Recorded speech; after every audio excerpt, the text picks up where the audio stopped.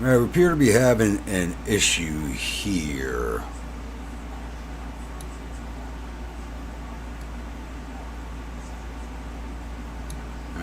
Looks like I might have gotten that handled.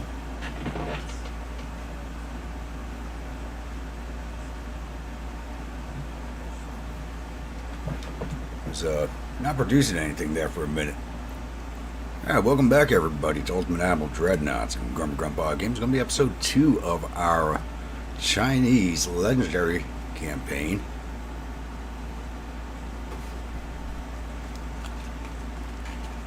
Alright, so last episode, when we left off, we just went to 1900. We are at war with Spain. We've taken basically all of their Pacific holdings so far.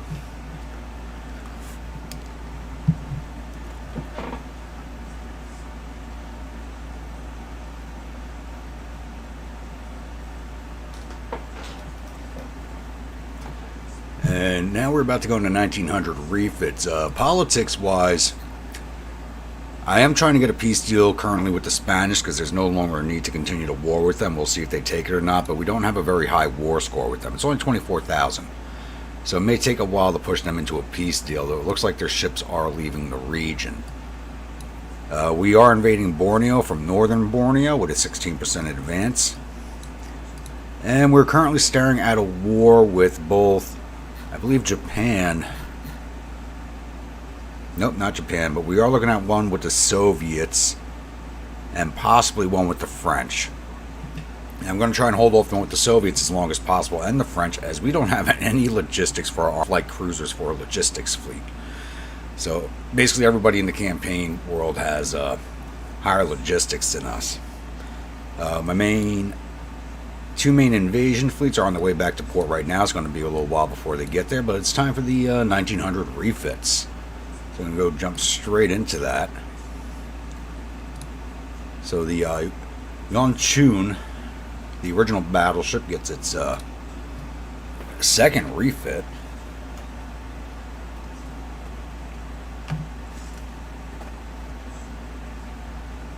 And these things have done us good service. I hadn't originally planned on building a battleship fleet, but the buff to the Chinese economy the devs does allow it. Josh! I did announce it on Discord, Josh. You just weren't paying attention. A little later than I wanted to, but I got stuck at work. But speaking of which, since you brought that up, there may or may not be one tomorrow evening. I do have a surprise party to go to. Depends on what time I get out of there.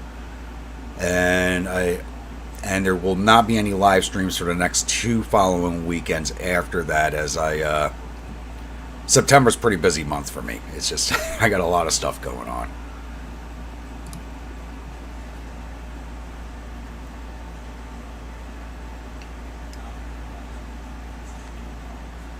How we doing, Glenn? When we last saw our Trevor Adventurers, it was hunting Spaniards. Yeah, I'm trying to finish up hunting the Spaniards. We're trying to finish that. Want to get that totally, get that war concluded.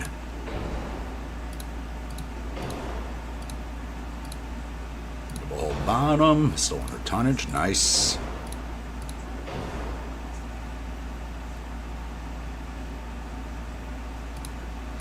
That's true, Josh. Forgot about that. Capped ballistic rounds now. Capped AP, very good. Balisite propellant. Not putting picric acid in my battleships. That's just not happening. And we finally have stereoscopic, which leaves us a few tons to play with. Not much. So we'll just add some crew protection on. And there we go. I want to try and keep these things alive as long as possible. Grim Wolf, how are we doing this evening?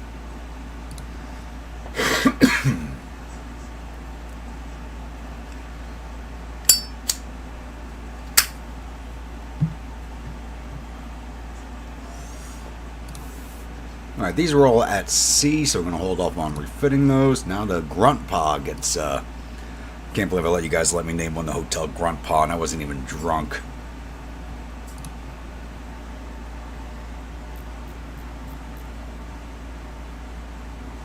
So I actually haven't even fought this ship yet.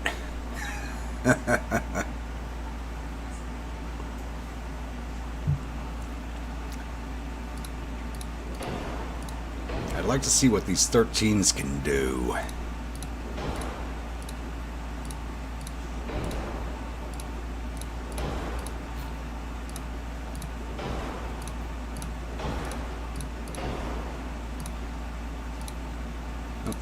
One electrical and stereoscopic. Left us just a little bit more to play with, so let's put that on the deck armor. Let's get that up to 3 inches at least, and 10,748, 10,750, that's perfect. Need a hotel only grunt, so yeah, as soon as I can build bigger ships, which we're going to be able to, so I think the next one will be the hotel only grunt. Now I know this one's in dock, so we can refit this one immediately.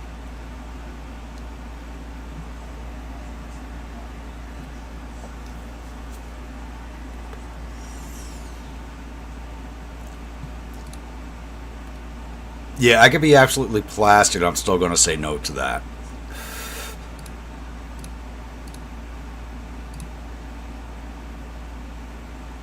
Alright, now, I think I already deleted the original heavy cruiser, so the Kung Fu Hustle gets a refit.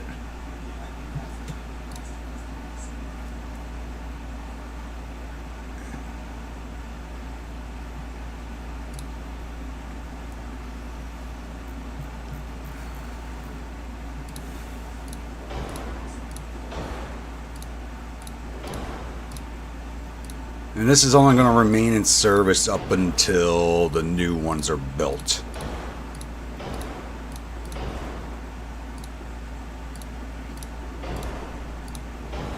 And that put us overweight. What type of guns you have? 9.1, so the coincidence rangefinder is good for you. 82 tons overweight, so we'll take that off of the gun armor.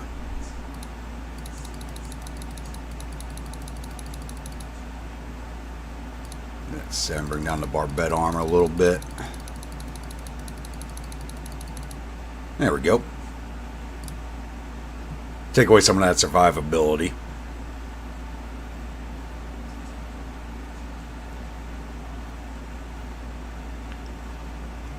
Well, you guys more or less get the battle cruisers, so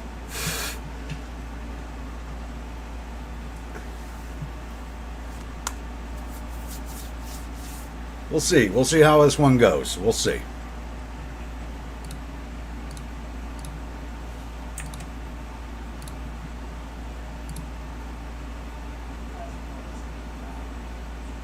So the Huazhu gets a refit, because I got 3 of those in service still. Never built port guards, which is the big problem. Ooh, that's an issue. What do I have on here? The 4-inch guns don't fit anymore, really.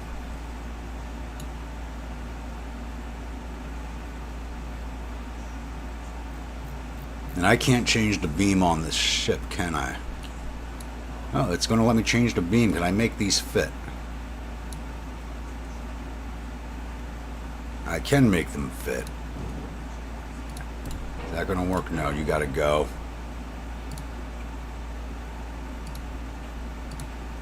Just put some 3s in its place.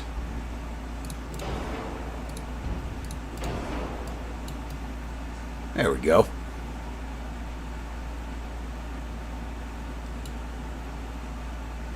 I just can't increase its tonnage, but I was able to increase the beam. That works for me.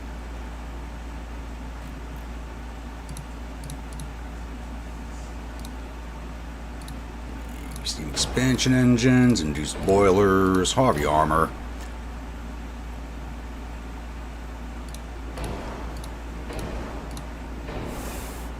It's putting us overweight, but we'll work on that.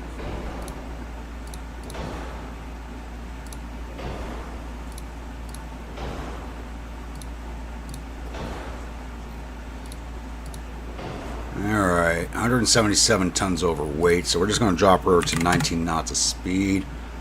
Alright, a couple tons over still.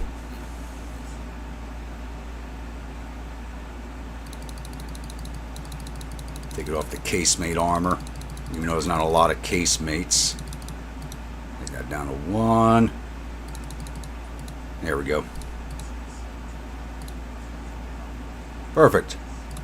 I don't see these things getting too much in the way of combat, so I'm not worried about it.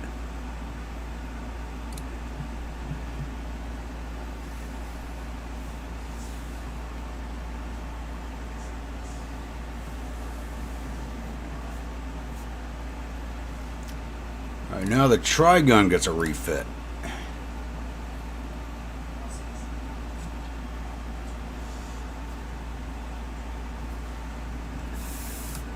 And I forgot to design a heavy cruiser. And once again, the 4s don't fit, but we'll just increase our beam to make them fit.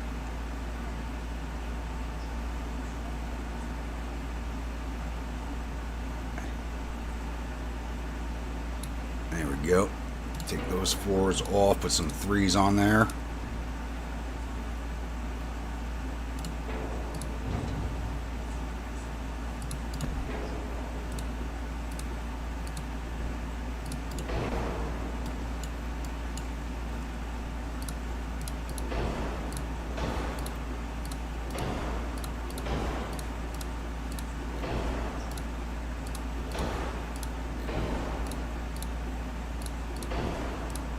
Oh, nope, no Pickrick. 17 inches, coincidence, and you guys get mine layers now. 300 tons overweight. Once again, we'll take that out. The casemate armor.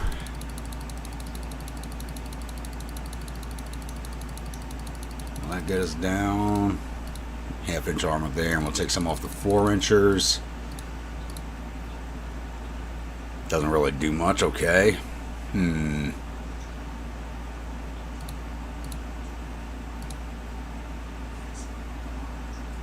Do a 4 weight offset, so 4 deck and 4 belt. There we go.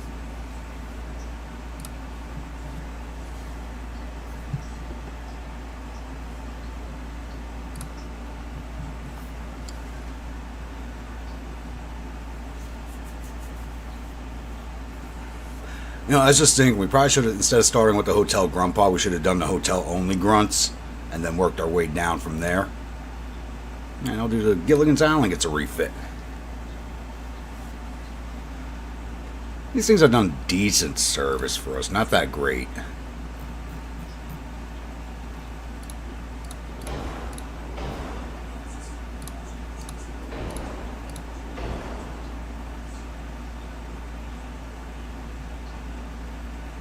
Well, we're not going to get subs for a very long time yet. Nitric acid. Some minesweep technology. There we go.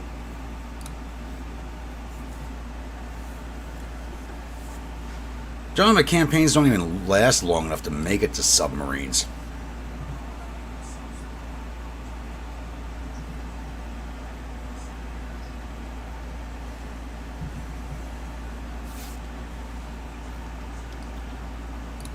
Alright, I got you guys in refit. Let's get you guys into refit.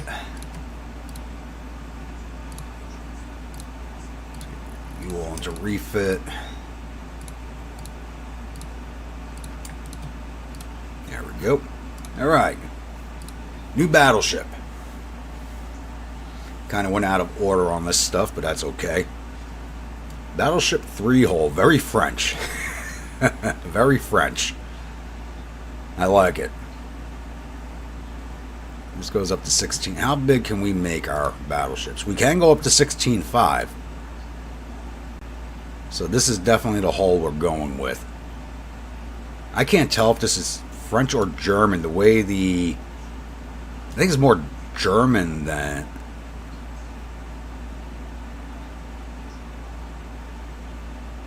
French by way of Germany, maybe, by the hull design. It's kind of weird looking. I think it's one of those newer hulls I just haven't seen yet. It's just an odd looking hull.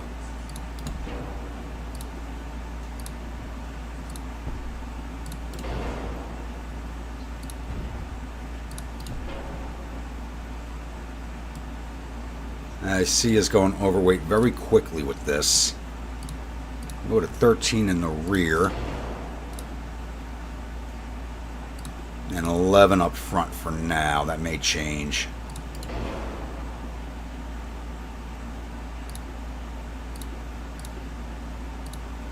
Can I get 9s on the side there? Can get some here. Alright. Now put an 8 inchers there. 6ers? Yes. We can get 6ers in there. This is going to be a very heavily gunned ship. Looks Russian? I'm not sure. I mean, this is just a weird hull. It looks like a hybrid French-German hull. Is what it looks like to me. Yeah, forward 6s.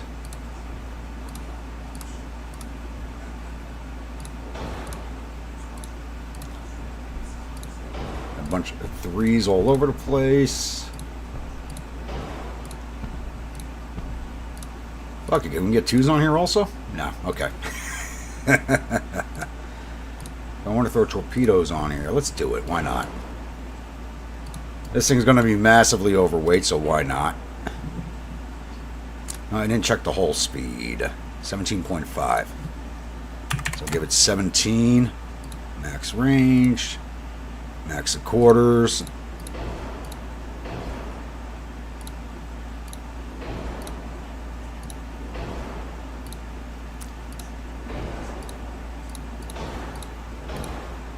Something's going to change. Probably those forward 6 inchers.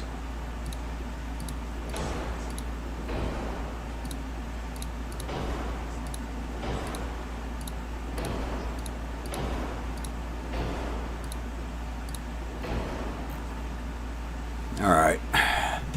1,100 tons overweight. I think we strip these forward 6s. Reduced us, but not by a lot. Where are the 5s?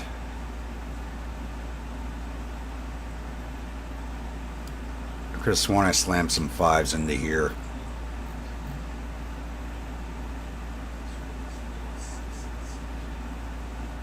I got some 4s. I think these are them here. That's a 3. That's a 4. I think that's a 4 also. No, that's a 3. Where's the other 4?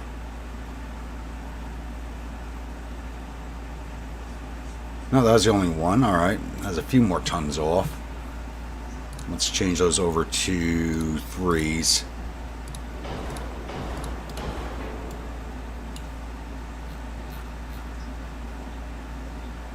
Thirteens. Kind of need the armor you have. I'm going to drop you to 8. Drop the 11s to 8. Drop it. 5s down to 6s down to 5. That's not saving us as much weight as I thought it would.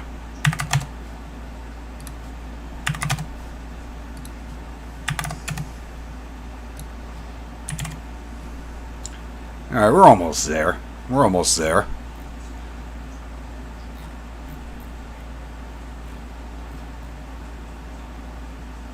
Got a massive 4-weight offset.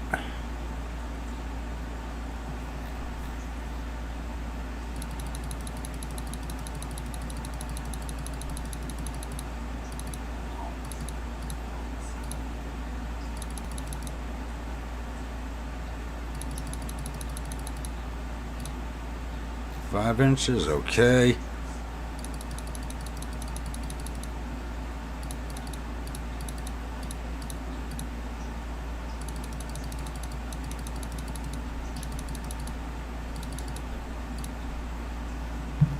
All right, 163 tons. It's still got to go. Could you even say a cross between a late Russian pre-Dreadnought hull? Yeah, I mean, you could.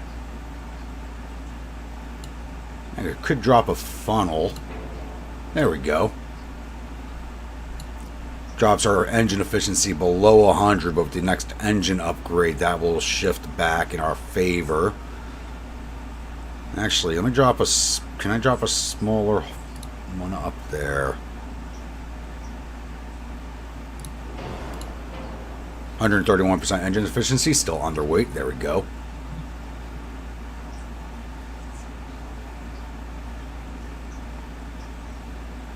Get some armor back onto that 11.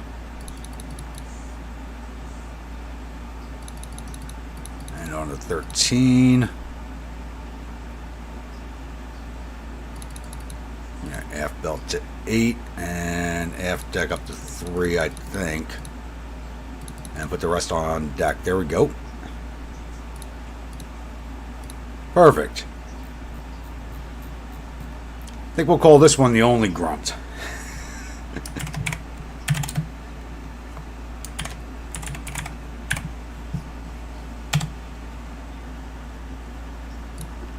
And we'll build ourselves one of these.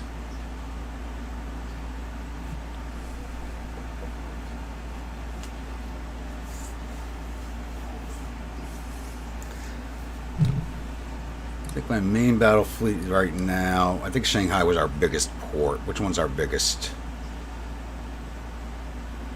Yeah, I think it's still Shanghai. Yep.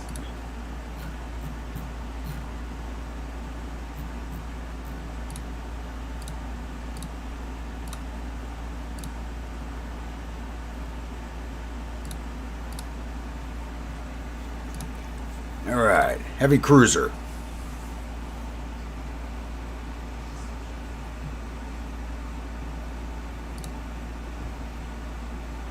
Alright, Armored Cruiser 3 hull. How big can we make these? 9,000 tons, so we can use a different hull. Save some money.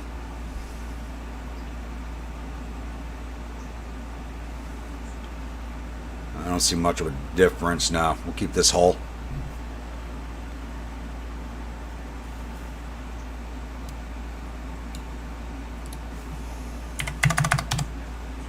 Well, it's the only grunts, you know. We need an only whiskey or only 69th. Yeah. All right, guys, start brainstorming a name for this one. What do we call the other heavy cruiser? Why'd I hit the Windows button? All right, we need a Chinese movie name for this one because the last one was a Kung Fu Hustle.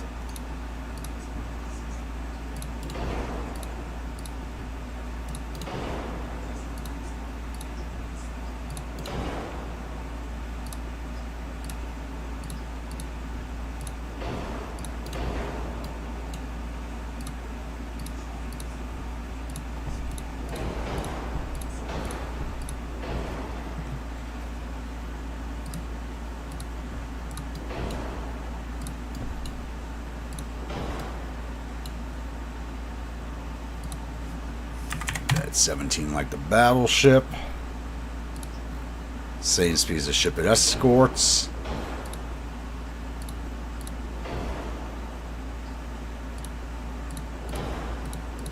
Thankfully, we're going to have a lot of weight to play with here.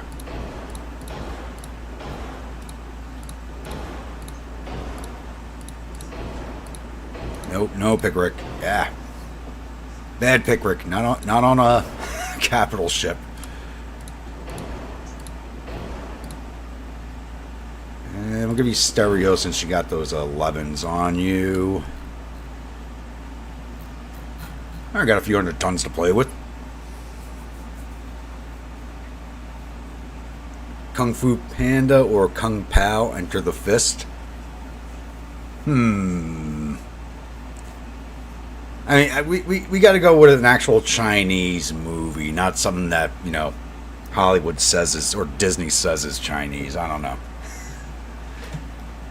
It's got to be a meme name. It can't be like, as much as Disney is a meme these days, because it's nothing like what it used to be.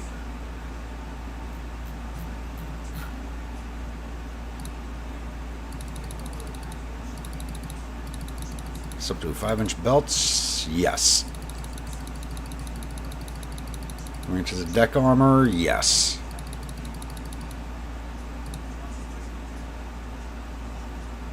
It's actually a fairly... Pitch and roll still sucks, but it's actually a fairly well-balanced ship.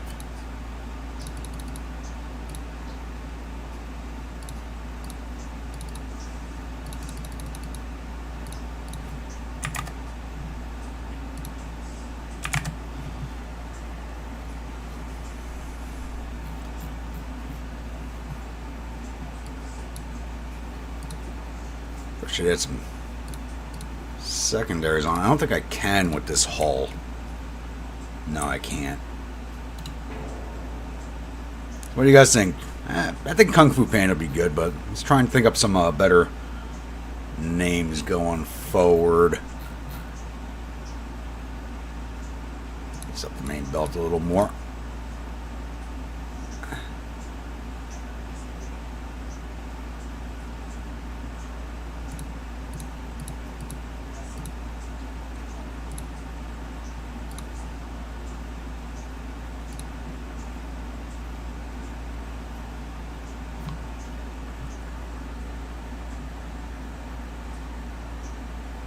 Son Goku, Monkey King from Journey to the West. Alright.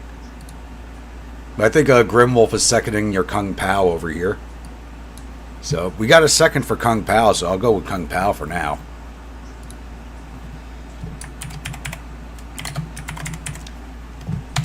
And we'll need a character name. I don't remember that movie, so we're going to need a character name for the second ship of this class, because there's going to be two of them.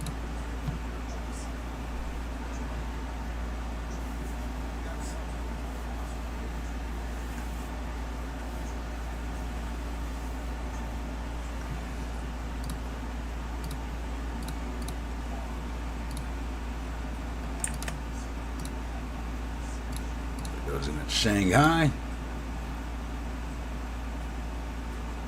Alright, I think we were going for an anime names on the light cruisers.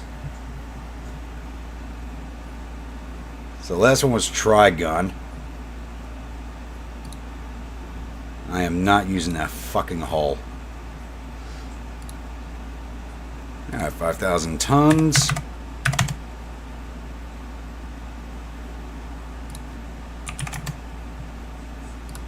Knots.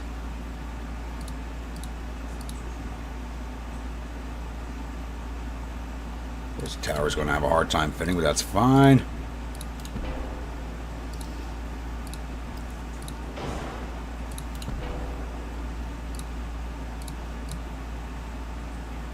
Can I get the fives on this one? I can get the fives on this one.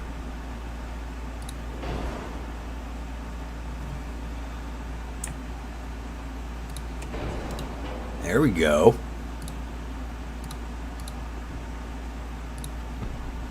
That's not going to fix the tower.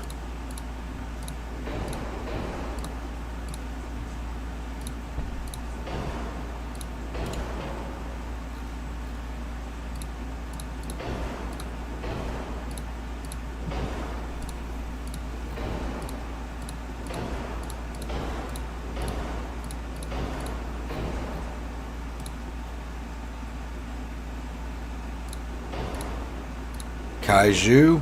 Actually, isn't there trying to think of the name of it. There is like a Chinese anime that's doing fairly well right now. Is that the one I'm thinking of, Kaiju?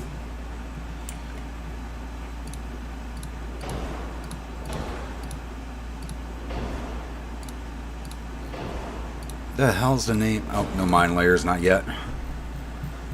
Alright, 4,700, not bad.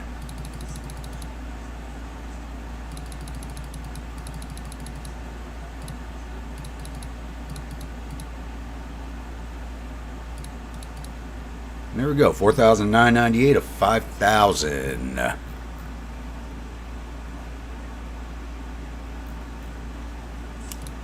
So there's a recent anime. I think it might be 2 or 3 years old at this point. There was a Chinese anime, had something to do with dragons and a college. It was kind of weird, but weird in a fun way. And some of the translations on it were just really weird. It was like they didn't know what they were doing with the localization on it. What the hell is the name of it? Oh, I'm going to cheat and go to the Google machine.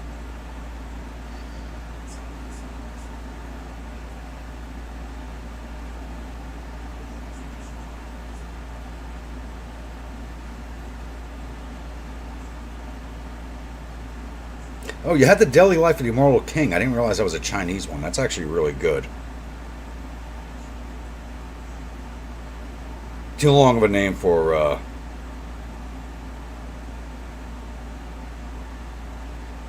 ship.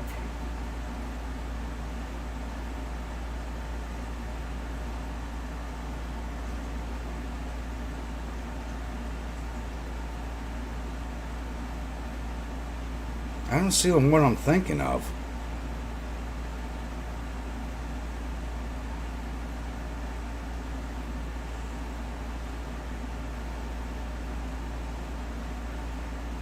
I could be completely wrong. It's not Chinese. I'm fairly certain it is.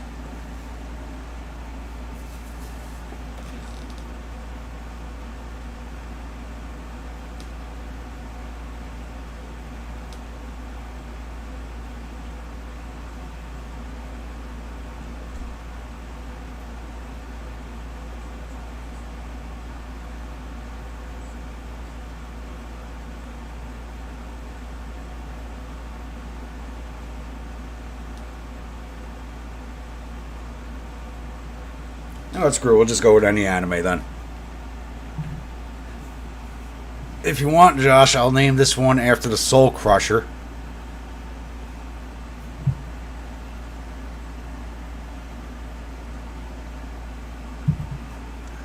Yeah, what's a good one to name this after?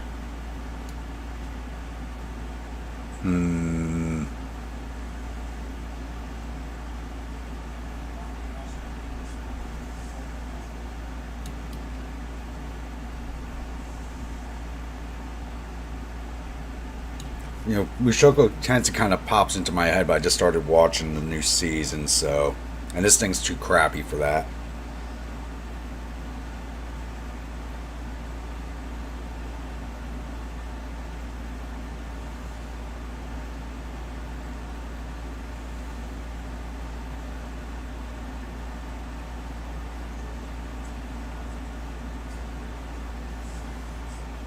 You know what? We'll just call it the Jujutsu Kaisen.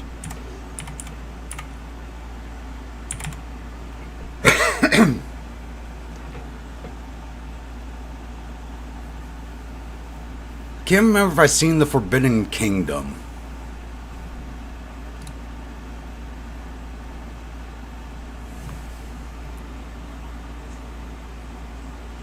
And no, I never read Journey to the West. Ricky Tiki Tumbo No Se Rumba. What the fuck?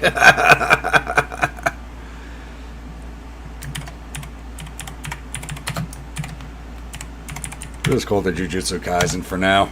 I probably just misspelled the hell out of it. Build 3 of these.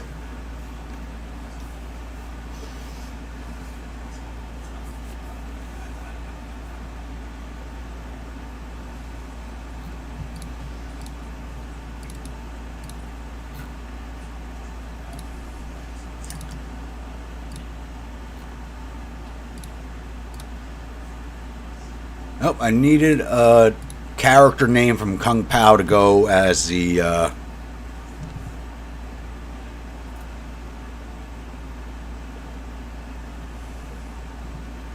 character name from Kung Pao for the second ship, and now I'm trying to remember the character names from this anime.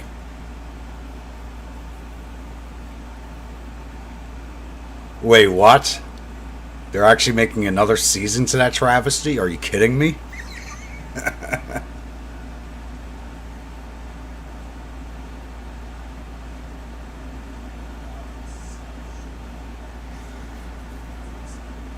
That's a joke, right?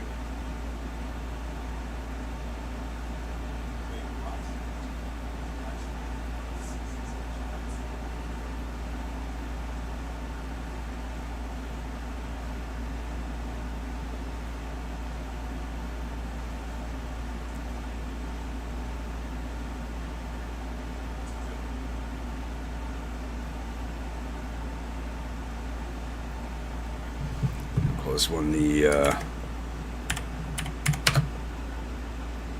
Yuji Itadori.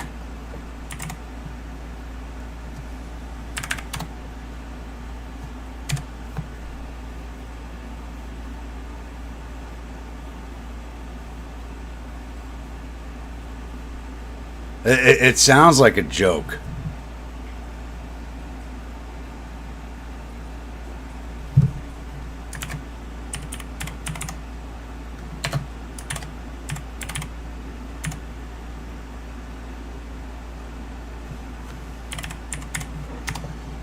There we go.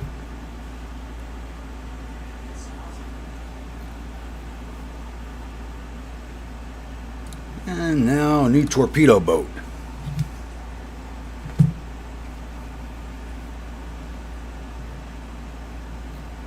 I mean, I believe you, but I just can't believe they're doing it.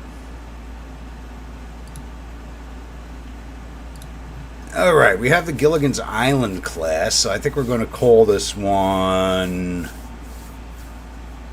the F Troop. I love that TV show. And there's probably people who are watching this who've never even heard of it.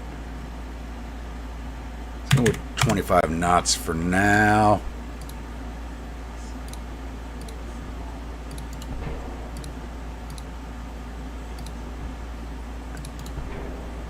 Now, it's one of those shows I think should have gotten more than one season.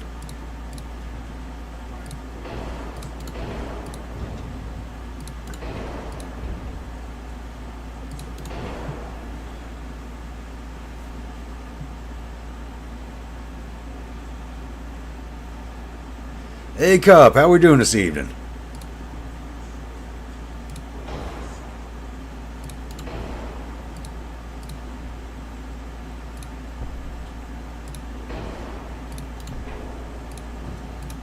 Triple. Okay, let's get the speed up. I think this hull does like 27. 29. Really, I don't think we can go that high. No, we can.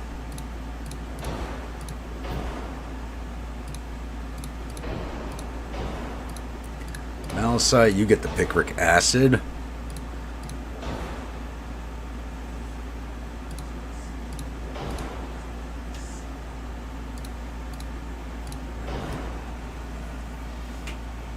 Yeah, I was actually trying to watch you because I was stuck at work late. I was trying to watch, but I had bad reception. Reception at the pier sucks. 774 of 800. Can I get another knot of speed out of you? No, it's one knot broke the camel's back.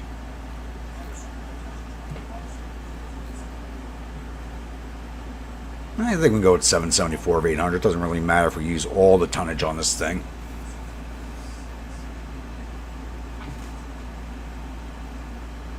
Dancing stock.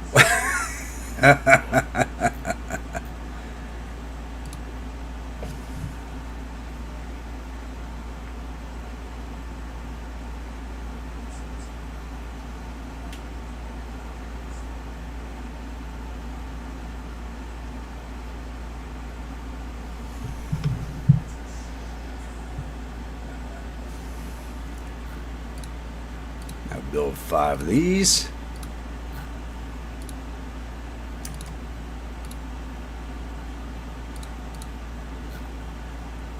Alright, we have the F Troop, we have the Corporal Agarn.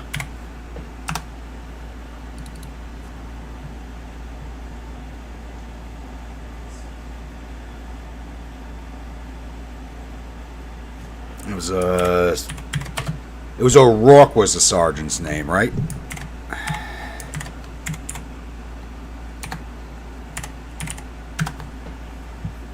Sergeant O'Rourke.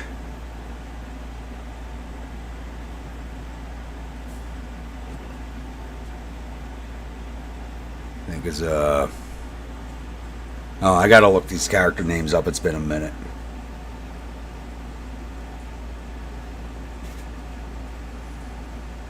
Ah, yes, Chief Wild Eagle.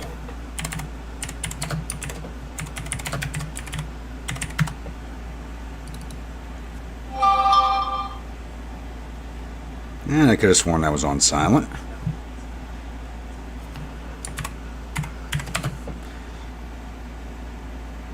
And Captain Parmenter. And there's plenty of other cast members to use. We lose any of these, we got plenty of names to go through. Don't have to keep naming them 2, 3, and 4 like the Gilligan Island class.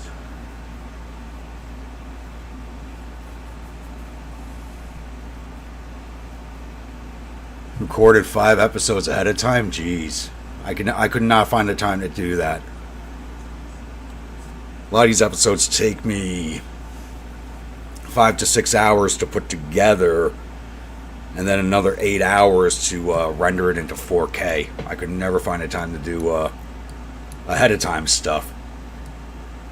As soon as these new light cruisers are done building, which is in 11 months, we'll start building. Yeah, I'm using 99,000 tons. It's just underweight on using our tonnage. As soon as those are done, I'll start building some more port guards because I got to get my logistics up. Let's jump to the next turn. Almost an hour into the stream and we're finally moving forward a turn.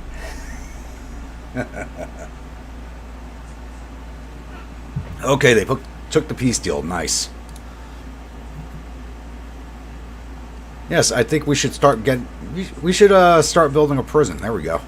And they gave it to us. The first little bit of our powder empire coming our way.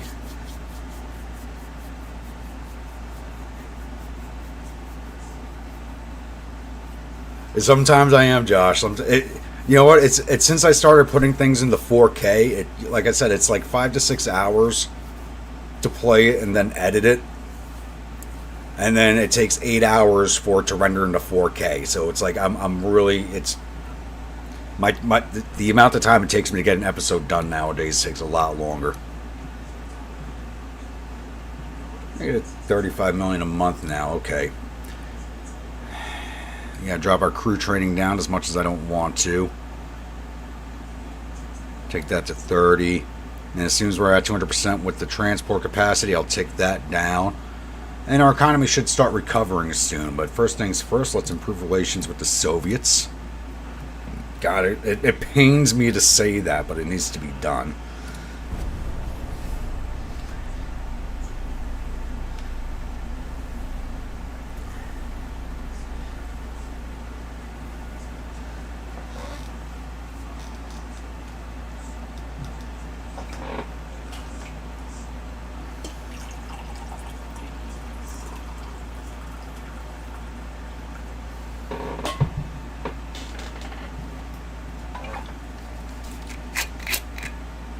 And if everybody's wondering what the battle brew is, for right now it's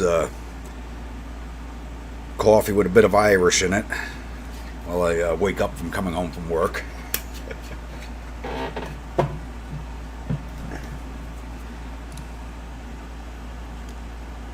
Prime Minister believes our Navy's crew training level is inadequate. Yes, I agree. I fully agree. Because we don't have enough money. Our men can barely read the instruction manuals.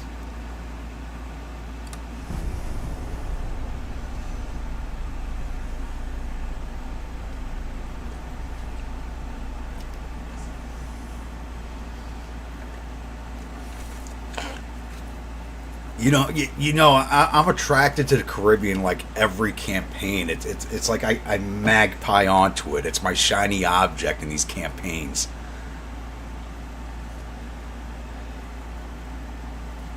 The thought of all that money to be made with, transporting the snow northward. Kind of like one Yongchun, I'll sell you that. Those don't take too long to build. Looks like some of our ships have made it back into port.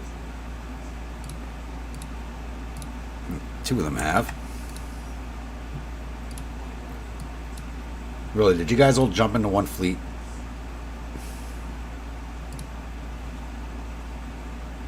Are you guys not all Yongchuns?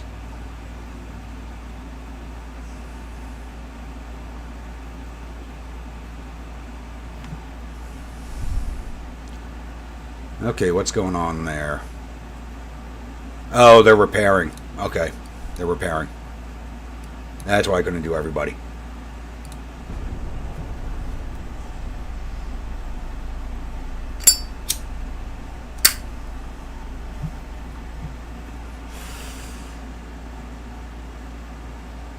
coffee with a little bit of Irish sounds a little dirty. It is the way I make it. There are no measurements. It just gets poured in until I like the flavor.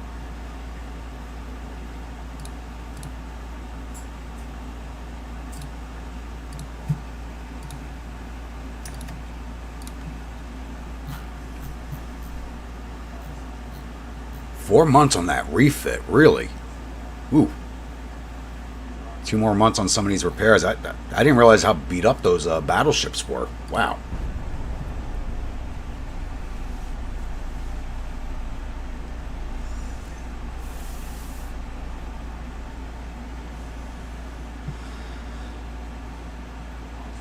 So I really want to go to war with the Soviets, but I think we pick on Japan yet first, just because it's right there.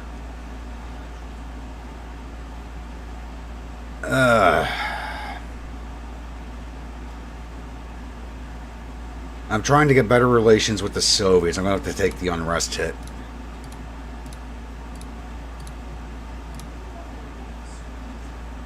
Improve relations again, and then start dumping our relations with the Japanese so we can take over the anime and hentai industry from them. Alright, A-Cup, have a good one. Looking at here.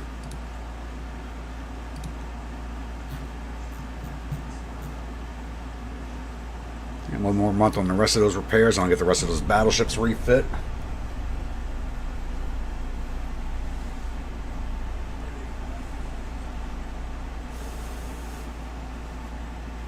Made it sound like something like a dirty Sanchez. Oh, God.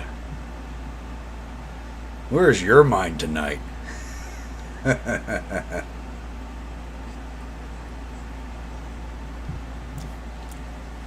Okay, I missed that comment. They made 2 seasons. Second one's as good as a colorized. I don't remember the colorized one.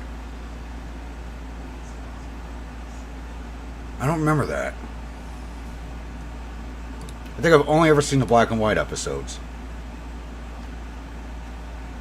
And I can't sell you anything until my dockyards clear up. Refit the last of these.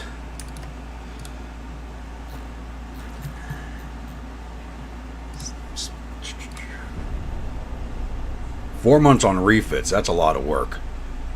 I didn't do too much of those battleships either.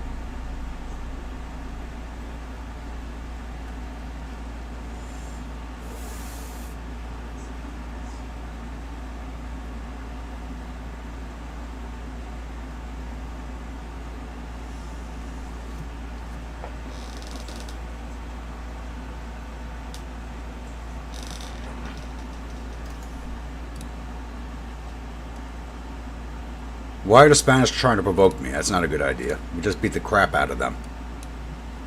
Alright, let's start provoking the Japanese. We're at -8, so it shouldn't take too long.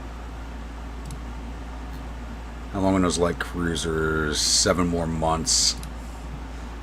Need dockyard space to build more cruisers of my own. Yeah, I mean, it had to be really bad if nobody remembers it.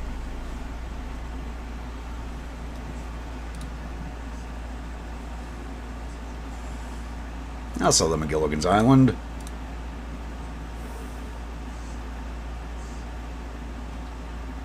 You know what? I think I've got to start building these now. Let's make nice with the Soviets again. We're still not, I don't think they like us at all because our relations are not improving, but our army logistics are low. They might be salivating at that thought. We can hold them off for a little while with the millions of men that we can throw at them, but not for too long.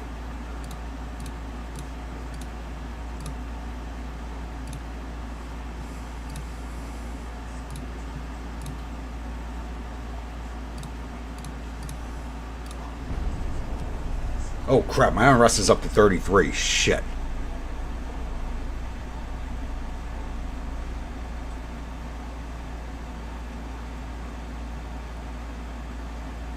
That's not good. Because that is something that's going to end the campaign. We lose the Imperial Crown that ends the campaign.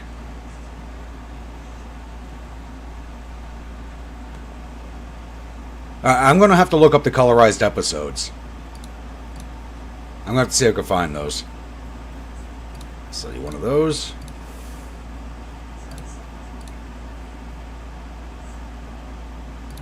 Finances 200%, so let's drop this down. There we go. Alright, negative 3 million now, okay. Hopefully that recovers soon.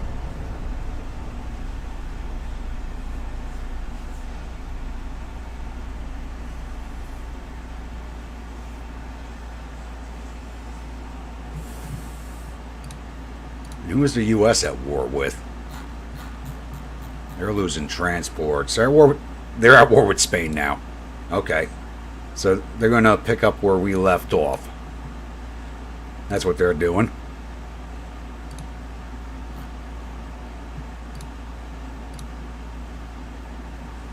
%.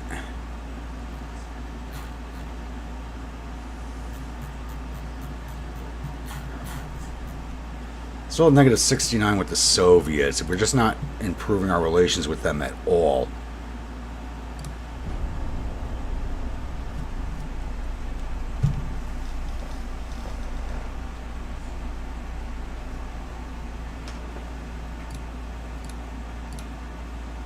Plus 22. There we go. That's what I want to see.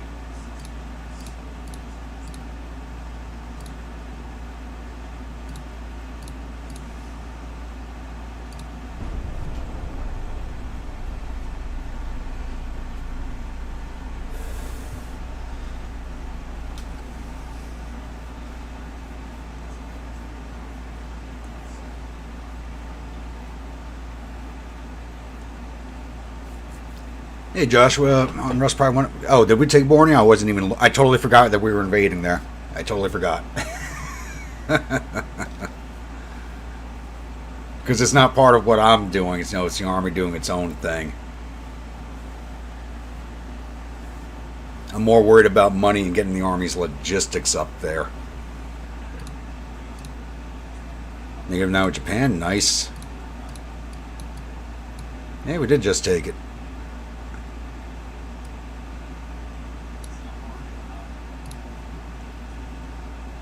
And who else should we make nice with? Now let's make nice with the French for a minute. Tell them their food might actually taste good. Maybe they'll appreciate something saying that. Because I hate French food.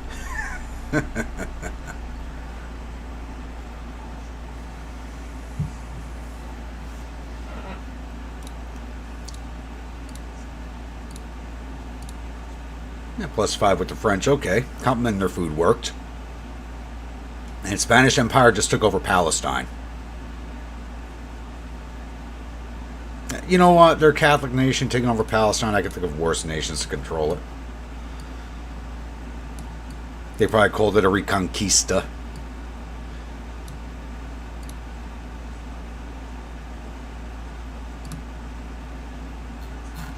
Okay, those light cruisers are done, so let's get some port guards built. So I gotta go with the tri-guns. Let's build 10 of these. And we're gonna port these at Hong Kong for now, I think.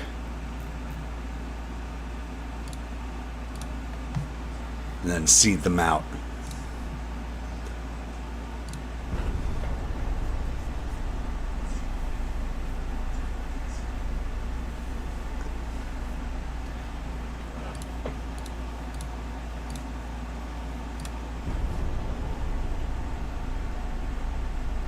They'll have fun with that? Yeah, they probably will.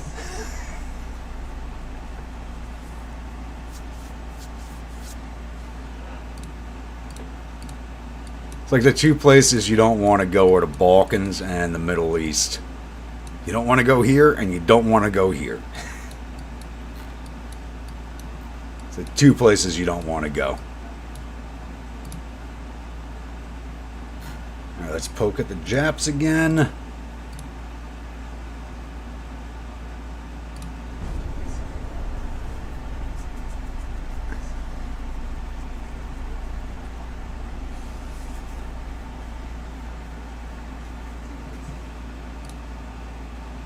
So you're like 2 Gilligan's Islands. I'll sell you those. Negative 13. There we go. That's what I want to see. Negative 37 is going to take us a while to get to war with them still.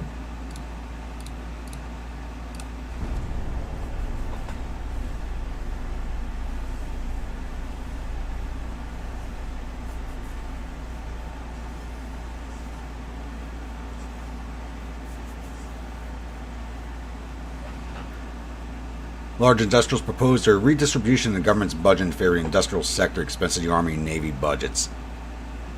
You are not touching my budget.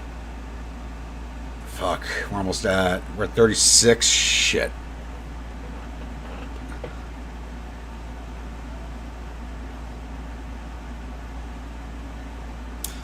I gotta go with the non-interference. I'm gonna lose money, but gotta eat it.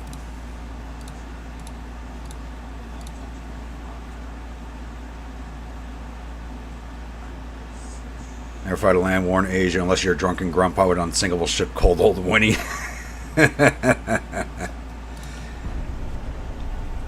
Well, we figured out a way to clone Old Winnie, so there's one of her on every ship. We use her to plug the holes as they get punched into the ships.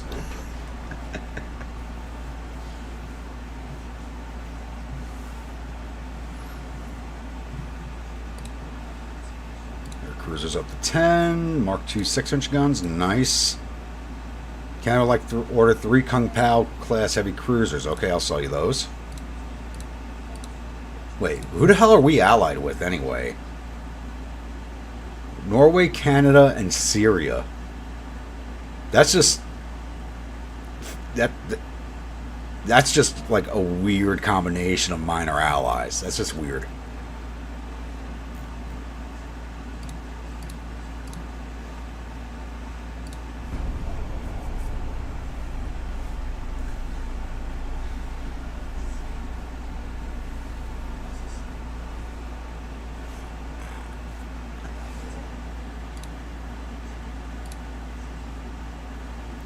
Buy another battleship. Okay, negative 15 with the Japanese. Very good.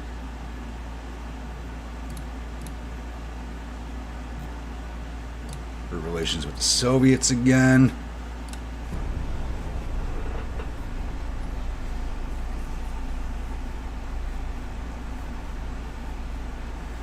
I mean, we're only at negative 9 million a month. We got over $1 billion, so we're not too bad off, but I want to get that back up there so I can increase my crew training so we have better crew.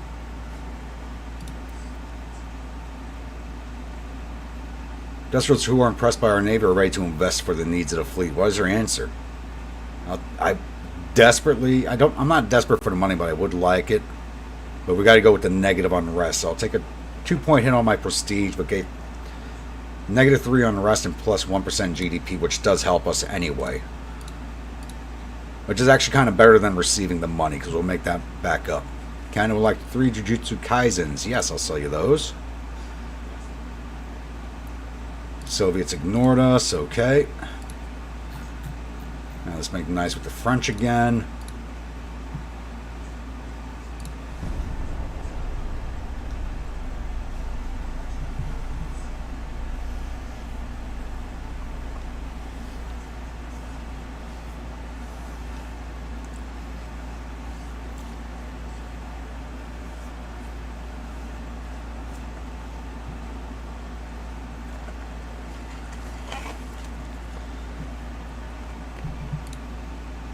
Canada like the 3 Guangzhou class light cruisers. Okay, they want the old ones.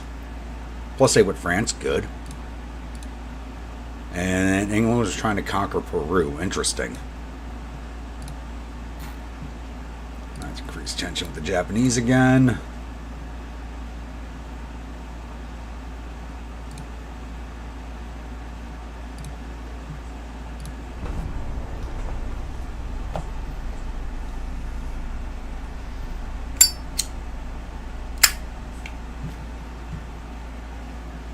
Government wants to organize an international regatta to promote mutual understanding at sea between all countries. What is your opinion? Plus 2 unrest. I'm going to lose 45. I can eat $45 million. Normally I say no to this, but I need the negative unrest. Can't we like to... Somebody wants a Hotel Grandpa. Yes, I'll sell you one of those and take all of that money from you. And the new light cruisers are commissioning.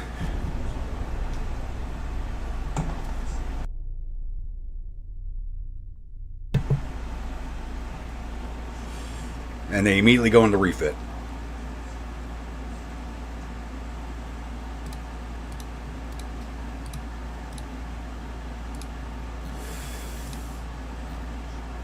Those were the Triguns.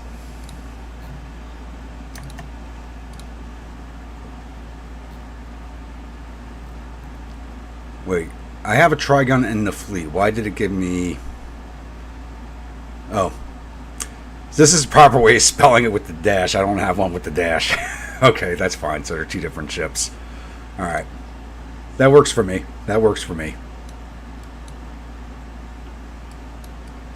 God, I really feel like I should go to war with the Soviet Union just to take Sarawak. So I control all of Borneo Island.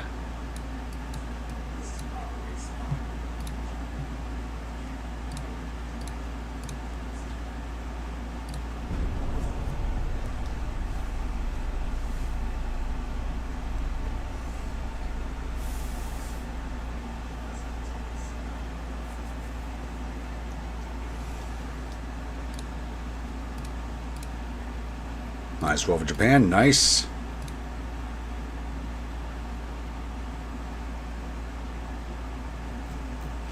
And this should actually start improving our relations with the Soviets because they don't like the Japanese either. The French do like them. That's going to be an issue.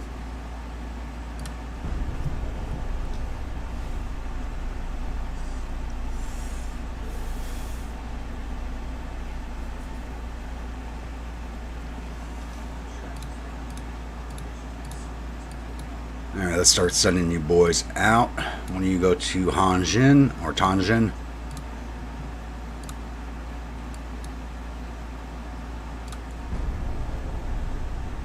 Start getting our logistics up. I'm holding, dockyards did finish in January. I'm holding off 2 years on building up the dockyards again to bank up some money for the upcoming war. Prosecutors you and your staff for delays and disruption of ship construction contracts. What is your answer? Navy has nothing to do with the corruption of politicians. If I had my way, I would tie them to the bow of my ships and sail them through the water attached to it. Let's send one of you to Wei.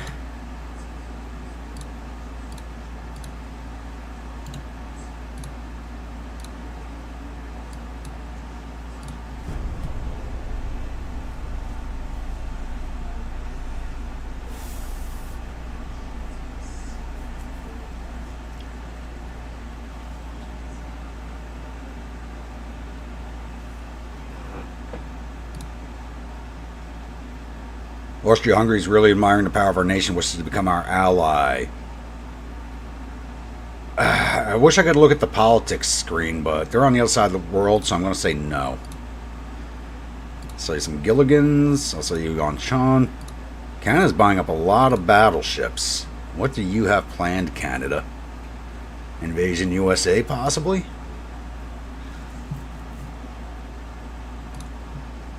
Alright, let's pump this back up to at least 35%.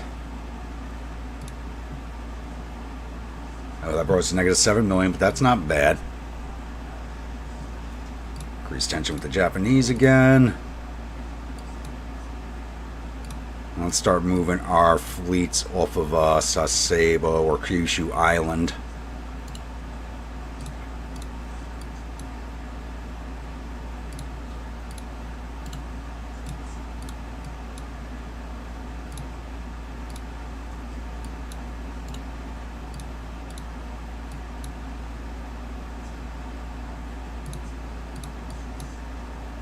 And hopefully this will also increase tension also.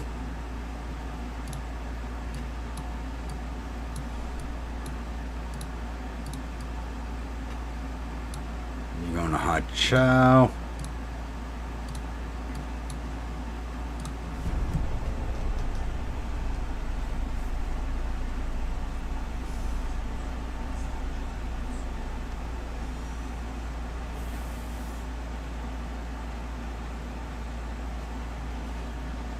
Any tension increase from that? No. Okay. Negative 13. There we go. We're almost there. We're almost there.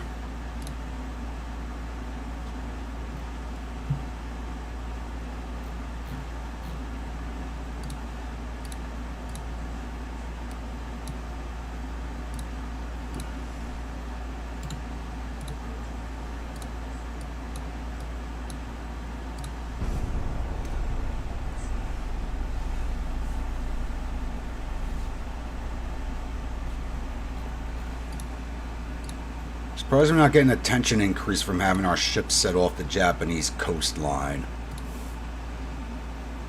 But we're at negative 90, so this should put us at war. Did I send someone to Hangzhou? I did not.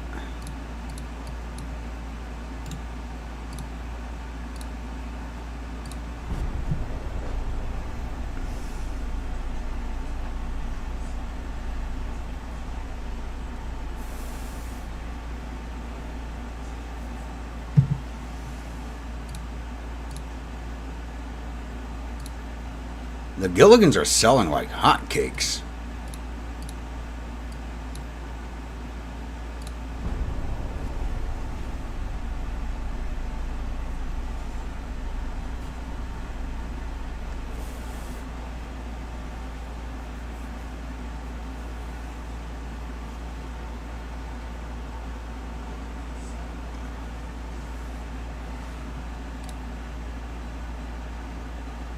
And war erupted between Japan and the Spanish Empire, okay.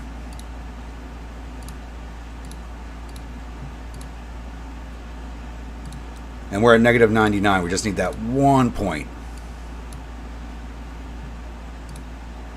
That's all we need.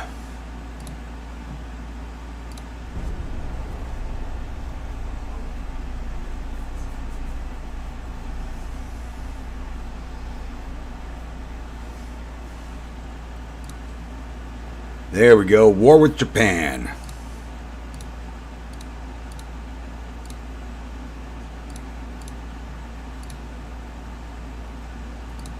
Naval invasion right off the bat. Kyushu. 131,000 tons. Can I even get that together? Maybe. I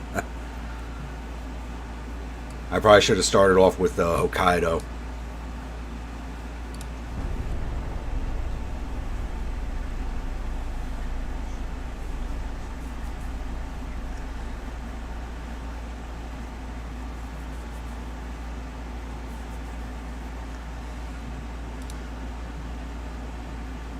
And we have a Japanese cruiser torpedo boat fleet going after our 5 of our battleships.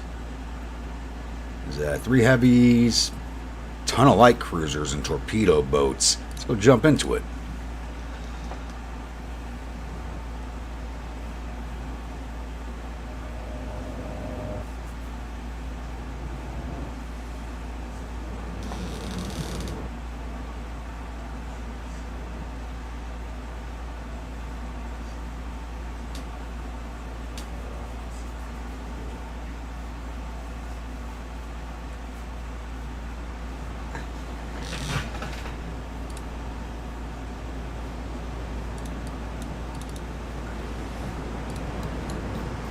Look at these old beauties.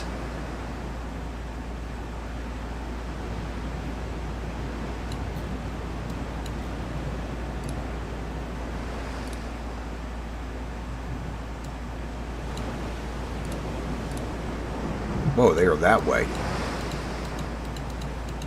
Okay, why do I not have control of my fleet?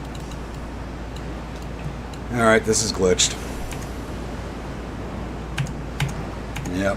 Alright. Alright. You gonna see the screen?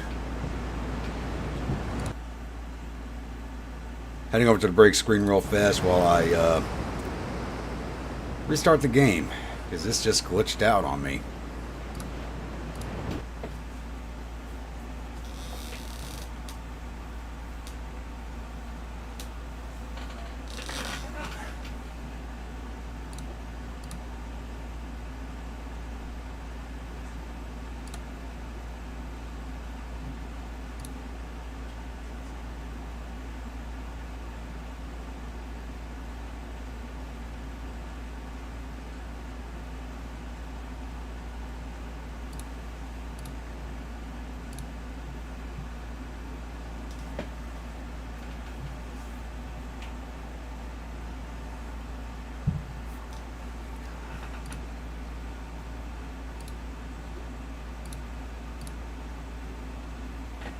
That is annoying as hell. First battle and it starts out glitched. That's really annoying.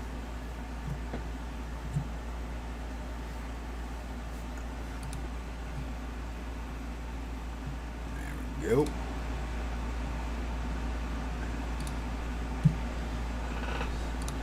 Now let's jump back into this.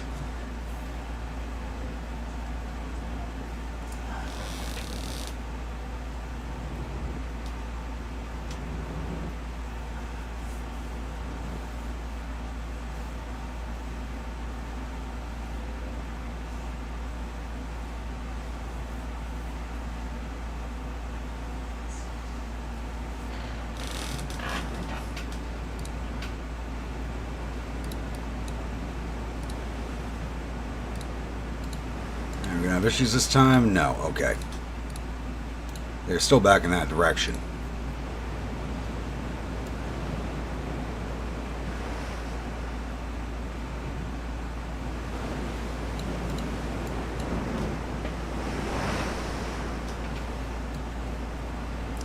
Hopefully these are older cruisers, so they don't beat up too badly on my battleships here. I do have veteran crews on these. Veterans, regular, veterans, veterans, veterans. Oh, only one ship's got regular crew on it. Okay.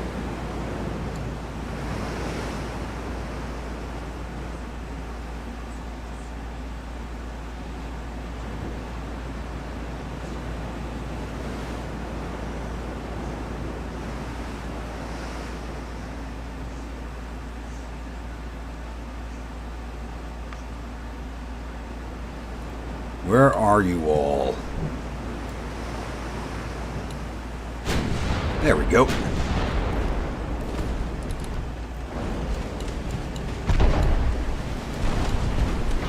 Lay it into them, boys.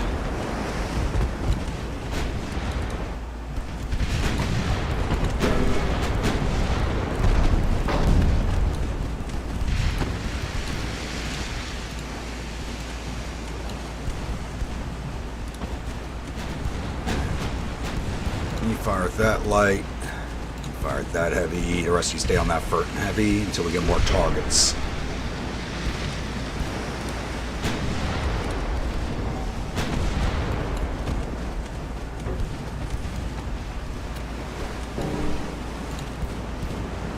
I think we might end up sailing between the light cruiser and torpedo boat line. Not going to be a very safe place for us to be.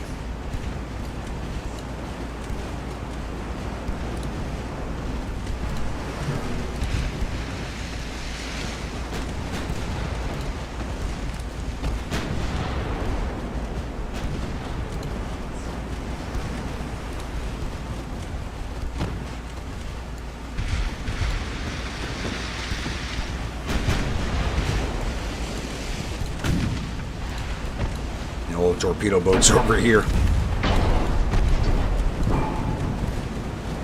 We're ripping through these Japanese cruisers fairly easily. At least the light cruisers we are. Then again, it's that time period. They don't really have much in the way of armor.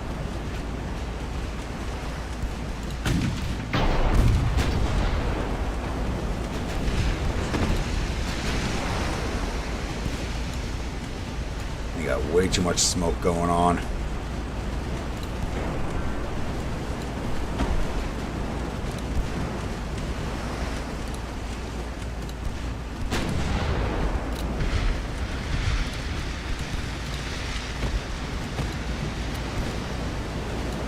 Well, we're going to keep sailing at the torpedo boat line even though we don't see them, and hopefully our casemates can rip them down fairly easily. Big explosion back in there somewhere. Somebody took a big hit.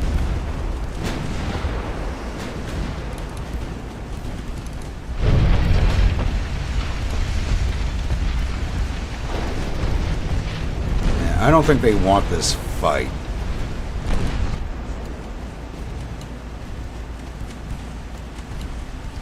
Yeah, you guys keep sailing that way and stay on one side of us, please.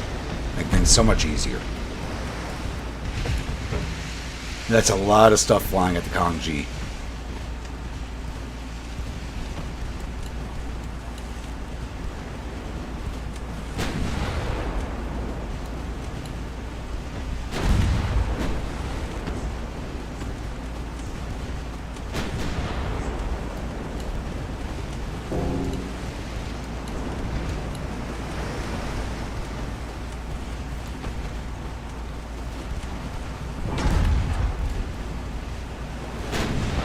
The thing is, they're barely touching us. I had to open my mouth.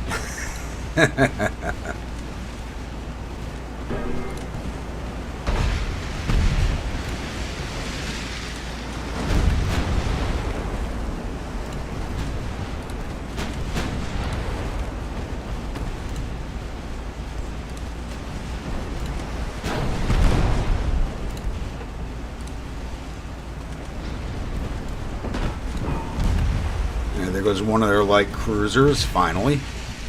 It's all hiding out in the smoke over here. Getting some hits on them back there.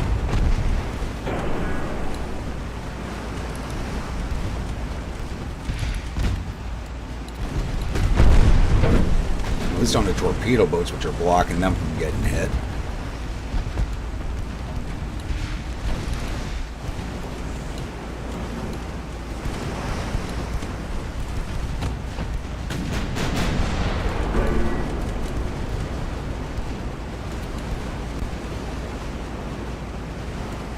We're just having a hard time keeping these things sided, and that's an issue. If we can keep the light cruisers sided, we can get rid of them fairly easily.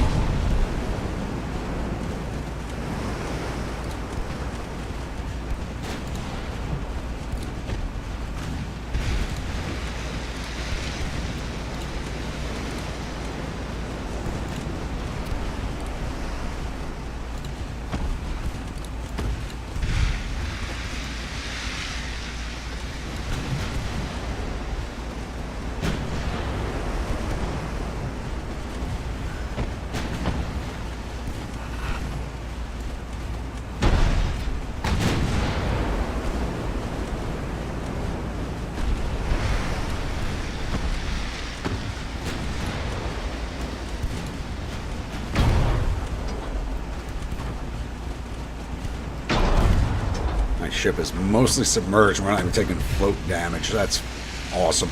Such a great design. There we go. Now we can see stuff.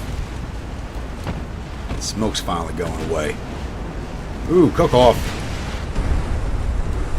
It's only a torpedo boat, but it's still fun to watch.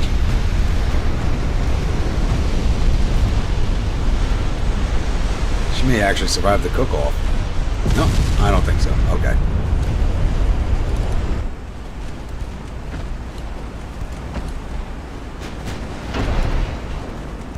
Alright, give me a 5-degree port.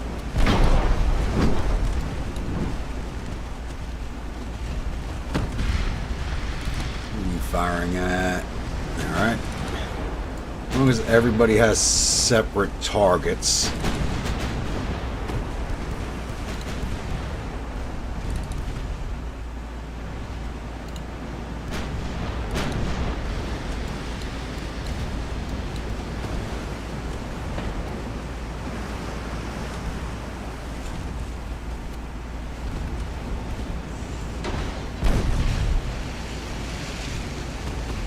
I'd like to say they're massing up against us, but it looks like they're trying to move away from us. I'm not really sure what they are doing. And they already got smoke popping again already? You gotta be kidding me. Secondaries on that torpedo boat.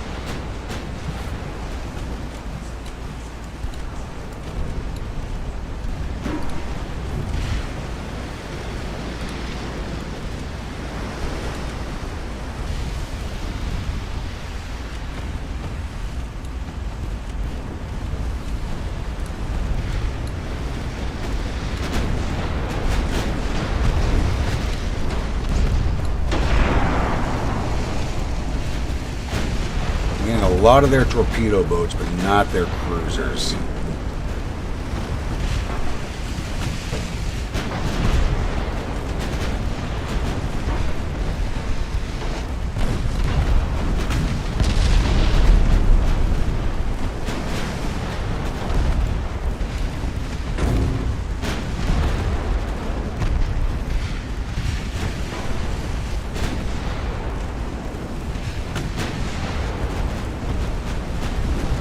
I mean, that's also fine. 'Cause usually I have a hard time getting the torpedo boats because they'll run away from a fight very quickly.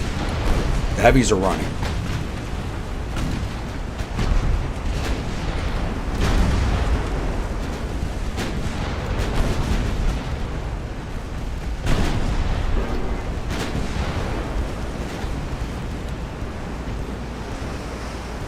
And I finally took down a light cruiser.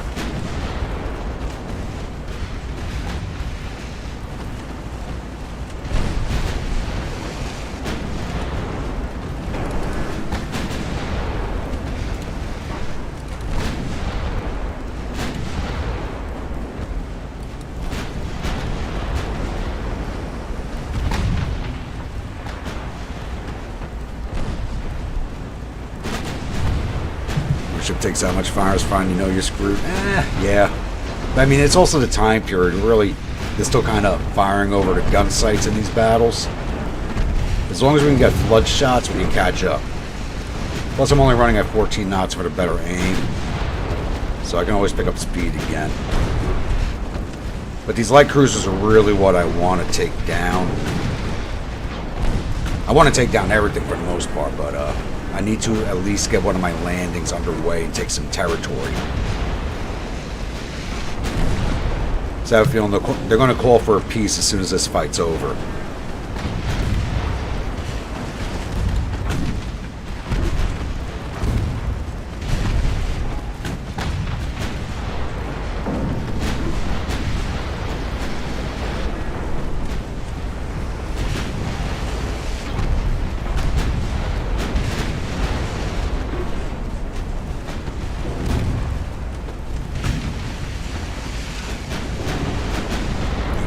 We haven't lost any of our main gun accuracy yet, but I'm about to pull this ship off of line.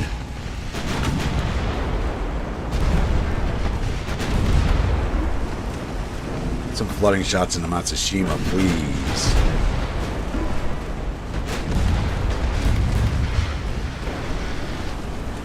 Yasoshima's about to go. She's getting fired at by everybody.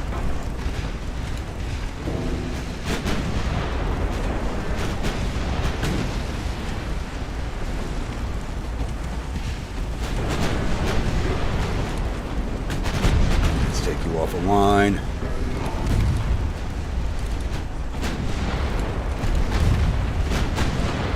Pick up the speed a little bit, boys. While they're firing at them, we'll pick up some speed with these battleships and close the distance a little bit more.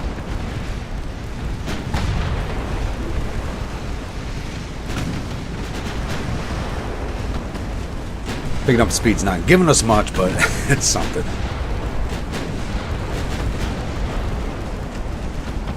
But it might be enough to catch up those heavy cruisers. What do they make? They only make 12 knots? What? Wow, they really skimped on the engines. How about these light cruisers? What do they make? They make 22, almost 23. Wow, they really skimped on the engines on these heavy cruisers.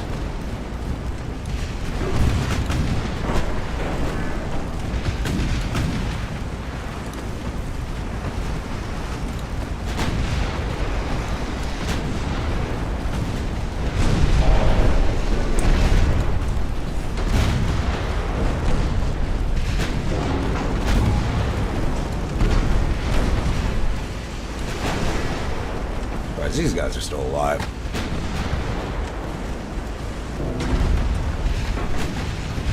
For us or for them?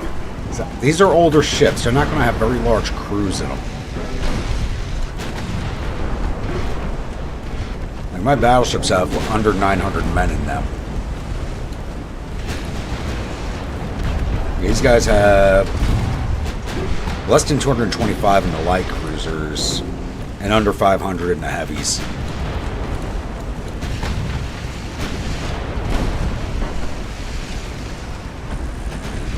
Torpedo boat. How many torpedo boats have 52? I mean, casualties are going to be high, but not horrendously high. I would call it horrendous in the amount of tonnage that they're losing.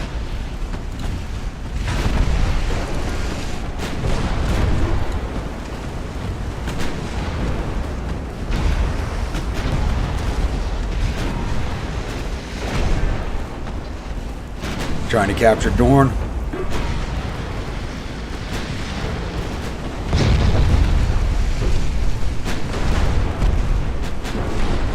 Have you birthed the Grunt Pod Jr. since you got the last one killed? Or am I thinking of the wrong game?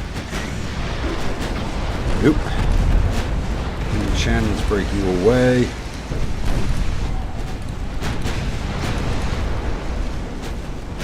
The heavy cruisers may be slow, but they got good guns. Yeah, about equal to ours. Then again, these battleships are basically heavy cruisers at this point with heavy armor.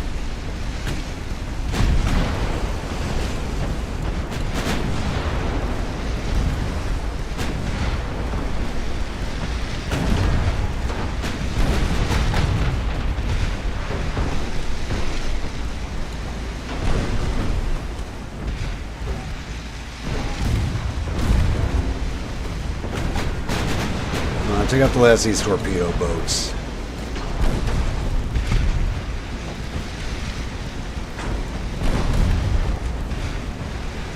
I'm actually surprised the AI has not called for an end battle yet. Ooh, big hit on the Sendai. There she goes. Oh, she got that flood under control, really? That was fast.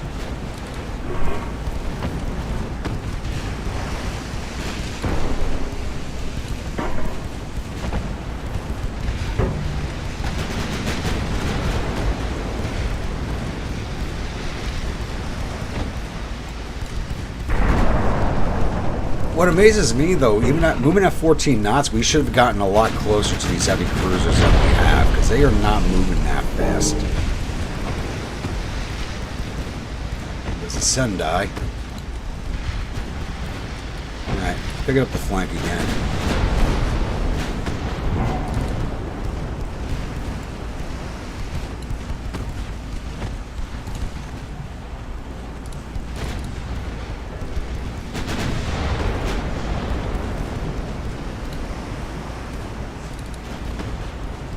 I think it's time for us to break off the pursuit.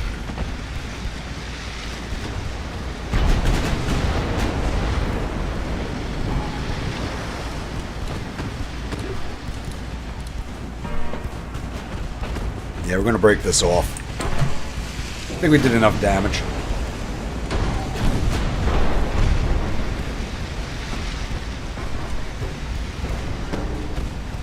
I mean, unless they turn to chase us, and I'll turn right back into them.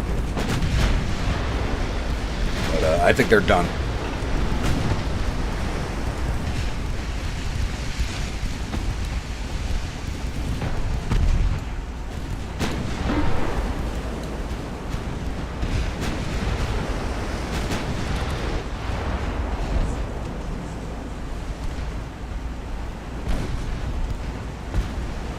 This one's got a design top speed of 15. This one's only got a top speed of 12. So I'm surprised we weren't able to like catch up to them like faster than we were, but we'll let them go for now. It's a lot of damage on these older battleships. And using up our ammo very quickly.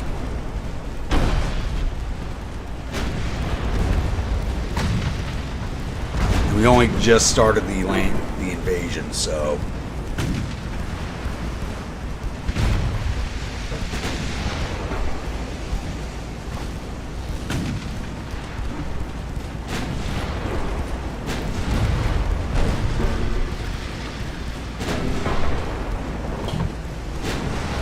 which is kind of perfect. I can run these guys back to port real fast, repair, and their torpedo boats are chasing us, really?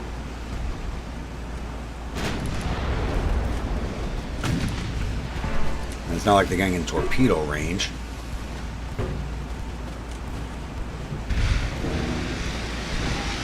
Wait. Are they coming back to chase us? No, they're still sailing away. It's just the torpedo boats.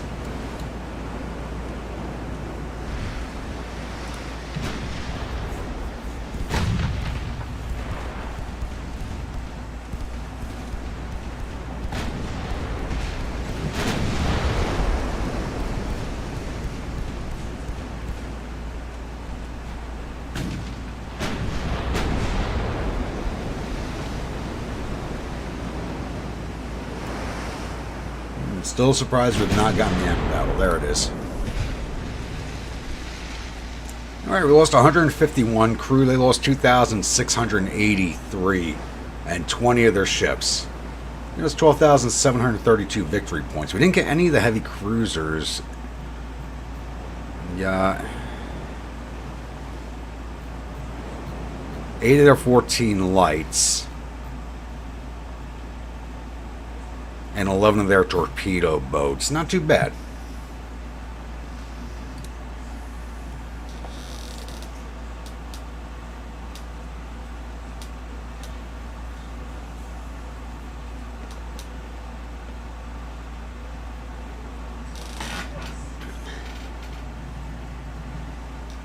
Nope, fight to the end. This war just started, baby. We are just getting started. Now, which fleet was that? This one. Now, let's run you guys back to port real fast.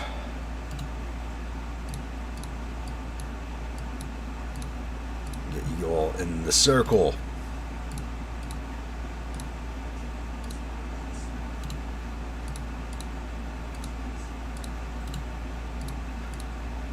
How many turns is this going to take us? 7 turns.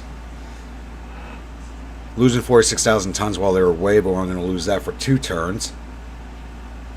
So that's not going to affect us at all. Now let's improve relations with the Soviets again.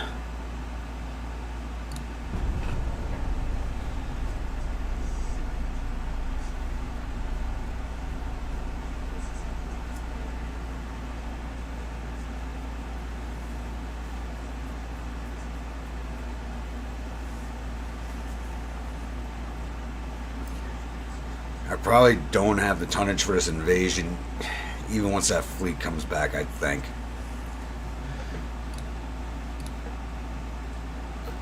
Ooh, this is the Hotel Grandpa battle fleet going against the battleship Tabo. It's supported by 2 heavy cruisers, 5 lights, and 3 torpedo boats. 16,000 ton battleship. So that's brand. No, she's a refit. This was refit 2 years ago. But then again, the Japanese are always able to build heavier ships than us. And she's got no deep.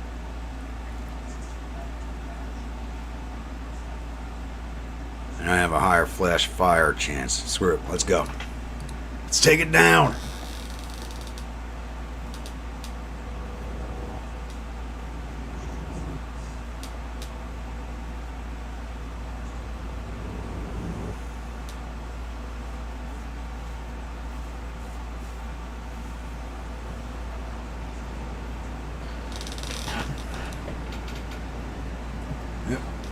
Second, got to top off the whiskey ration here. There we go. Alright, standard layout. Light, heavy, light, heavy, light. I'm going to set you guys to follow. Standby speed until we get them sighted. Basically heading right at each other. Now we get to see how this poorly designed battleship fights.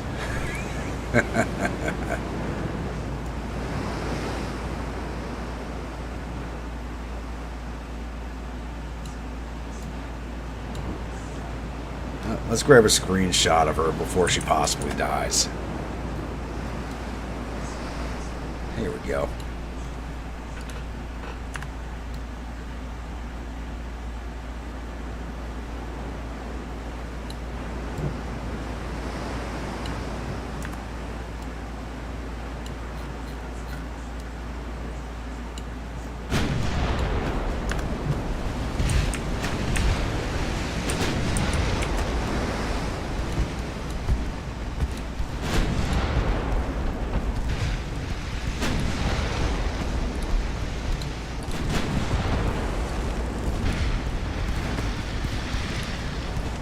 Let's take a look at this thing. Actually, slower than us, only 13 knots. 12-inch main belt, 12-inch forebelt. Really? Okay. I really got to get my 13 around and to bear on her.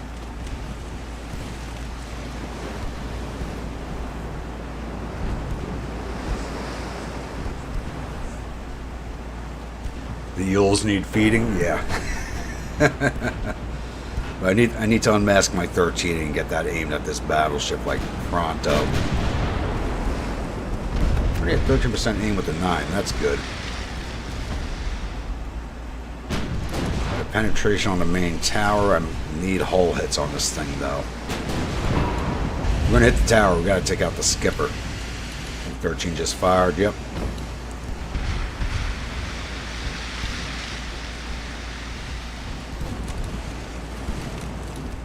I don't want to run these in too soon, but we may just have to.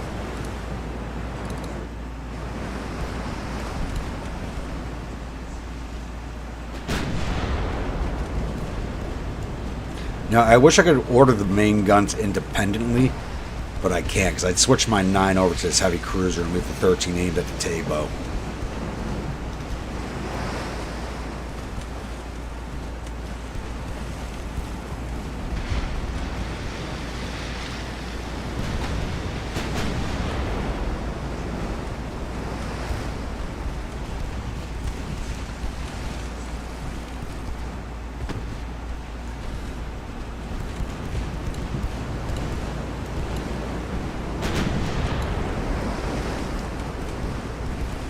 Listen, 5% aim with that 13. What's the reload time on this thing? 111 seconds. It's actually not too bad. As a Mark 1 dual barrel. You guys up to speed? Just want to order you up to flank.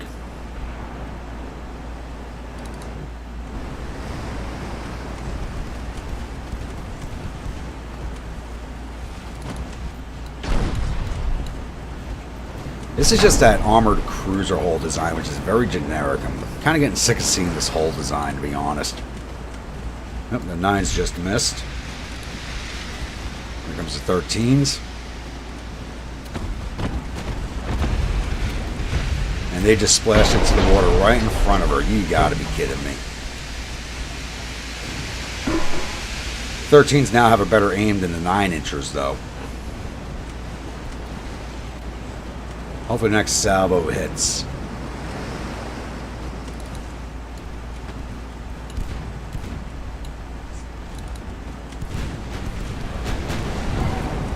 Throw our secondaries on that heavy cruiser, please.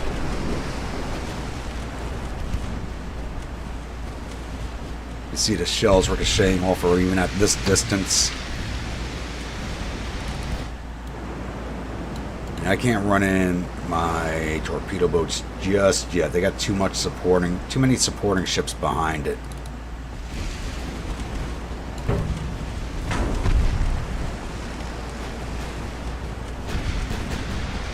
And my mains just switched to aim. Damn it. That's fine. Trigun, fire at that light cruiser. Zhejiang, stay on the battleship. Strike, fire at that cruiser. You stay on the battleship. And fire at that light cruiser.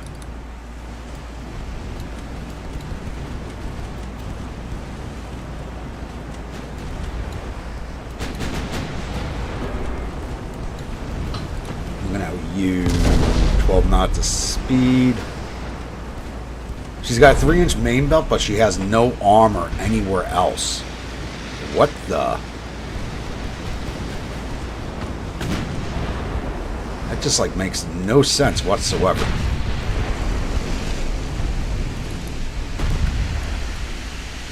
So our secondaries can blow right through this thing.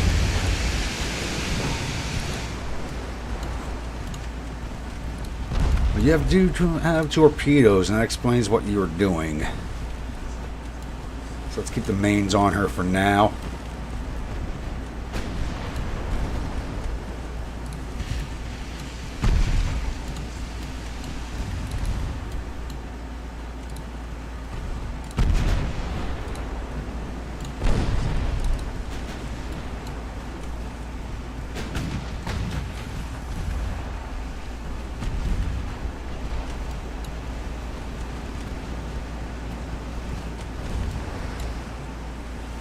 Switch over to HE on your secondaries. Start taking out that crew, because she's got no protection.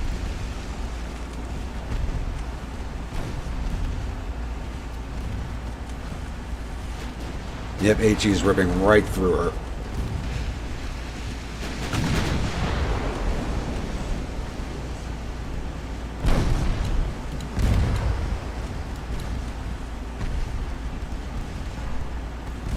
Tabo still hasn't taken too much damage, but she's got a lot of armor on her.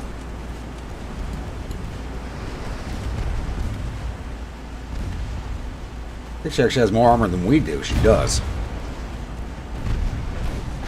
But she's also 6,000 tons heavier.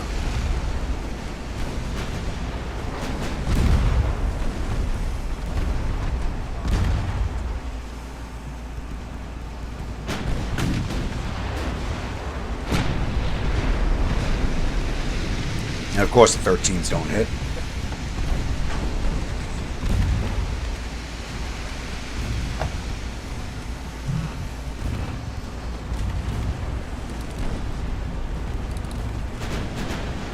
No, keep your guns on table, please.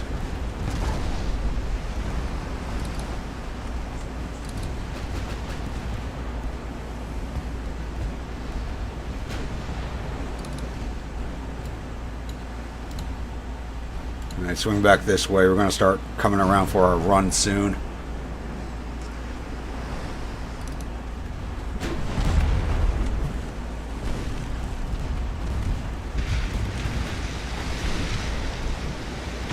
Kushi is almost finished. We've done a lot of structural damage to her.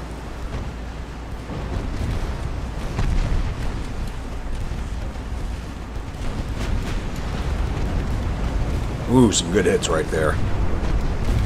Yep, she's done.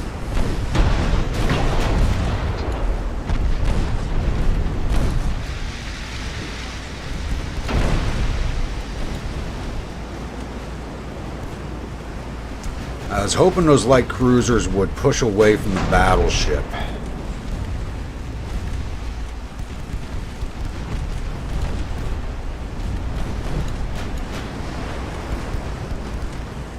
I don't think that's going to happen. So I want to safely run into these torpedo boats.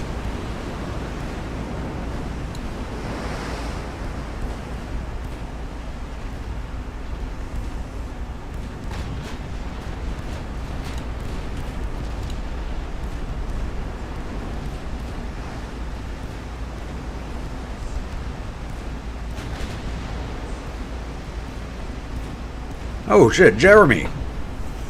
How we doing? Alright, let's heavy cruisers. Yeah, that means the CLs will move away from the battleship and we can start getting the torpedo boats in there.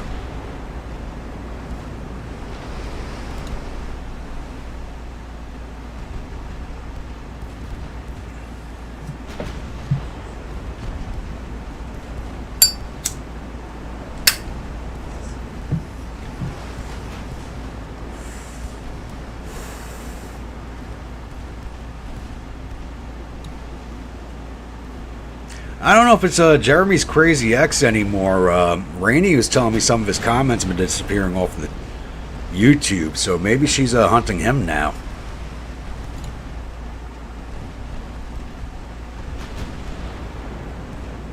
Crazy family, crazy dogs, yeah. I think that's everybody's story.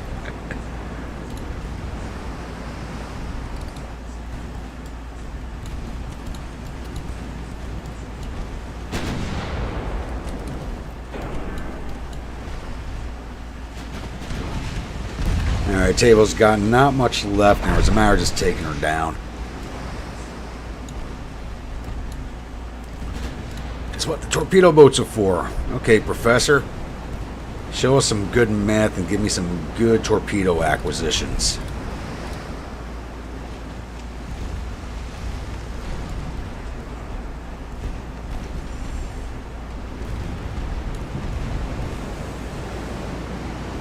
I don't know. She might be. She's. Some of his comments have been disappearing, apparently.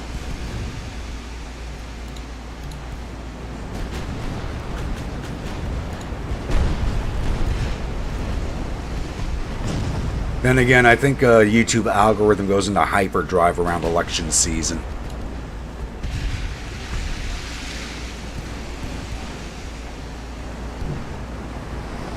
If I moved on, good for it. Don't tell Rainy I said that. Alright, Skipper, give me a launch. Or Skipper, Professor.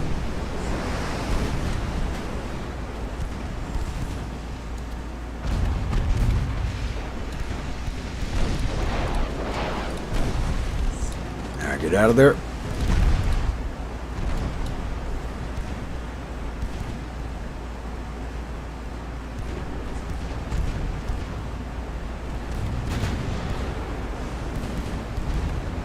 CLs are coming around the run interference, but a little too late. Those look like they're going to be good strikes.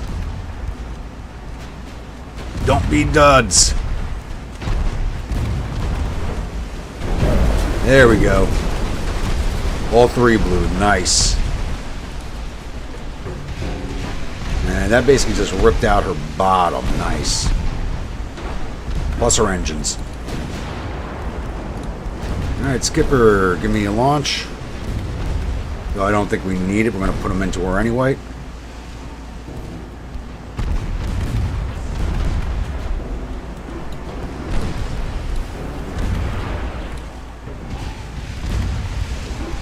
Torps away. Get out of there.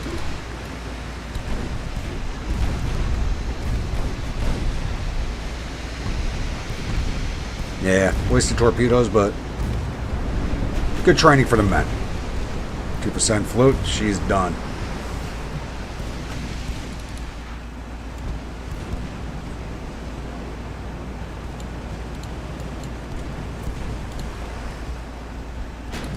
Posted something about me trumping the Union and the comment is not showing on GTCW.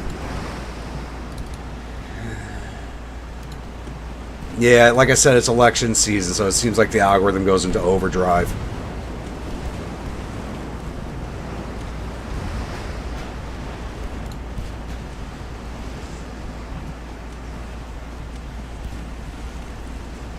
They might think you're making a comment about an actual union.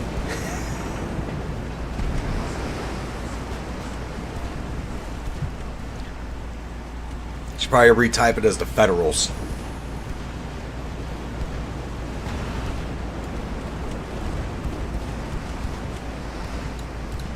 And sending these torpedo boats in after the light cruisers, probably not the smartest idea in the world, but we're doing it anyway, because they are expendable. Just build more of them.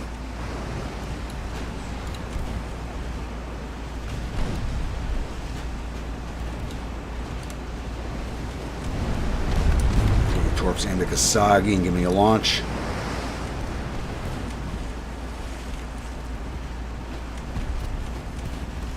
That should force her away from the other two torpedo boats.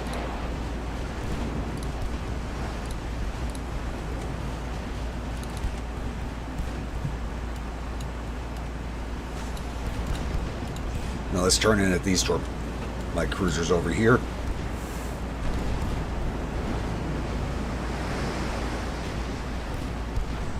Ooh, are those going to strike? Two did. Alright, one missed. Kept going, but that looks like it finished off the Kasagi. She is taking on water fast.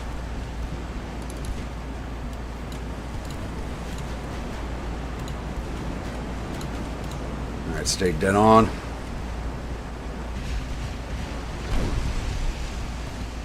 Yep, she got her float back, but it's going to let us catch up to her. Marianne, get your torpedoes on the Isuzu.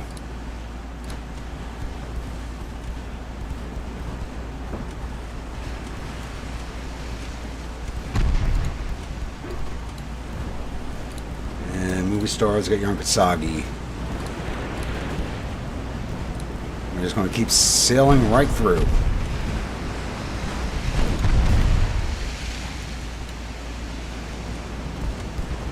That should finish off the Isuzu right here. Boom, baby. And we're about to get rammed.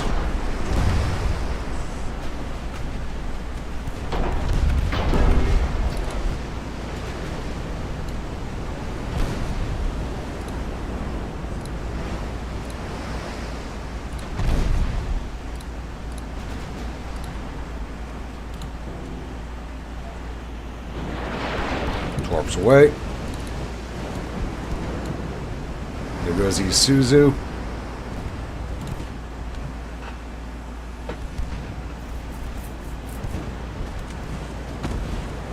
Who the hell's over here firing at us?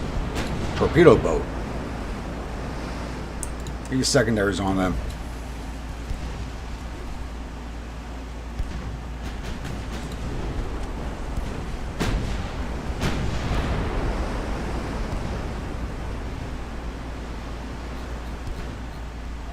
One light cruiser we can't see. Why are we moving so slow? Who's flooded? Who's got engine damage?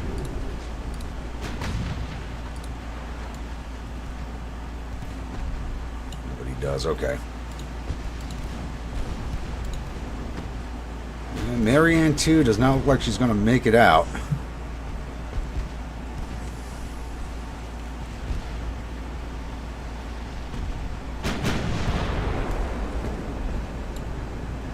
Which means we'll have to build a Gilligan 3.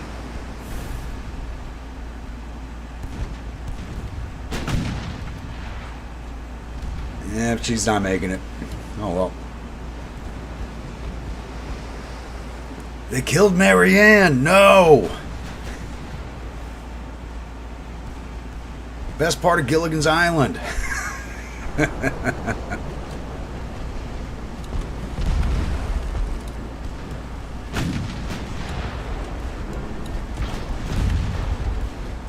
Now I got too many ships finding out the Yodo.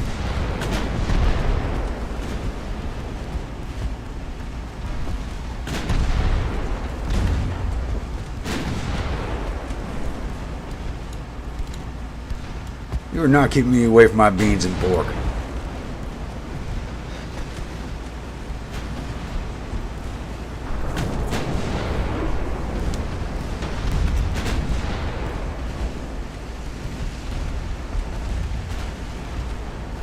I need my beans, pork, and hardtack, damn it.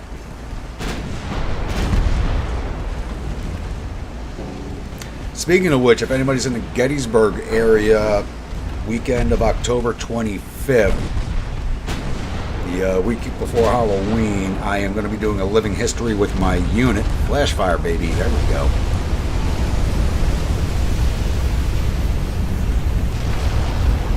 So, if anybody's in the area, we're just going to be camping out, doing some firing demonstrations by the Pennsylvania Memorial,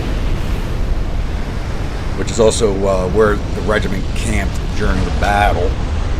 So come on down and visit if you're in the area.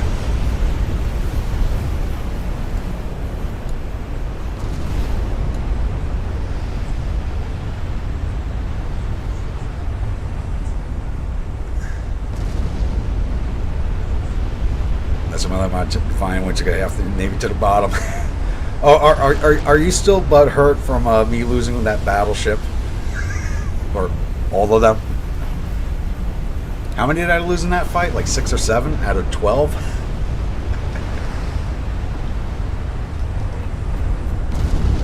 Alright, we lost 128 personnel. They lost 3,324. We lost 1 torpedo boat. They lost 6 ships. Battleship Teibo, heavy cruisers Mogami and Yakushi.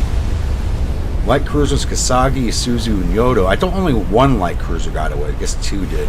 And all 3 of their torpedo boats made it out. And it gave us another 25,000 victory points, so I can't complain much.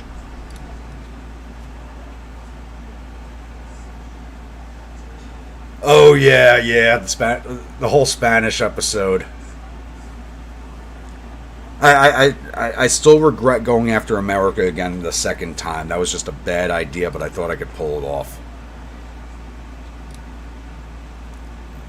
Here we go, the only grunts. Our newest battleship.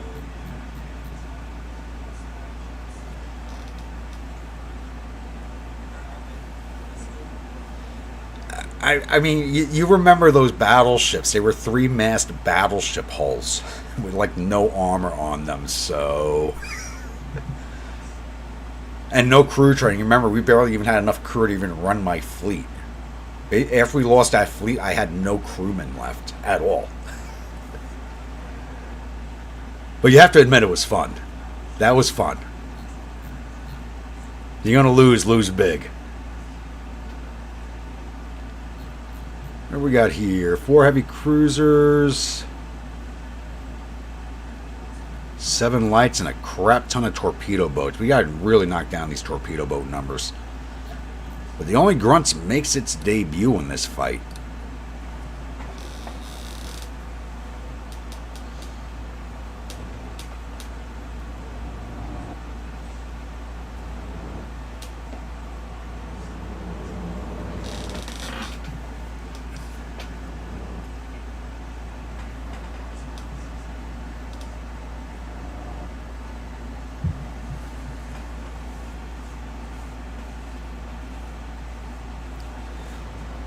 How many light cruisers can one country have? As many as you can afford to build.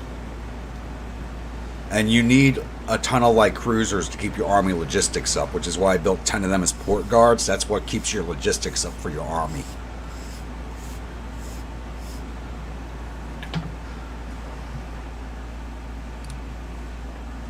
Alright, all of my newest ships.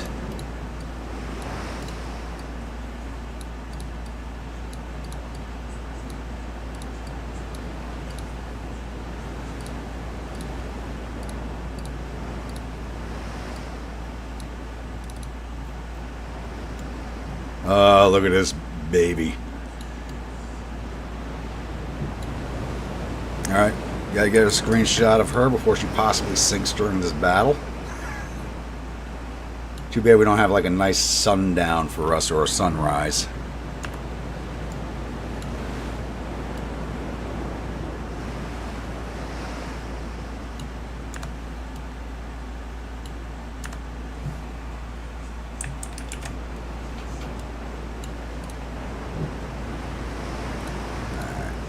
Yep, they're dead ahead. But X-30, they are far away. They actually may be running and not looking for a fight. Okay, X-10, here we are. Joel, how we doing? For dude, you got beer and pizza. Nice. What type of pizza, and do you have enough for everybody?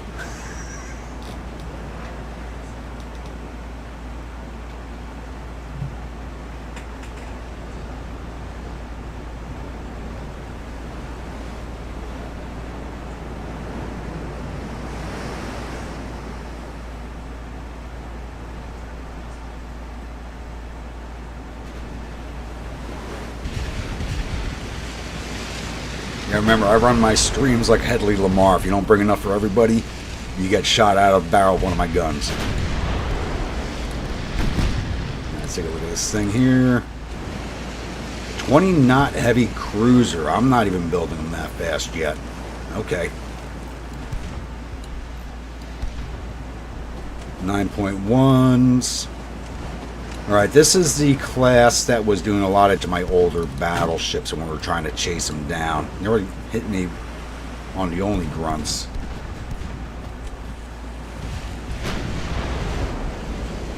They're already getting hits in.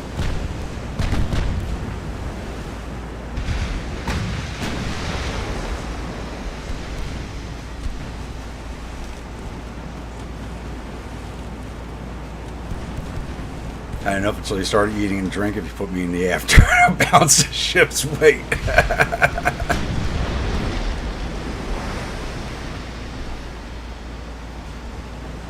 Like I said, there may or may not be one tomorrow. Depends on how late the party goes that I'm attending.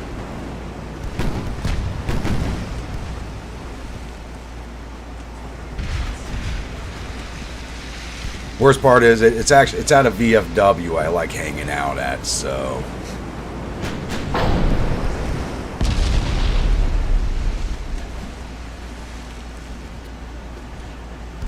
Ooh, schnitzel. Nice.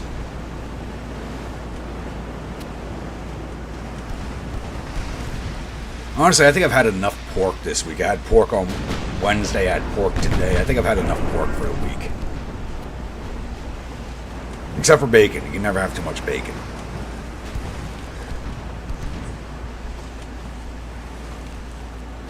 It's a bit of a drive, so I'm going to try not to drink too much. Try. If I do, I'll end up staying at a hotel.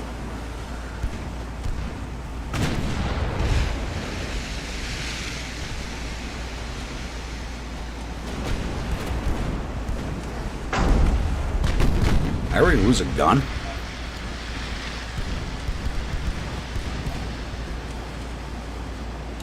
Wow. Look at that damage already. I think the model damage is showing a little heavier than the damage really is.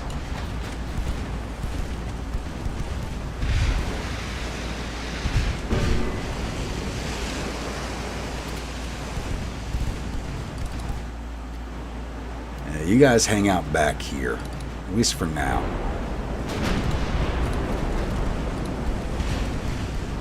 And actually, let's drop our speed so we can actually hit something. Off the last round from the 13 and switch fire to the Ashigara.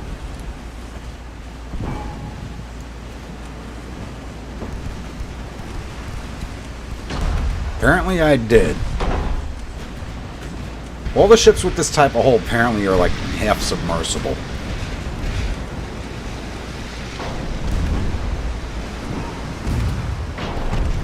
Alright, it's starting to take hits now. There we go.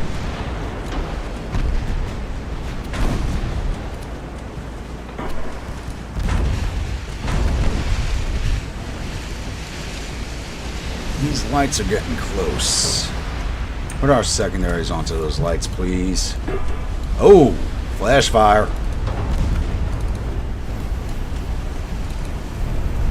Boom, baby. Oh, we already missed it.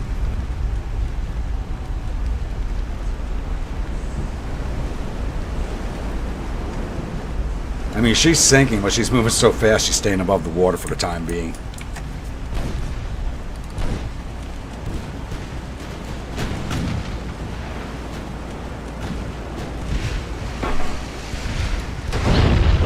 Those lights are moving away from us already.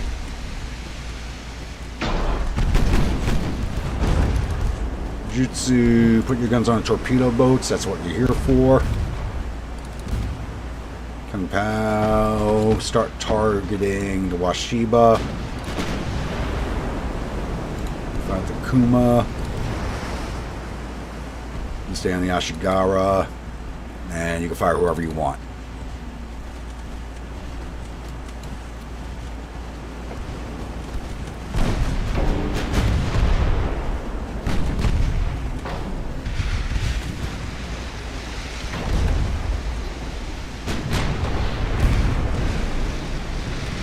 Ooh, just missed her.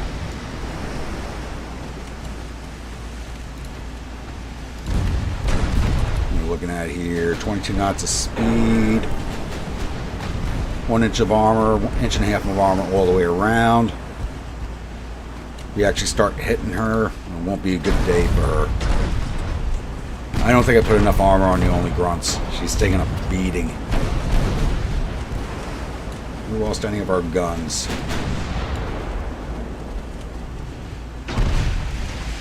Actually haven't lost any of our guns yet. I'm kind of amazed.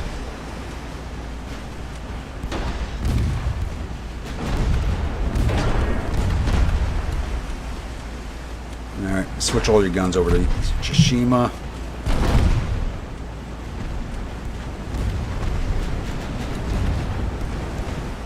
Problem is, these are all my newest ships, so the crew has no training whatsoever.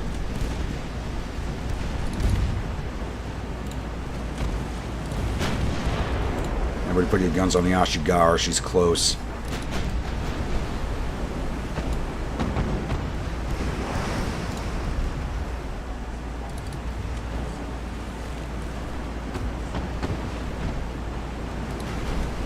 At least they don't have a very long torpedo range. They did not refit the torpedoes on these ships.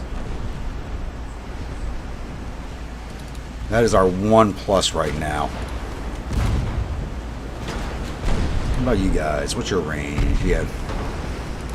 They did not refit the torpedoes on any of these things. Oh, and I forgot I had torpedoes on the grunt.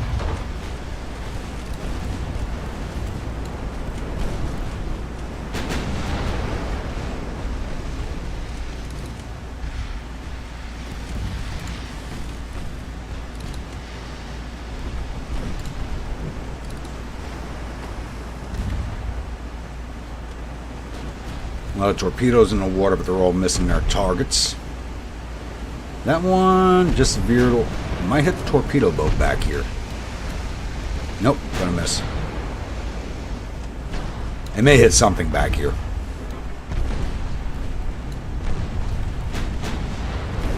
And one of the lights just went down.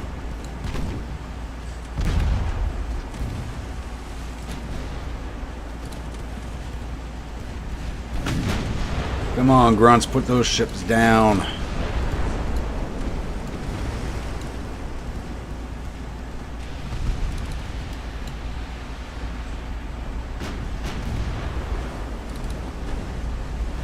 There's the Ashigaru, very good. Start targeting that torpedo boat. You start targeting Kisokoma. You target those two torpedo boats that are on top of each other, make them easier to hit. Ship's already underwater, the enemy can't sink it. Yeah. If only that was the case. Now if we can actually just hit something.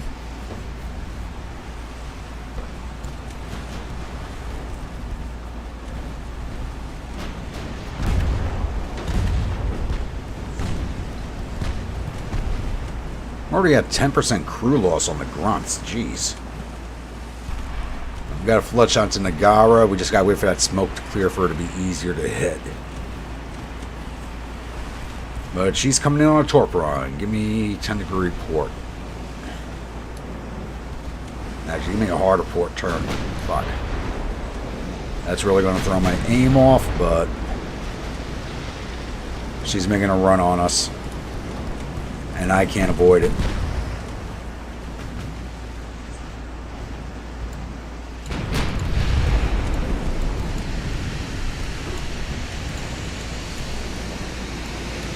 But I am going slow enough where she launches, I might just be able to stop short and... Nope, even if I stop short, those are going to strike. Okay, let's start breaking you away.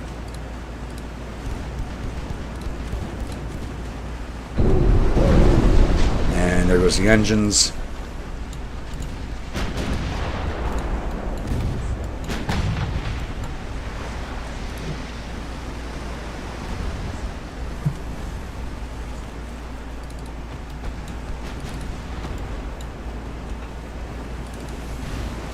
Basically for want of a trained crew.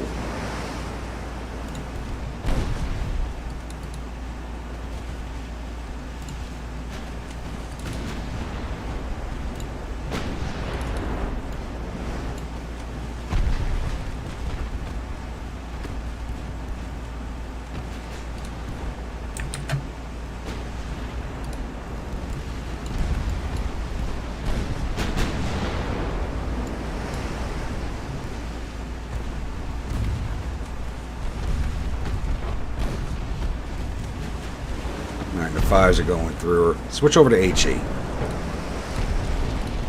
Oh, flash fire. There we go. That's what Papa wants to see. Damn, all of her turrets are going off at once. They're not popping one at a time. They're all going. Whew.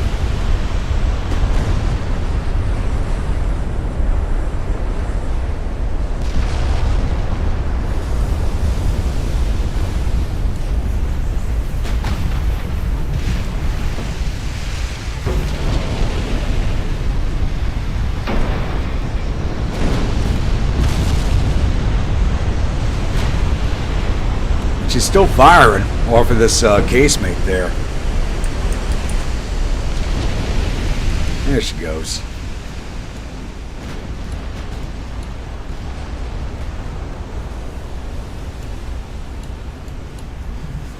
I want to ignore these two light cruisers and swing back on the heavies, but I know they're going to swing in on the battleship if I don't block them. Ooh, just took a good hit on Jujutsu.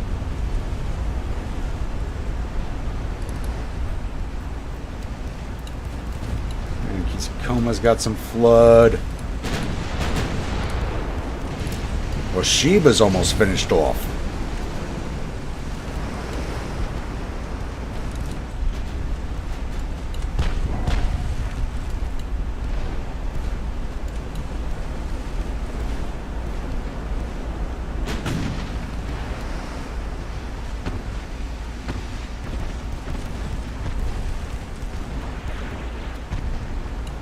That torpedo's not going to hit, I guarantee it.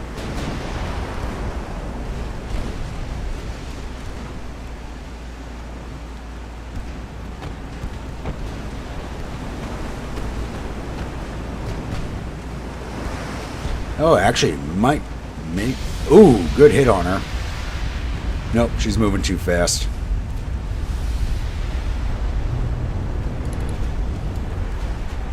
Yeah, they're trying to swing back on the grunts with these light cruisers, so we do have to keep them at bay. Ooh, we're taking some big hits.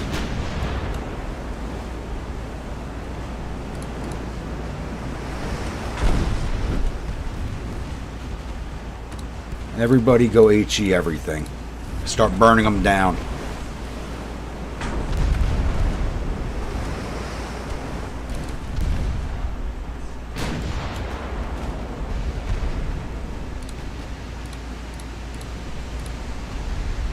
There we go. Another flash fire. Wow. These Japanese ships are just cooking off. Airborne turret, where have you been?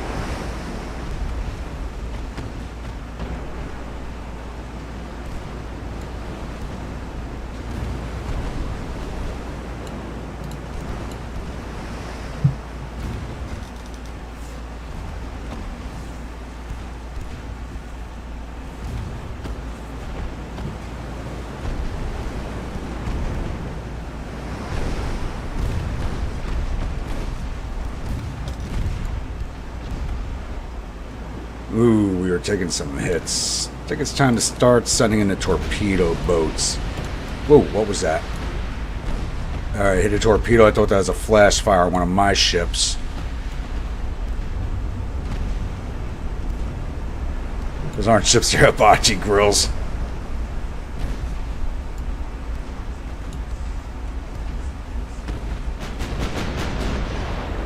I mean, I haven't brought my torpedo boats in yet, but they still have all these light cruisers back here, which are going to be dangerous to go after. Speaking of which, there's one coming in on a tail run.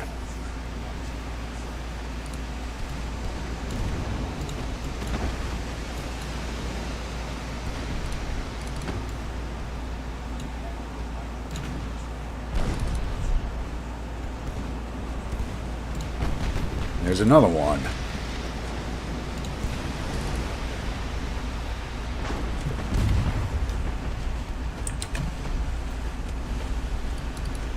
Alright guys, start bringing it in. Let's go. Time for the F Troop to show what it can do. Now that I think about it, F Troop for the name of torpedo boats is probably a bad way to go. It's either going to be really good or really bad.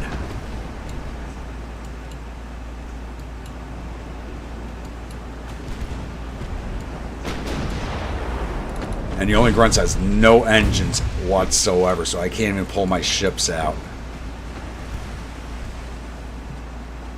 That's where the torpedo boats are going. They're going after the Grunt.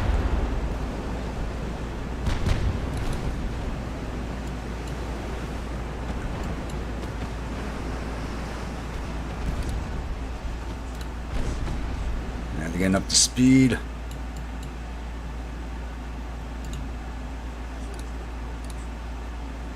Go HE. This might be enough to force them to run away.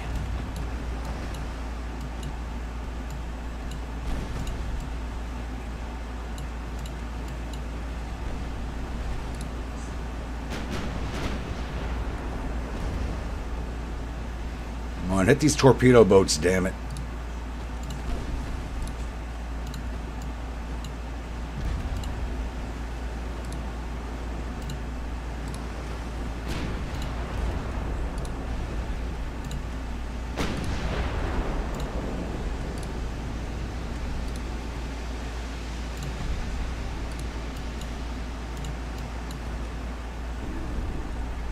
Ooh, one of them just took a torpedo hit. Nice.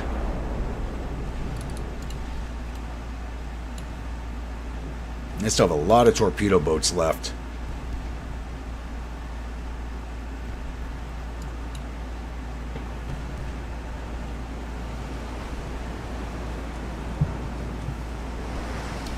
So are you sure we should cover the entire deck of the ship in tannerite and gasoline? Anonymous Japanese seaman.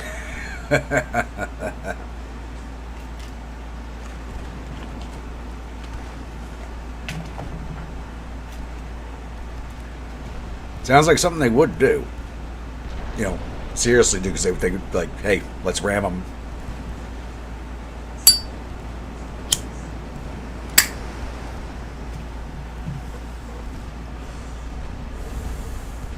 I forgot they had all these friggin' torpedo boats.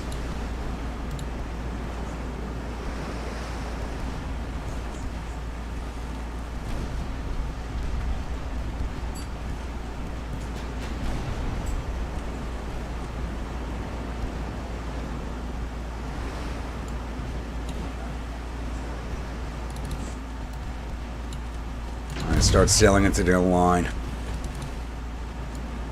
And Wild Eagle's already taken a big hit. Who the hell hit you?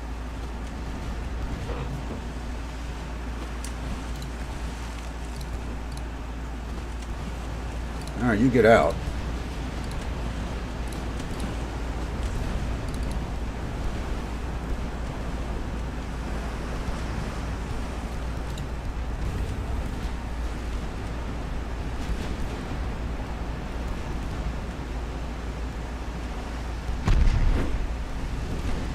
Damn, what the hell are they armed with? 4.5-inch guns on torpedo boats? What?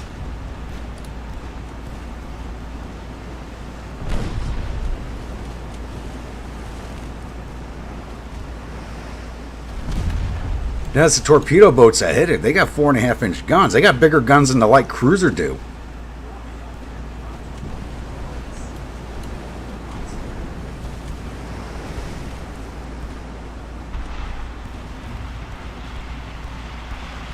Yeah, one of those torpedoes struck. Nice.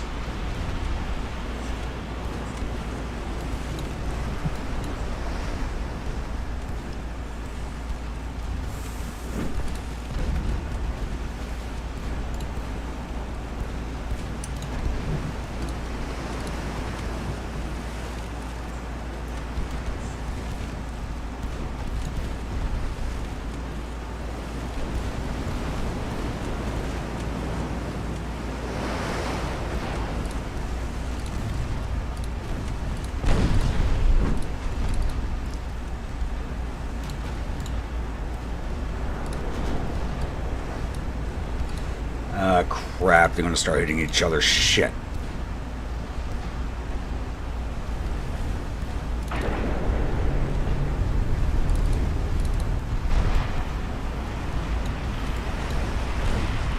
And their heavy cruiser is still alive somehow.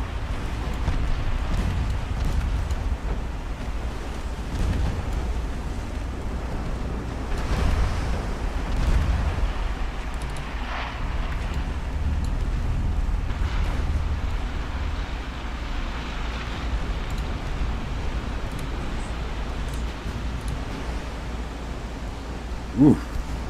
Parmenter barely missed getting hit there.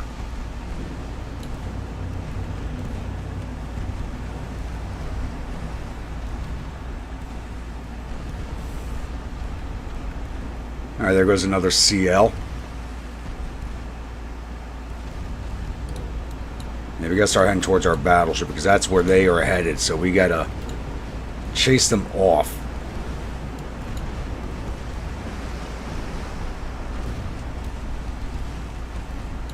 There goes that other heavy cruiser, finally.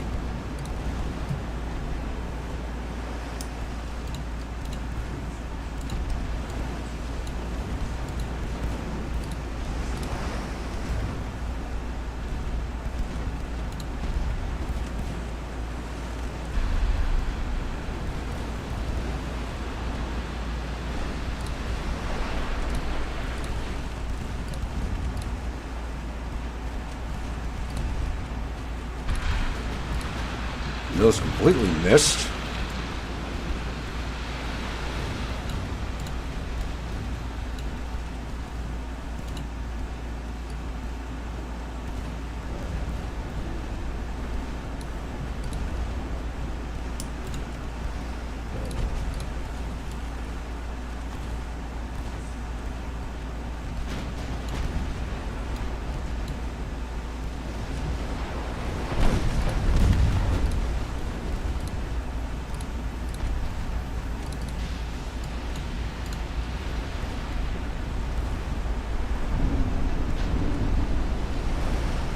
Alright, there we go. Fushimi just took a hit.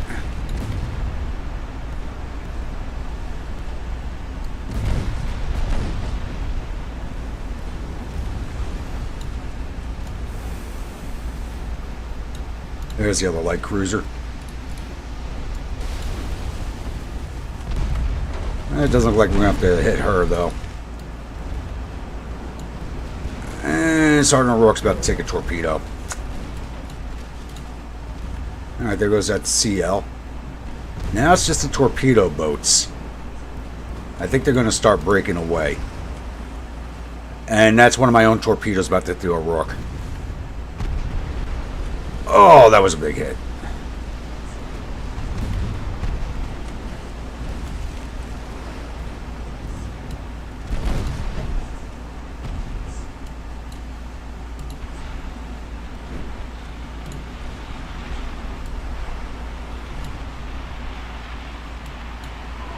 Yeah, they're breaking away. No, they're not. Some of them are circling back. Really?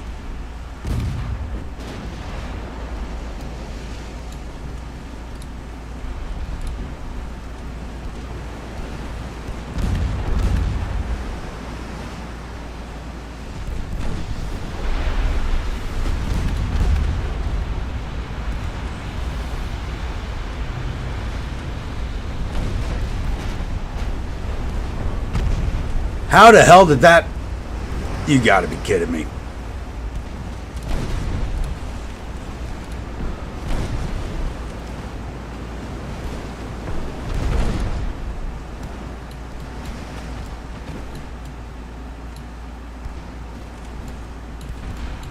Alright, they want to end the fight. I think I'm willing to take that right now.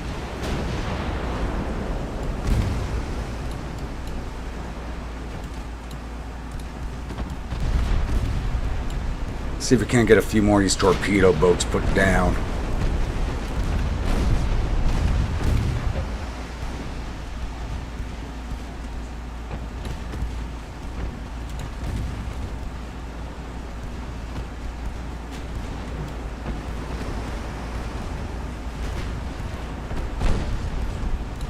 At least finish this one off.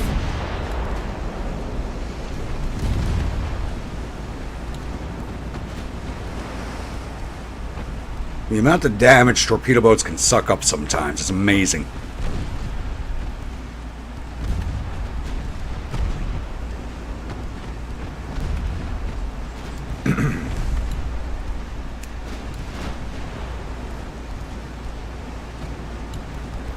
Well, that one's damaged. Can we finish her off? There she goes.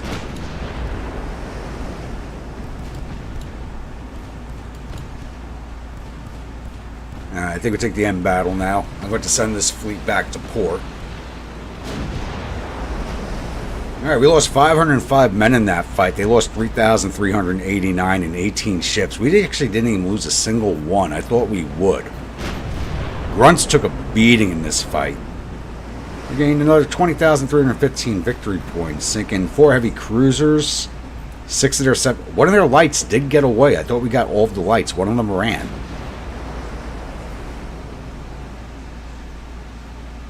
And 8 of their 17 torpedo boats.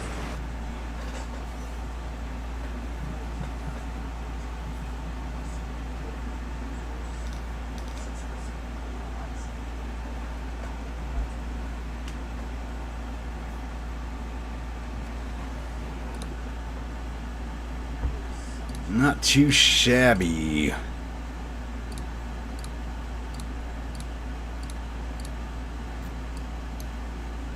Alright, the ships that are repairing, they are going to be 2 months from done. We only got 13% chance here, so I really don't want to pull this other fleet out for repairs, but I have to. Yeah, you're at 14% damage, but I think we're fine. Yeah, almost 50% damage. We got to pull this fleet back. We have 6 more turns here, so I should have the fleet back in time.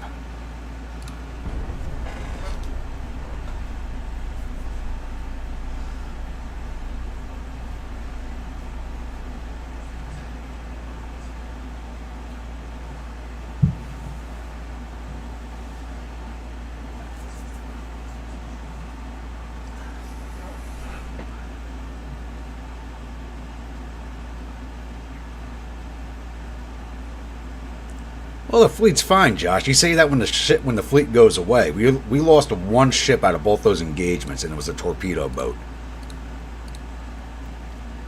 And the Hotel Gruntpaw's in a fight again. 3 CLs and 4 torpedo boats. I don't think they're going to fight us.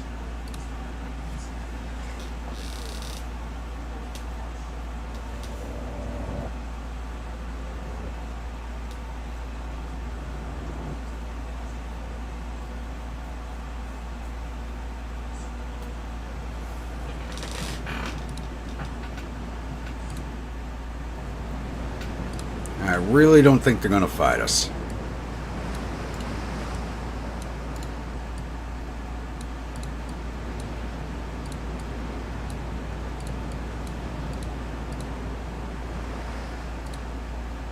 I'm just going to put you guys to follow.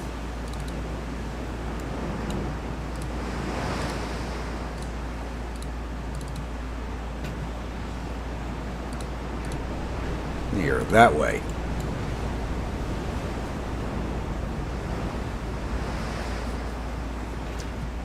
So, I don't think they're going to fight us, and I'm not going to send my torpedo boats ahead to try and engage them, because that's just kind of suicidal against light cruisers.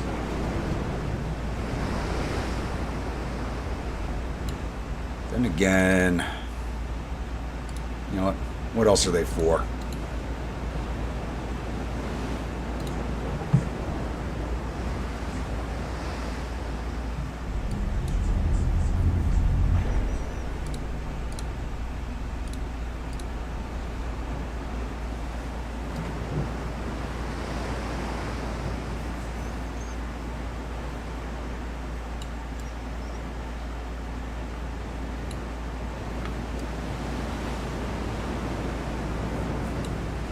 Yeah, we're at X30. They're running.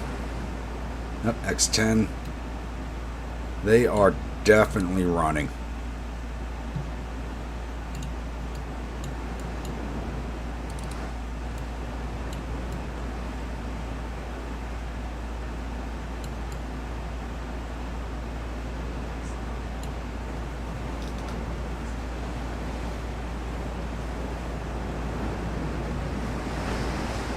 Yeah, we're not going to try and even pursue them.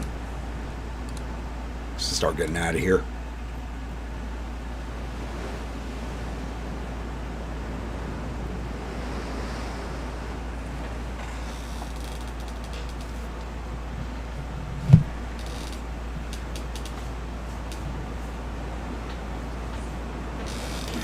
Alright, X30. Just got to wait for the clock to run now.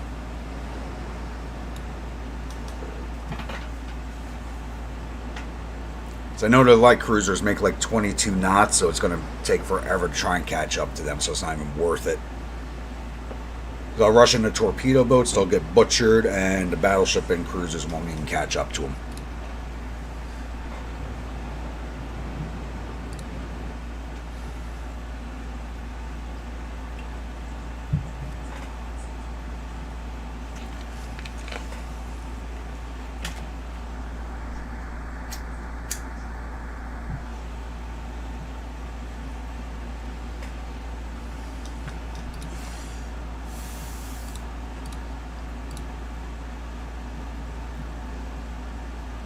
And we're actually not even losing transports, it looks like. Really? Take a look at that. No, we actually haven't even lost any transports yet. Really? That's interesting.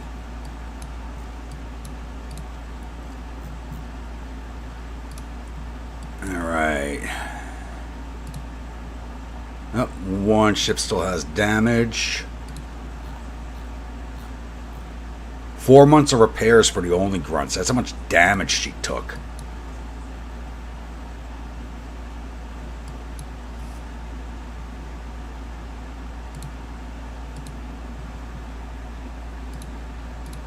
Speaking of which, anybody looking to go to war with us anytime soon? Ooh, French and British. And I was making nice with the French too. What happened? They really like the Japanese. That's what happened. Shit. Okay. Now let's make nice with the Soviets again.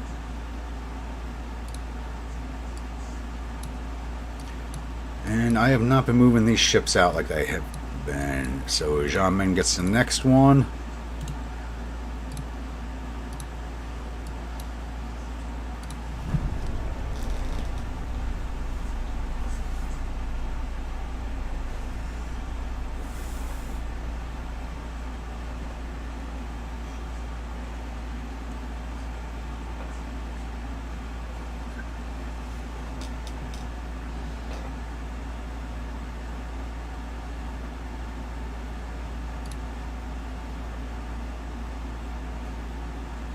Austria wants an alliance again, but this time they want money, so that's not happening.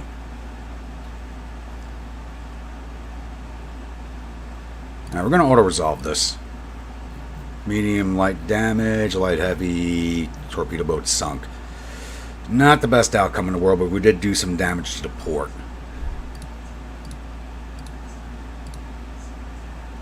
So you're like 3 Gilligans. I'll sell you some Gilligans. Sweden canceled its alliance with us. Okay. Oh, wait, no. And Bulgaria canceled Empire Japan. That wasn't me that had a cancellation. Never mind. I was reading that wrong. So Japan just lost 2 of its allies. They have no allies left now.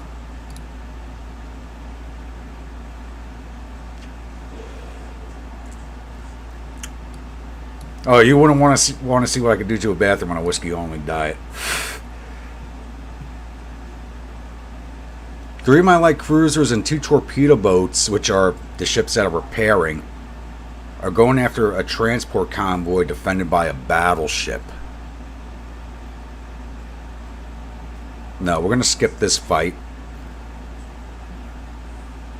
And hopefully not generate another one. As much as I want to take down their transport capacity, I'm looking to put this fleet, that's the Port Arthur fleet, I think. No, it's not. But these guys are done repairing. So let's get them back in. That's the Shanghai fleet, and I want them back in the combat zone.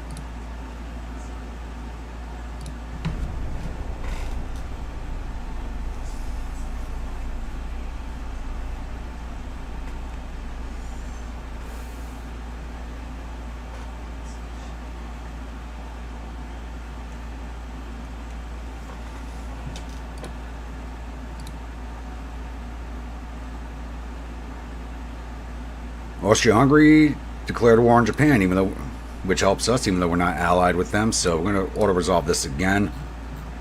No damage to us, medium light to them. Okay, so they ran away from the fight.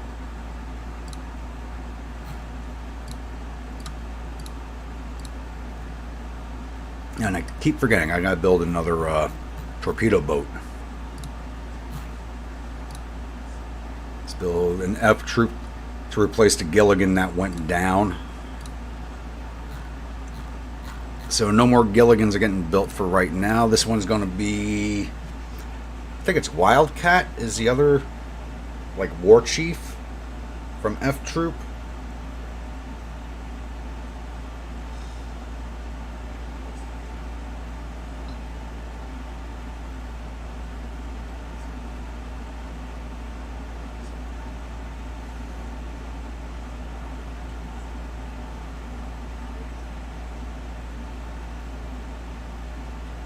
Oh, Crazy Cat, actually. I just had to look it up.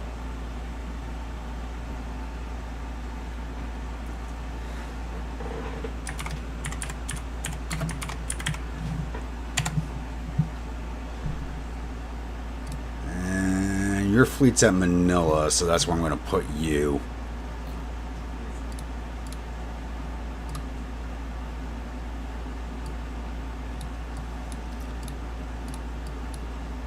You go to Naha.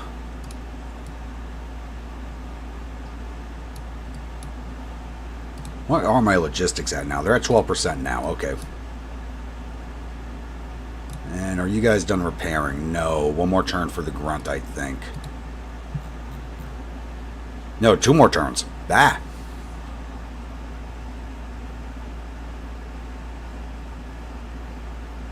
I have not, Jabberwock. I have not. And how are you doing this evening?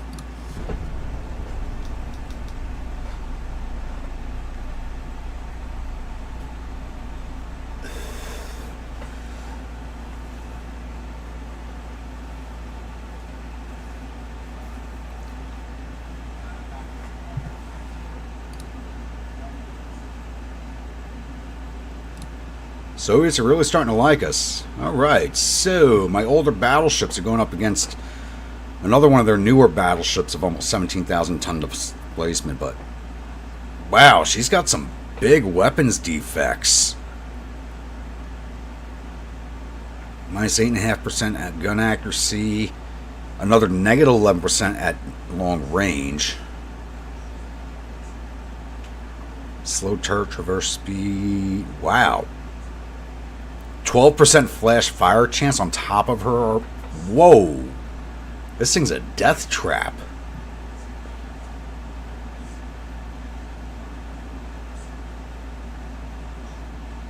So is this torpedo boat. Holy crap. These are... Wow, look at all these defects on their ships. These things are death traps. No wonder they're cooking off the way they have been. I mean, mine have got defects, but nothing like what they have.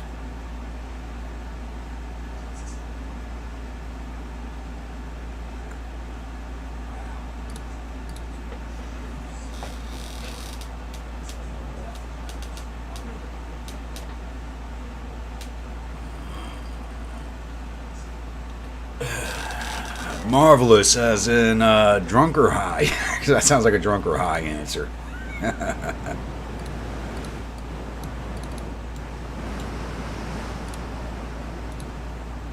Alright, let's go find these guys.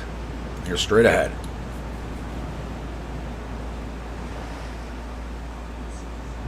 Imperial Navy bought British ships so the Imperial Army can have build Gundams. Yeah.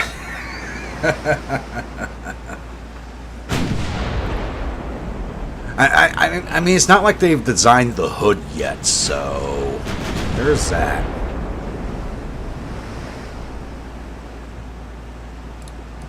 Is this one of those armored? Yeah, it's one of those.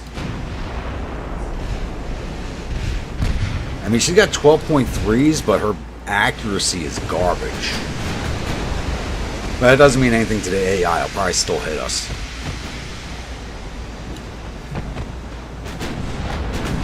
Let's drop the full speed, get some better aim, even at this range. So we got stereoscopic. I wonder if they have stereoscopic on theirs. They should.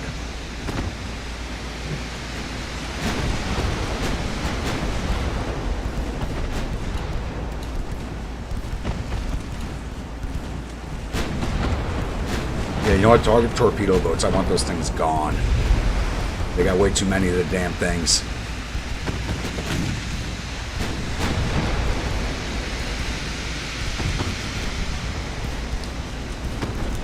Our capsize are just looking for submarines. Why can't it be both? Yeah, true. It can be both.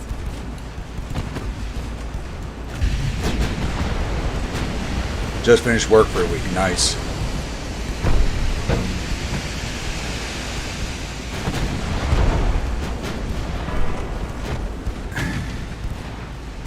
Yeah, I think I should have worked tomorrow, pick up some overtime. I decided, like, I rarely ever work the weekends. If I don't have to, I don't. Come on, target that torpedo boat. You target that one. You target that one. You target that one, and you target that one. Everybody gets a separate target.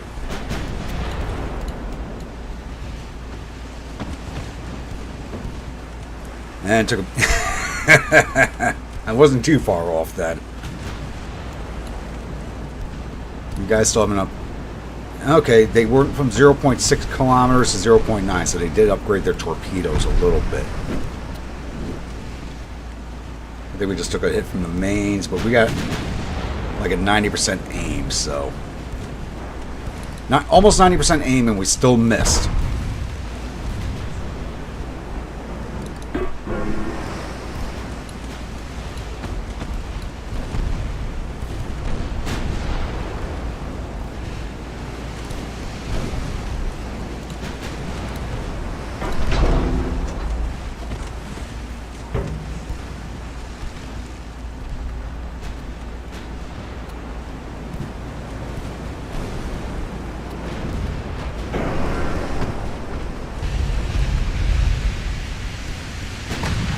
I went to its 50-90s. Yeah.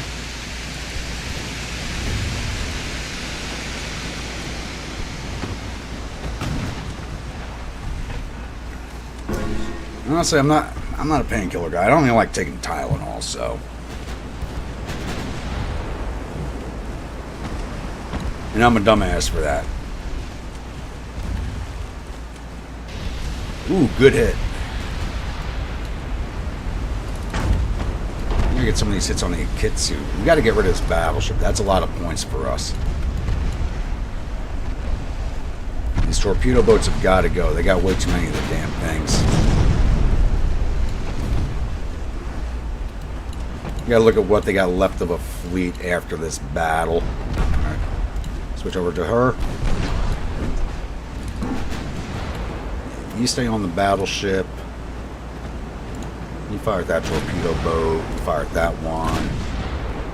You're at that one, and you're at the furthest one out.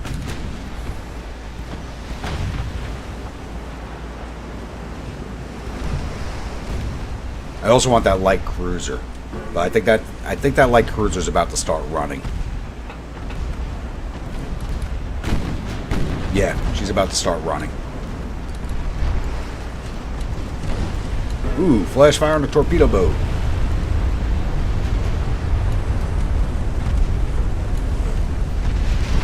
That's actually, we really haven't looked at their torpedo boats. They haven't. Torpedo there. Okay, let's look at one that's not sinking and not burning. Is there any that are not burning? Yeah, 4.5-inch guns on these things. And their torpedoes are center lined either side of the stacks. These are an interesting design. Ooh, Icy's taking a hit. Alright, let's get you out of here.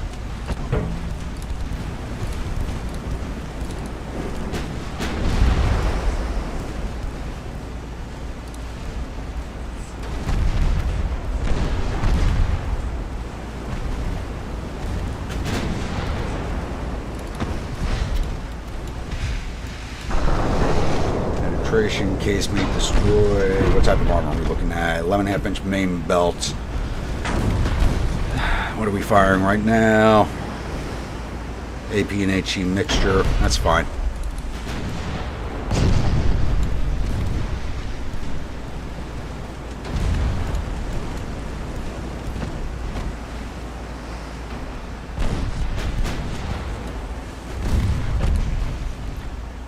Your secondaries on that damn torpedo boat.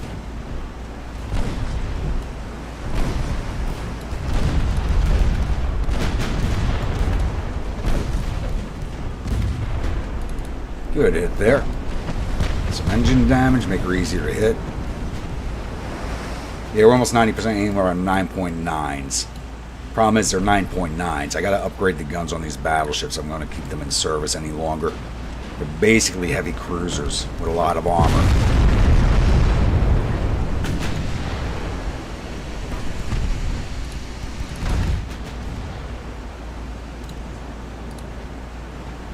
target that torpedo boat. That thing is circling around.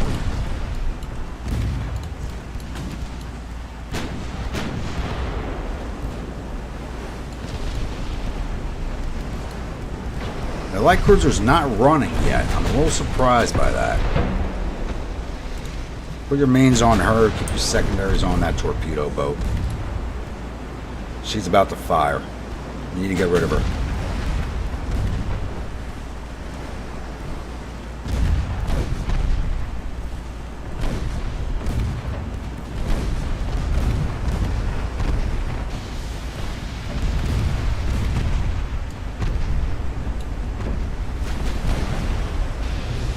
I think Hayes ate another torpedo. We might lose her. 8% float. Alright, she may stay up. And Dory's coming in for a run. Slowly, but she's coming in.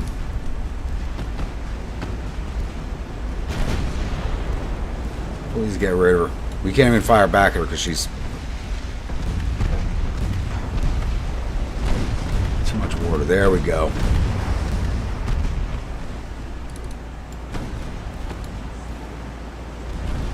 No chow long. Start firing at the Unebi.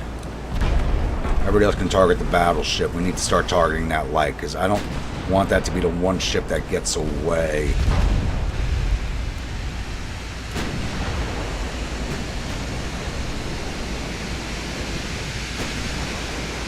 Crew loss.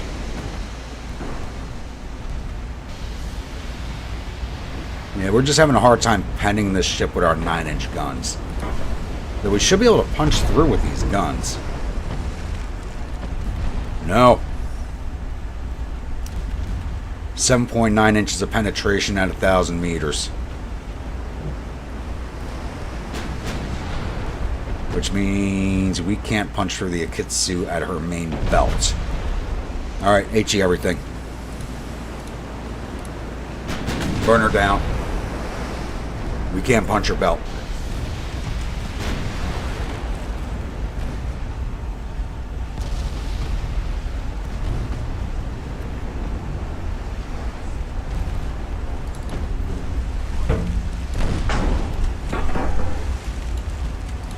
Missile targeting the light cruiser. Yep.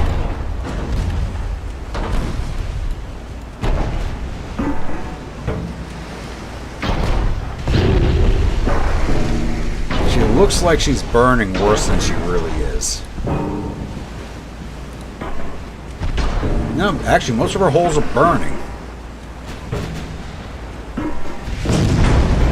They changed the surrender mechanics on ships again. There's enough holes burning where before there was a change on the surrender mechanics, where she would have surrendered to extensive fires or gone down to extensive fires because everything's burning except for 3 or 4 hole spaces. I can't believe Heisei is making it out.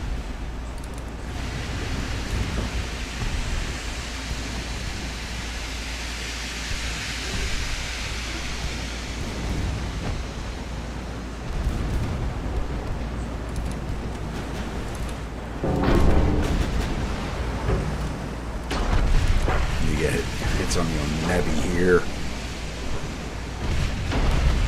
Problem is she's sailing away, so she's a narrow target.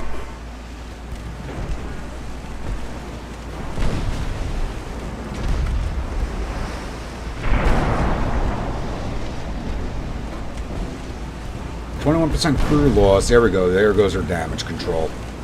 Finally.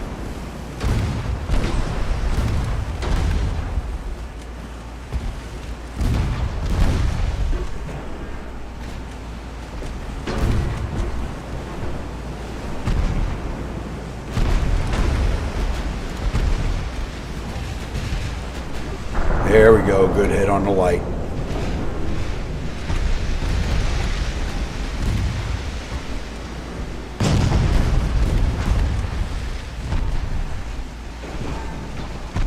And she's flooding everywhere. She's finished. Now it's just time to finish off this battleship.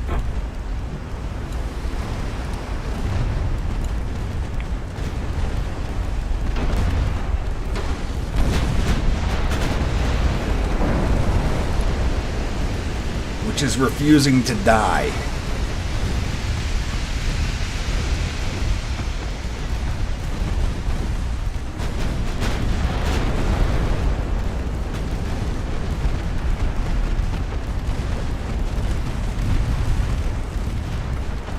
She has next to no structure left, next to no float, and she's still fighting. There she goes. Finally! Yeah, we gotta upgrade the guns on these battleships. Or battleships, or pre-Dreadnaughts is what they are. These are all pre-Dreadnaughts. We gotta upgrade their guns. Alright, we lost 161 men. They lost 1,821. One battleship, one light cruiser, 6 torpedo boats, giving us 17,572 victory points to their 252. Problem is, victory points don't really matter right now because we're trying to take land. They got no colonies, so we need to get on the mainland. I'll settle for one province and go for the peace deal, as long as we can break into the mainland. All right, you guys should be repaired. Nope, one more turn. Jeez. How many turns we got left here? Oh, we got plenty of time. But we're not going to have a very high chance of landing on Kyushu. Even with those ships coming back, we'll probably only be like 20% chance. But we've won invasions with a lower chance.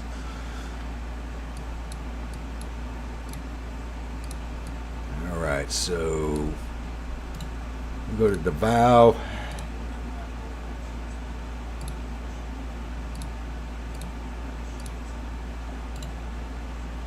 Before I forget to move these ships, you go there. And you go there. Next refit, we'll build 10 more.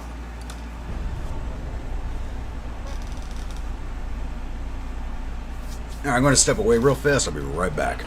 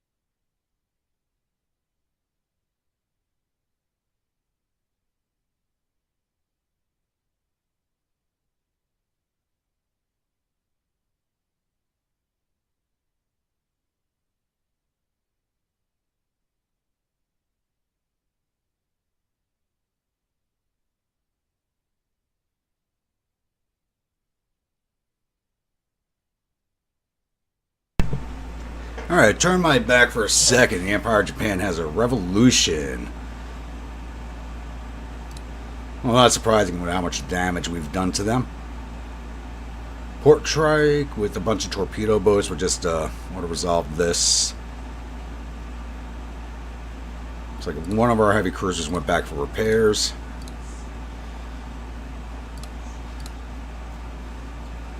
Alright, now we can bring you guys back.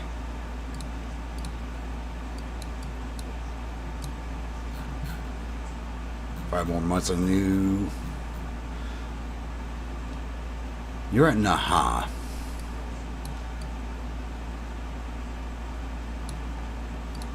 Why did you not rejoin the fleet immediately?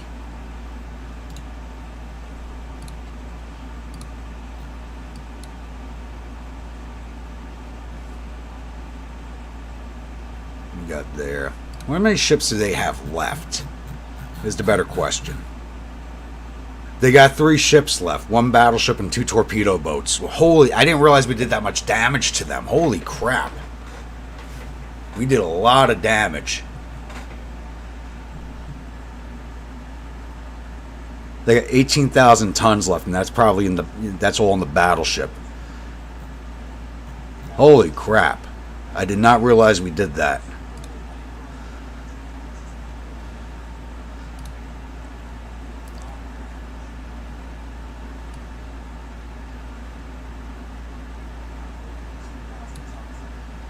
And we did lose some transports. So let's run that up. Replace our losses. Crew training at 55%. I should have done that a while ago on the crew training.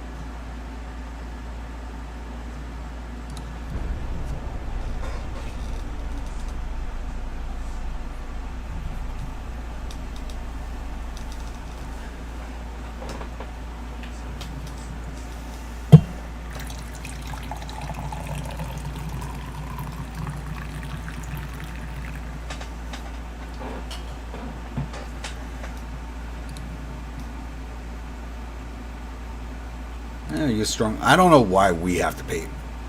All of a sudden they have ships. All of a sudden they have ships. But they're probably going to run from us again, so we're going to do this as an auto-resolve. Yeah, it's like a torpedo boat.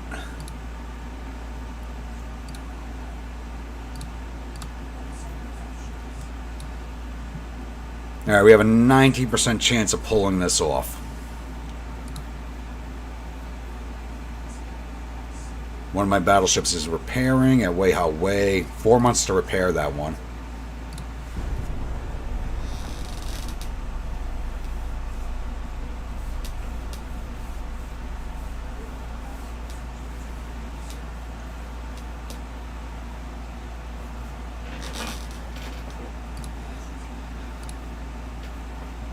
Alright, another port strike. We're going to auto-resolve again. Heavy damage? What the... Okay, maybe I shouldn't have auto-resolved that one. That just pulled a bunch of our tonnage away from the fight. Shit.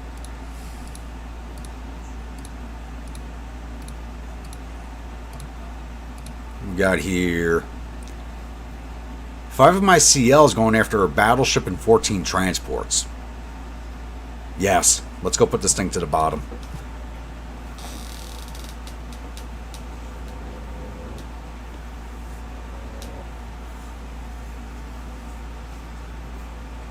We are just going to set this baby on fire and watch it burn.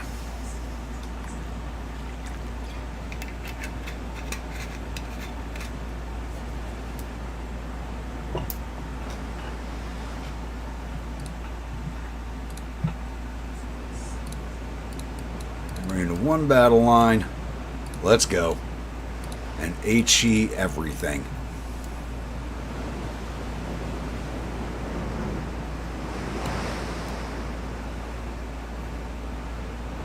It's just a matter of finding them that way.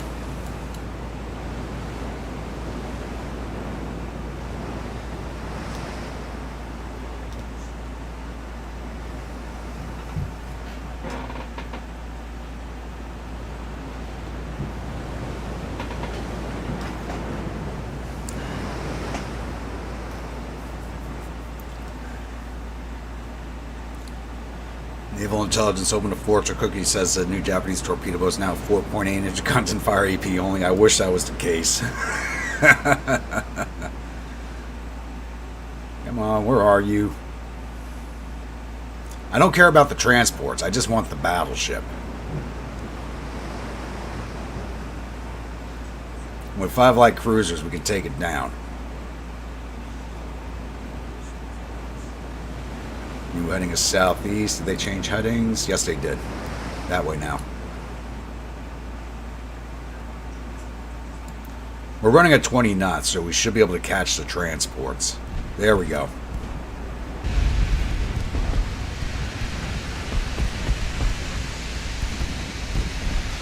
And they do have armed transports. Let's stay a little bit away, buddies.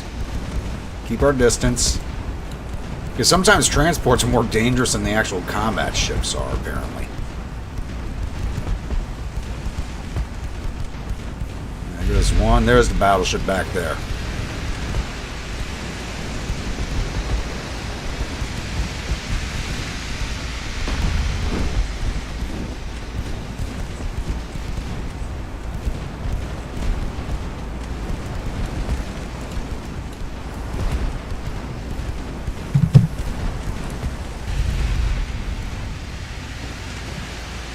Okay, we just blinded ourselves, but that's fine. I kind of want to avoid the transport, save my ammo for the battleship.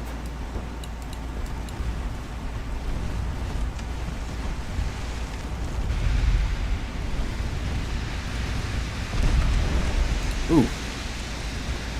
Like I said, you can see that right there, that hit. That wasn't the battleship that is, that was a transport that is. You get out.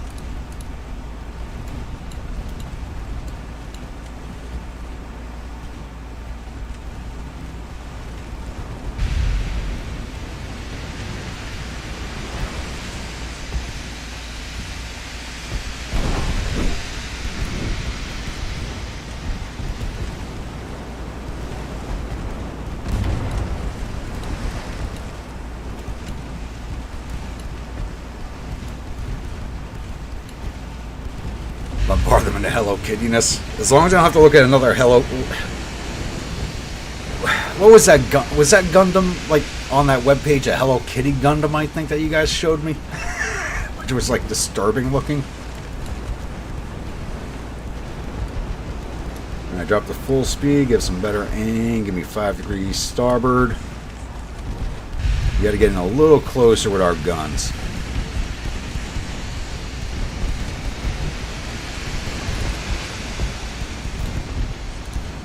Remember, you switch your targets up so that we get better aim.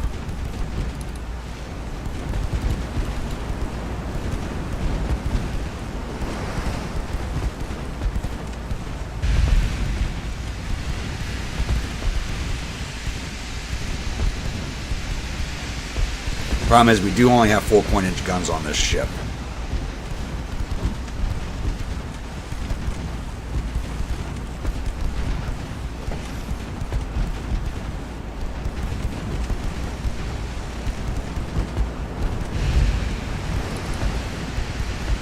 Switch their targeting? I hope not.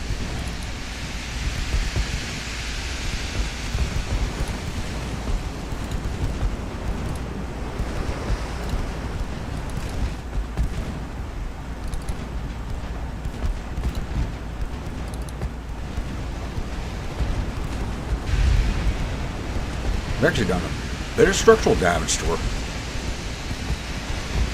What are we looking at here? 11.5-inch main belt. I didn't check to see if she had any defects before this fight.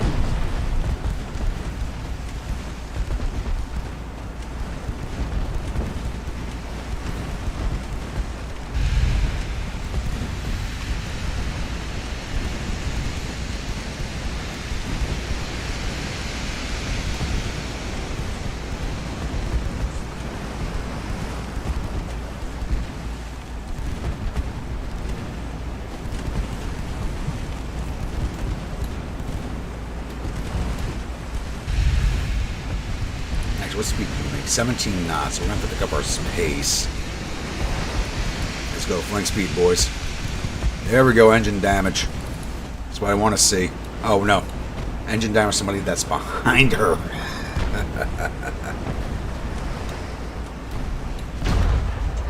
Nope, she does have engine damage, but something else is over here, too. Unless that floaty was in the wrong spot. Nope, there it is.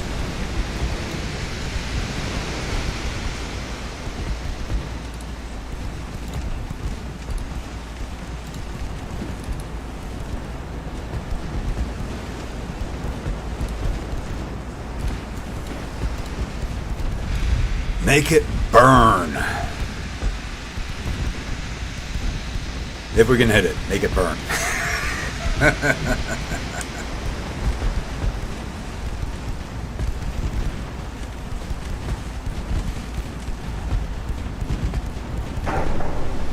See, I'm actually less worried about the battleship hitting us with its guns than I am the transports. Because they seem to have some, like, seriously good accuracy for Merchant Marine.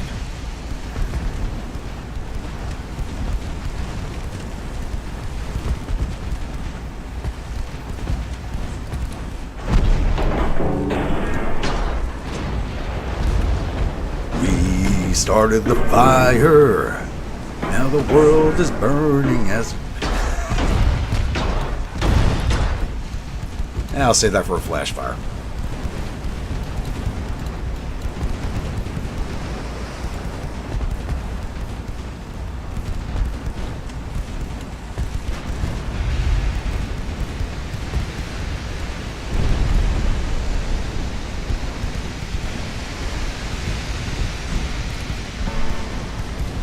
Slow down a little, give some better aim while we're right on top of her.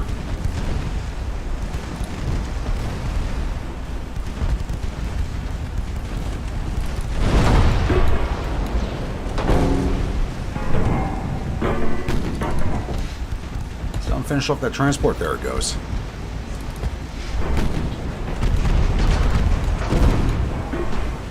She did have engine damage. I guess she repaired it.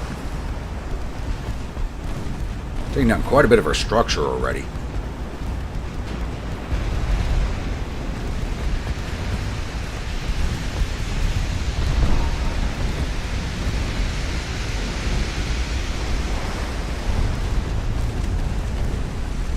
No, we're actually out of HE ammo. At least on the Shaoxing.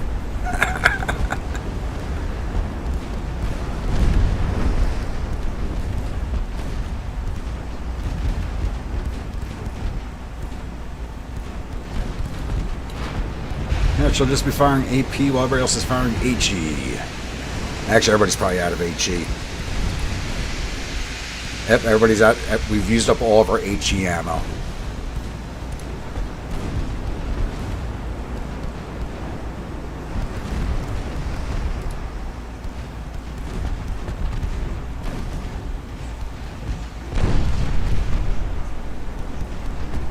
So, I don't know what our... I don't think our... apparently our AP is doing a bit of damage to her. Never mind. What's our pen with the AP?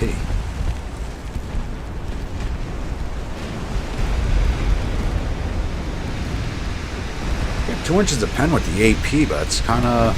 Shouldn't really be punching her the way we are, but I'll take it. Oh, you know what? What's her main belt?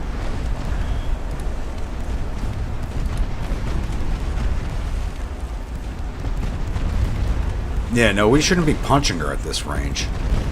But we are.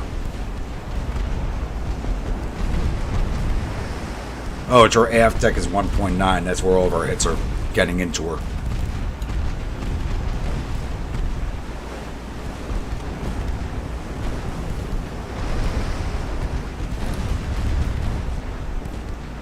We are very, very quickly running out of ammunition. Like, we've literally, like, used all of our ammo. Except for our torpedoes. So, torpedo run. Which is what is probably going to be necessary.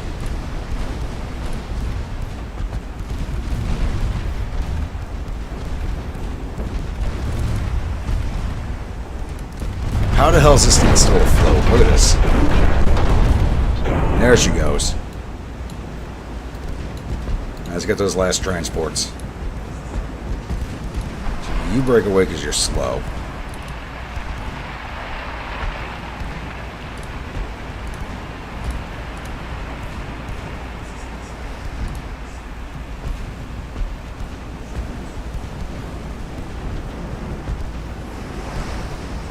Now, if you notice, Jabberwock, all the flooding was at our aft section, so we were just punching our aft belt.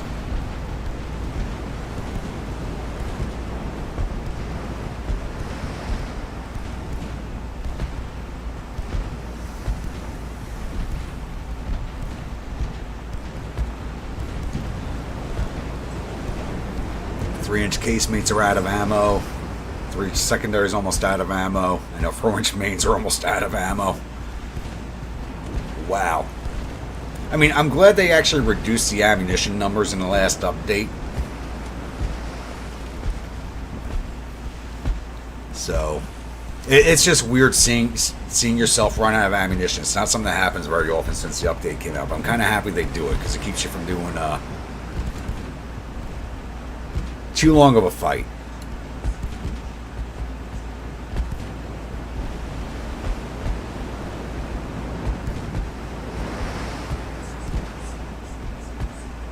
Come on, sink that last transport.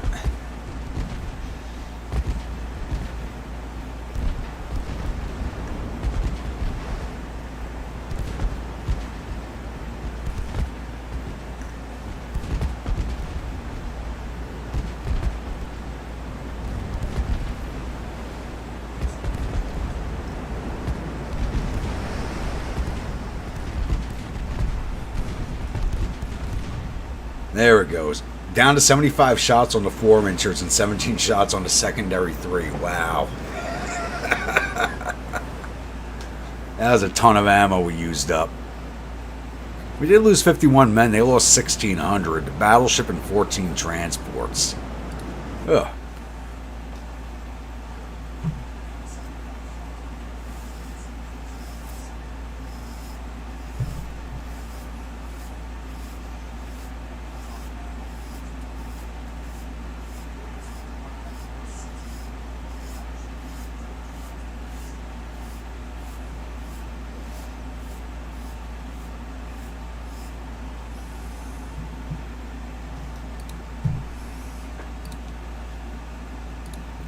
We're looking over here.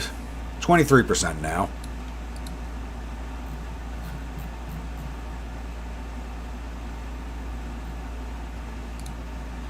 So hopefully we take it. 3 more turns, we'll find out. Hopefully we get it.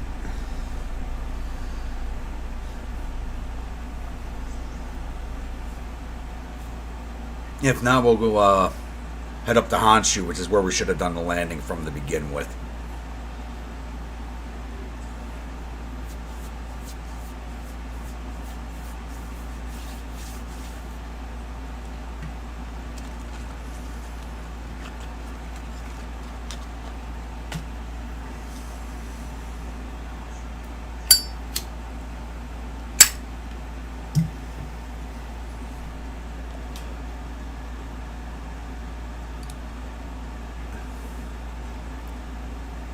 Now the U.S. is at war with Japan also. Okay, where are they getting these battleships from all of a sudden?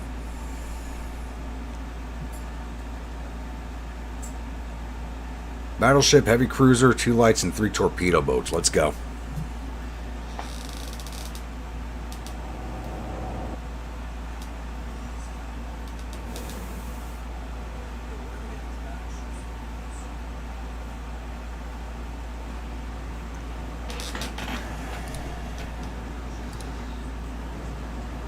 Oh wait, never mind. We are getting this fleet the fuck out of here. We are heavily damaged. Run away. Run away. There is a white rabbit we do not want to fight. The Chao Long and the Ding Jin are barely afloat. They're held together by duct tape and good hope.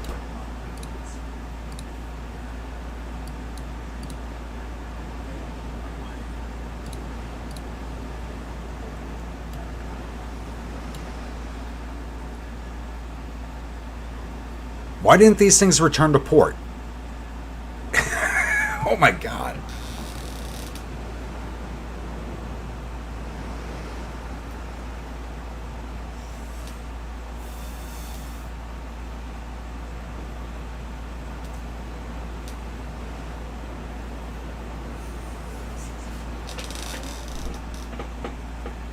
I think I might be building some, because we could still build these, I think.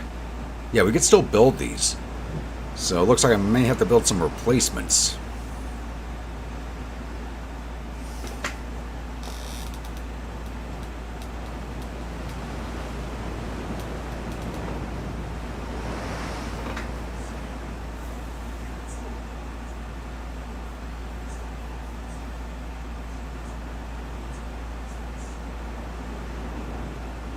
Can you name one of the Hikawi's bald eagle katana wrinkles my totem animal? Yeah, sure.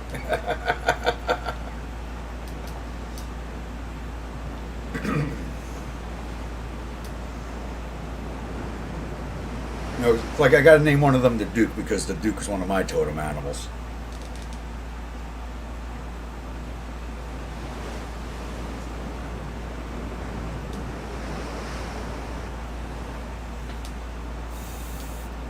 Which brings up a funny story. I was using a picture of John Wayne as an avatar a few years ago it was an anniversary of one of his movies, so I put up his picture as an avatar. And people didn't know who the fuck he was. I was amazed. Like, people did not know who the Duke was. I was like, kill me now.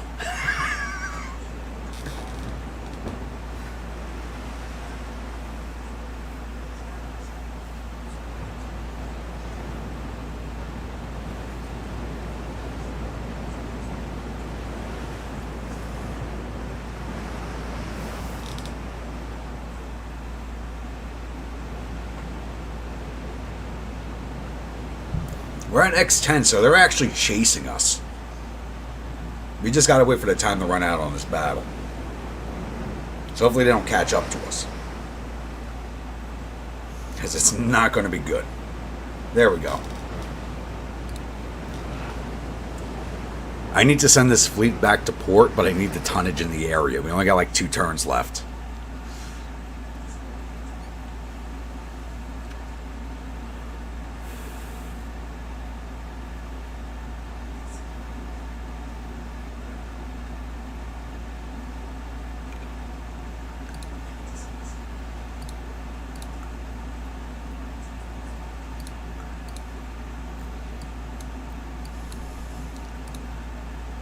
Two more months on those repairs.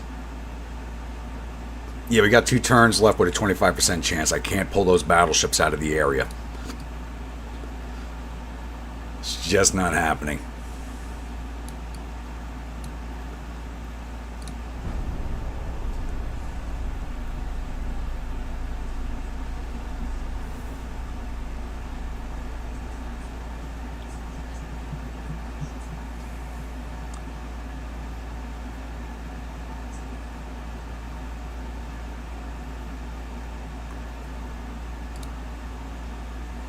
These are the same ones again. I didn't look at the names. I don't know if these are the same ones again.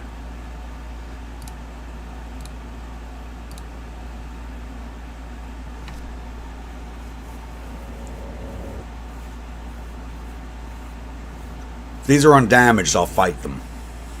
But it's probably the damaged ones again.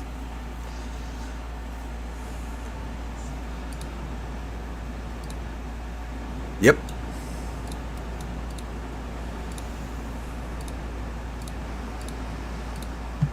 Get gone. And their battleships in range of us. They don't see us, though.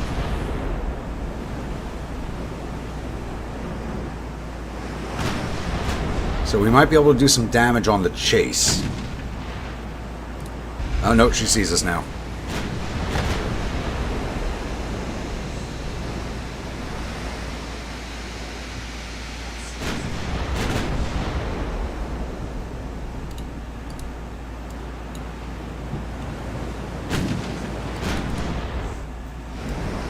Got an early hit, but that was it.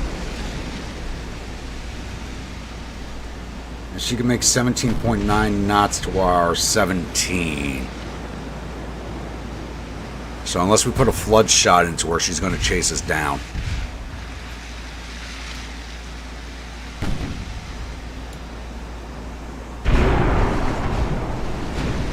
Damage on the main gun, perfect. Reduce her accuracy.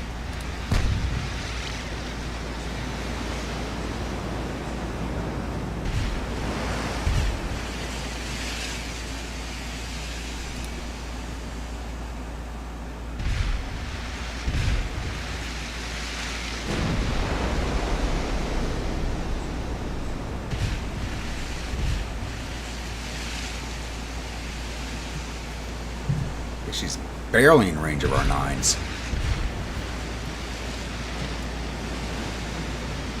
Yeah, she's at our extreme range.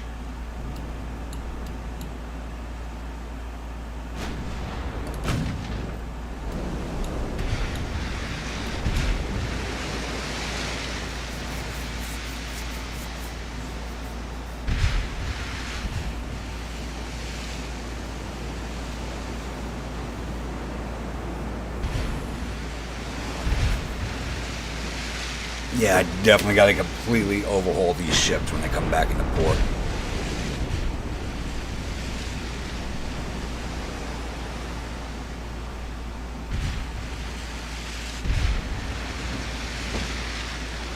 So I may keep the 9s up forward, but change their rear 9 to something larger if I could fit it. Because I don't think I put anything bigger on there because I couldn't fit it on. The holes were too small.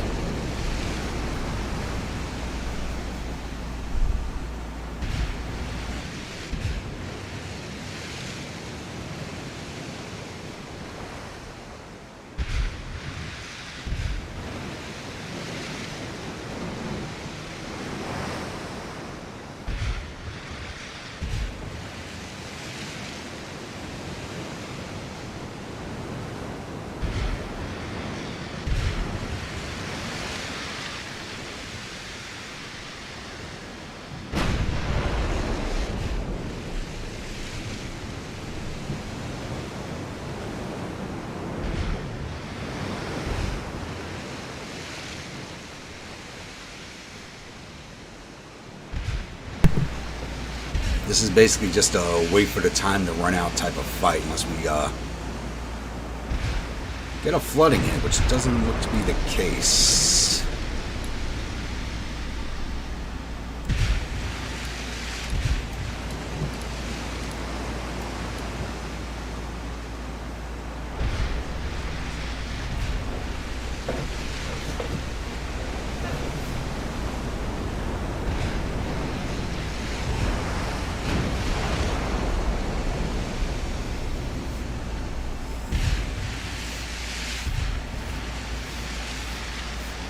So like I was saying earlier, so while we wait for this to run out, so I was completely amazed that people did not know who John Wayne was. Looking at his picture, I mean, it was one of his most famous pictures, and people didn't know who the hell it was.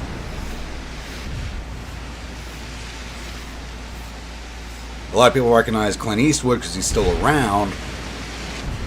Like John Wayne, one of the best Western actors of all time, nobody remembered. And God forbid you pull out a picture of Roy Roger.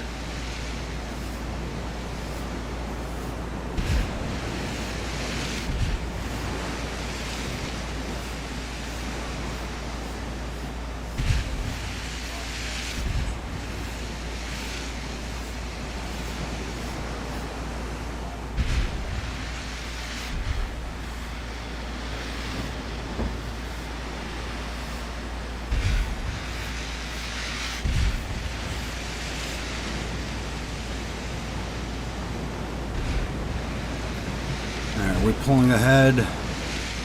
Not really.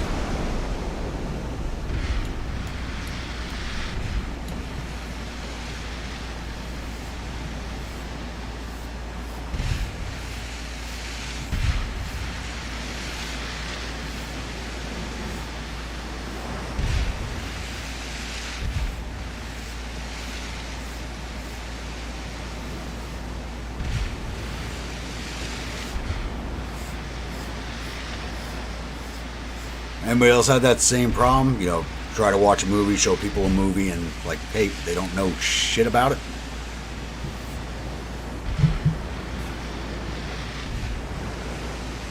Yeah, we got 13 victory points out of that for hitting them once. Or twice, I think we hit them. We hit them twice.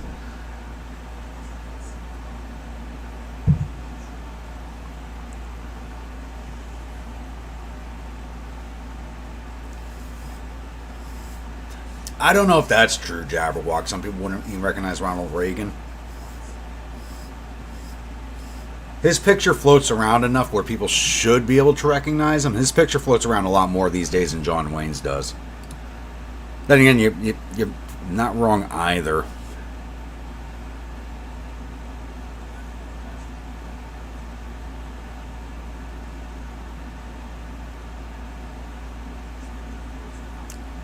Battle Los Angeles. Yes, I seen that. Was a horrible movie, but one of them said, "Who the hell is John Wayne?" You know, I think I remember that, and it kind of pissed me. I thought it was hilarious when I heard it. But I mean, it's true. But that was a bad movie. I like the premise of the movie. I think it could have been pulled off better.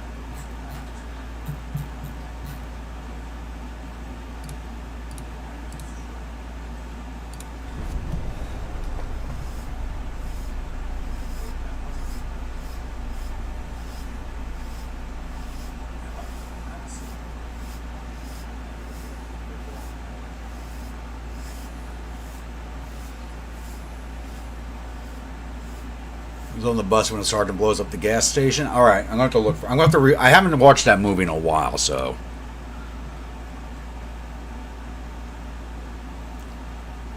Victims among war are inevitable. Here we go. The Hotel Grunt Pa. Oh shit! We pulled off. We pulled it off. Look at that.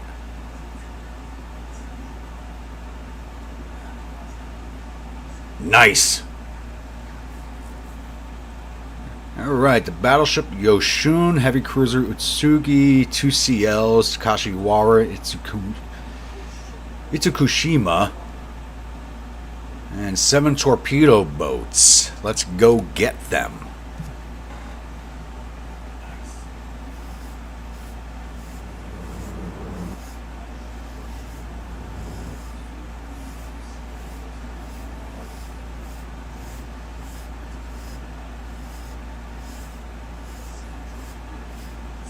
Now the question is, can we keep the war going long enough for me to repair those battleships and start another landing?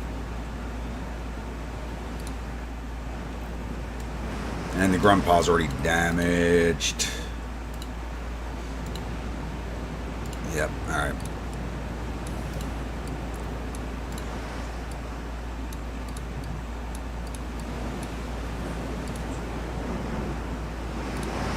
You guys at follow at low speed again until we need you. And the crew's gone from cadet to green. Woohoo! We should have all of our guns. Now the 13's damaged. The 9's fine.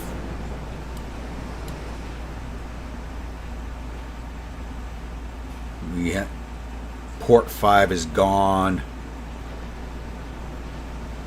One of our Port 3s is gone. Alright, not too bad. There it is.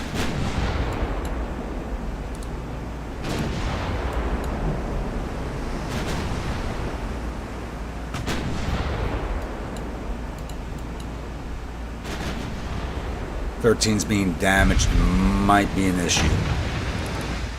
What are we looking at here? 11.5 inch. Yep. Alright. Same class of battleship.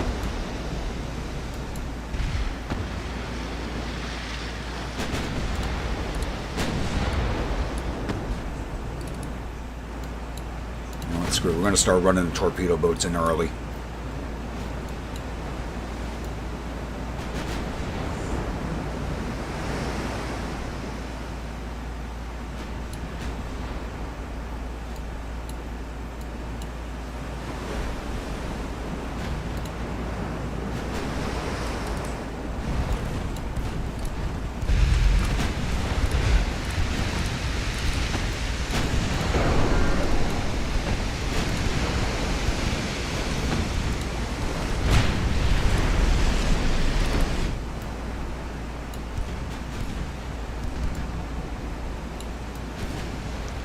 To both disrupt and hopefully do some damage.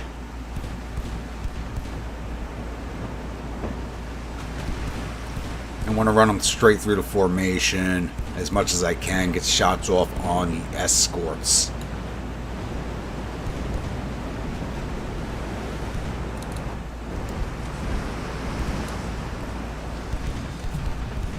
Put your mains back on the battleship, please. Hit that torpedo boat. That's what you're there for. You go for the light cruiser. Torpedo boat. You go for the light cruiser also. You go for that far out torpedo boat.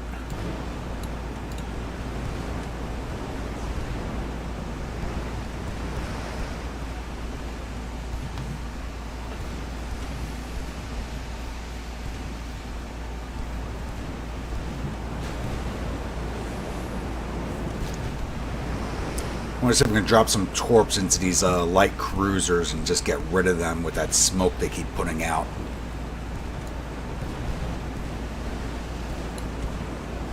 Once again, these torpedo boats are still dangerous. Those damn 4.9-inch guns, or 4.5s they have.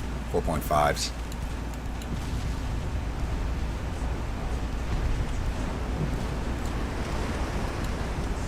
Oh. Torpedo boat Hero is cooking off.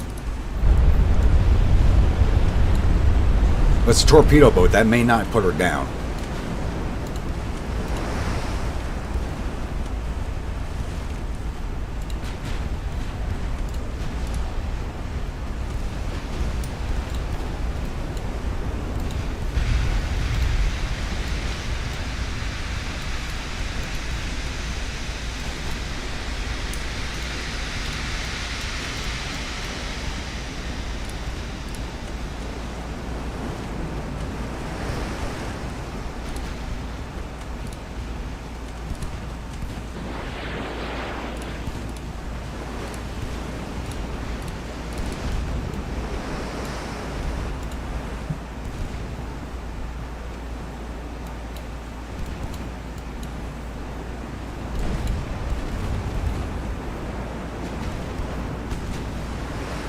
Madza, how we doing this evening?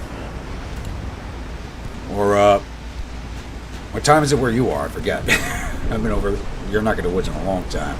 Oh, all three hit. Damn.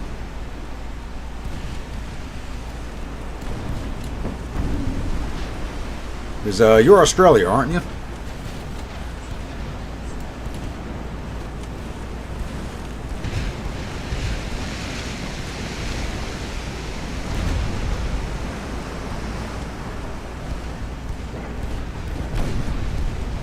There's a good day. That answers that question.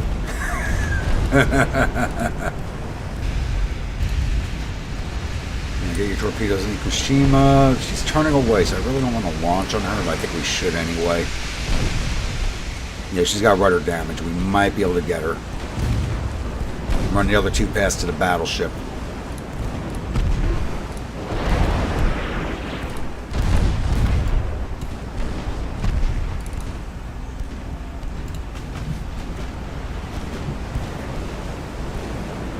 Strike. Nope, they all three hit. Nice.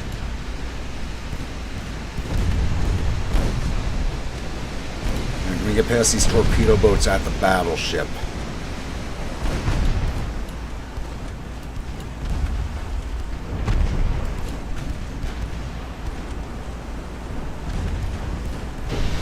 Ooh, beautiful hit. Take out one of her launchers? No, but she's not launching at us. Well, she's down to one torpedo. Nope, she has no torpedoes. Don't slow down. Come on.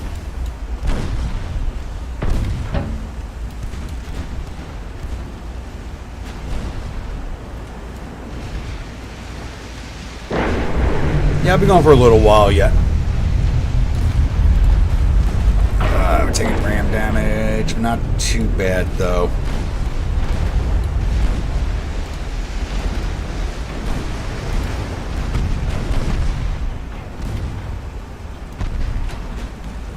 We just speed back up.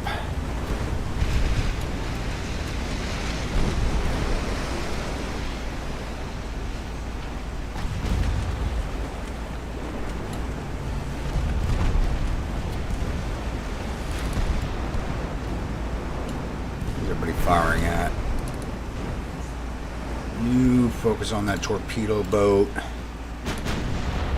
Yeah, you stay on the battleship. Torpedo boat. Light cruisers, target the torpedo boats, damn it. That is your job.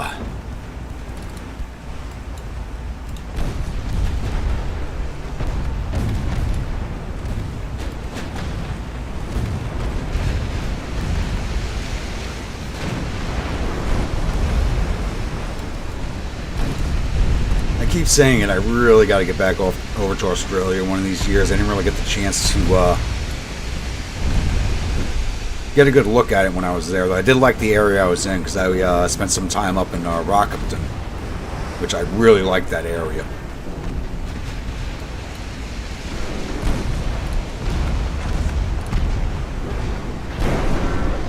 And that battleship had torpedoes. Nice. And Gilligan, get out of there.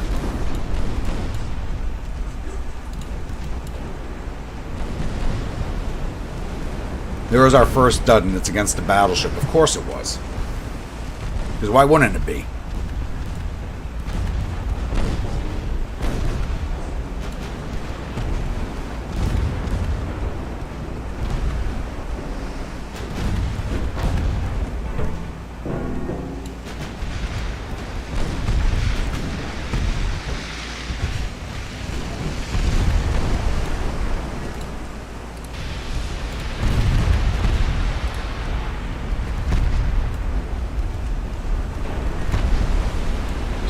Burning though, not enough for my liking, but she's burning. All right, a little past her now. Let's see if we can't get a good angle on this shot. Should get our broadside.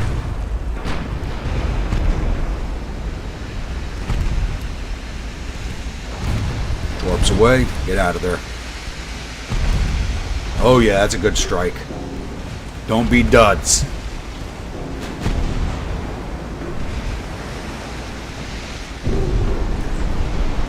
Yeah, I think it's going to be a few years yet before I make it back there. There we go. Beautiful hit. Basically ripped out half her bottom.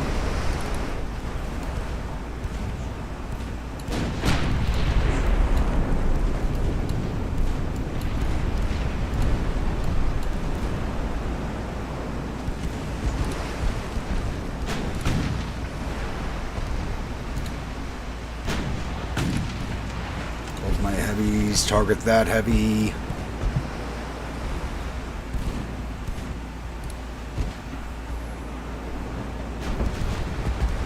And she stopped the flooding? Not yet.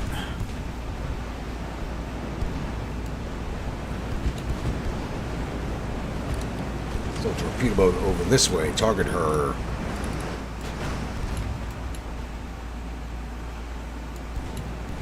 Looks like it's trying to run down a professor.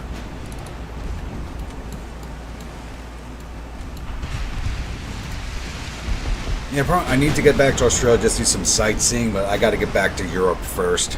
I haven't been to Italy to see my family since before the pandemic. I got to change that.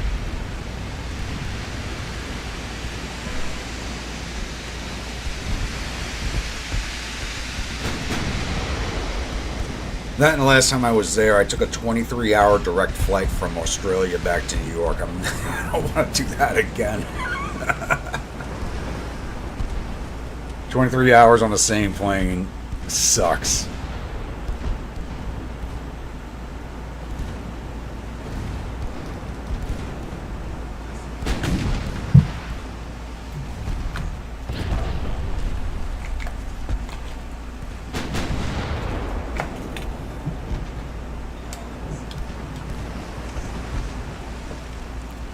Get your secondaries on the Kari. Well, she doesn't have any torpedoes, so I'm really not worried about her, but let's sink her anyway. Yutsuki still hasn't taken any hits. Really, there it goes. Now she has a hit.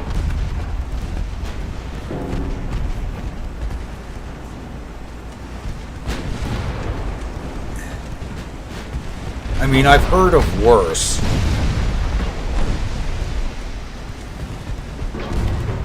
Actually, military story. I didn't take part in it because I arrived at the unit too late. But back in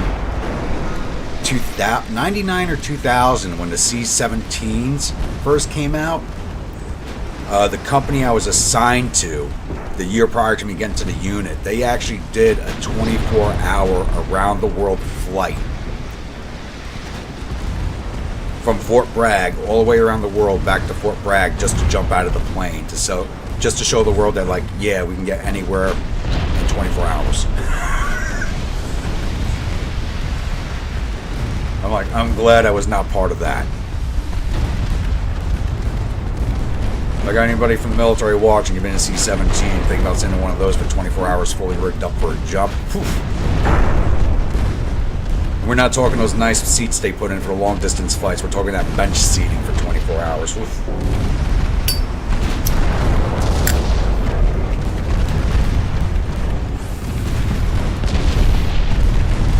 Yoshun does not want to go down.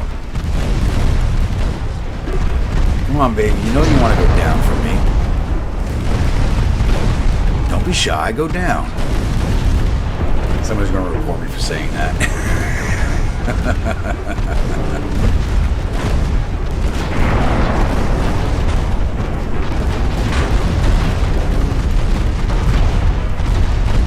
But yeah, that battleship does not want to sink.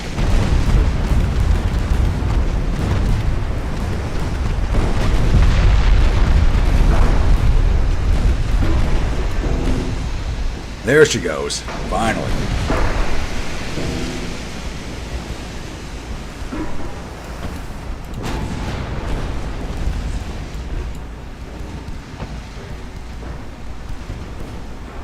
And once again, we are basically out of ammunition. Except for my casemates, we're about out of ammo.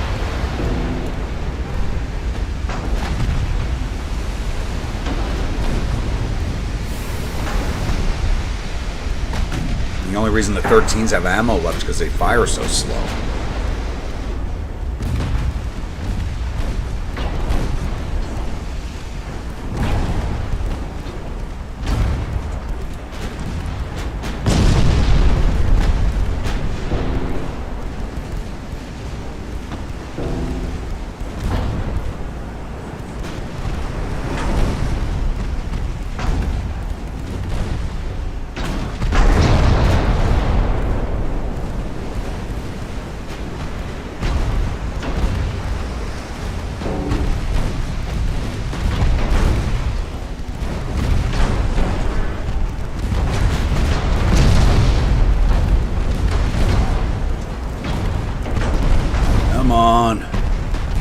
Heavy cruiser.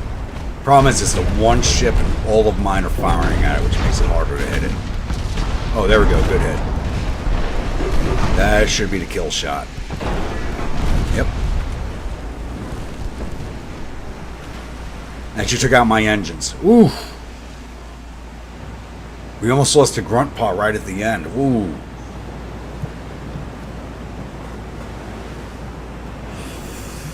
Took a lot of damage. And we lost to Gilligan's Island too. I didn't realize one of my torpedo boats went down. Alright, we lost 288 men. They lost 2,538. One battleship, the Yoshun, the heavy cruiser Utsugi, light cruisers Kashiwara and Itsukushima, and 7 torpedo boats. Give us another 22,000 victory points.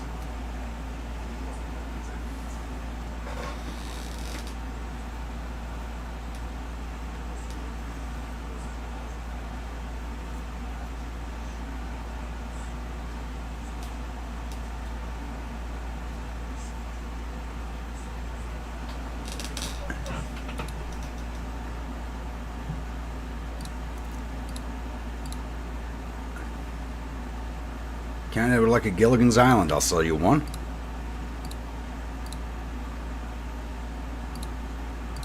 And we actually managed to take Kyushu. But now I got to put all of my ships into port.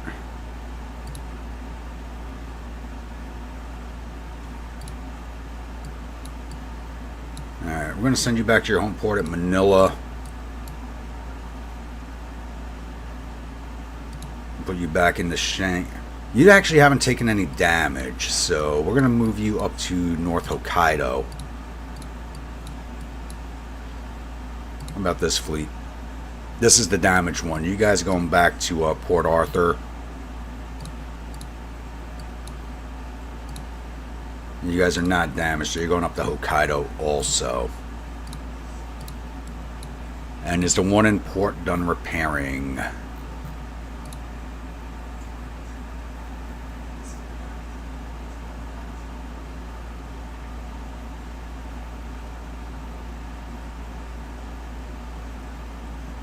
Oh, it says we're all at sea, so I guess I rejoined the fleet and I didn't notice. Okay.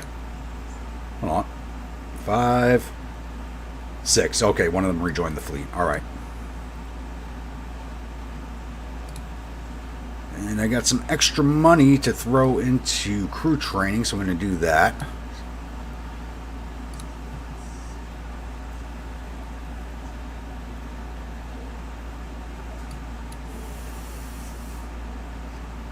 So I've got to build another replacement. So Crazy Cat's actually commissioning, so the fleet heading back down to Manila. It's going to pick up that extra torpedo boat.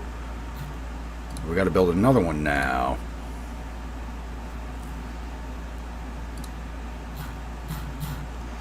And put that in at Manila.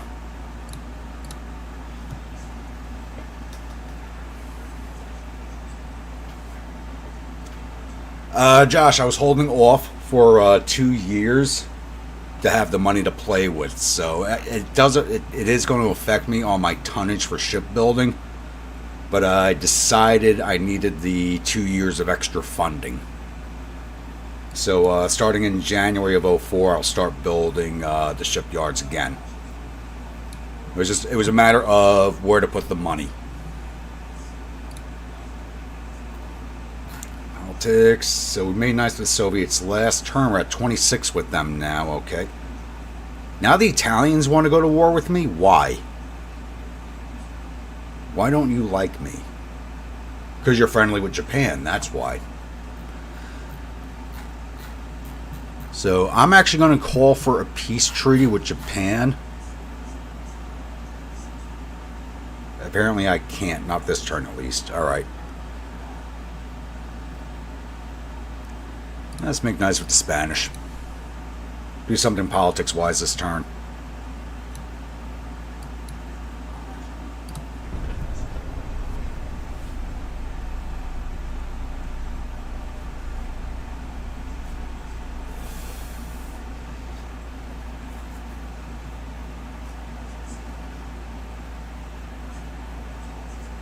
Roaring chicken, yep.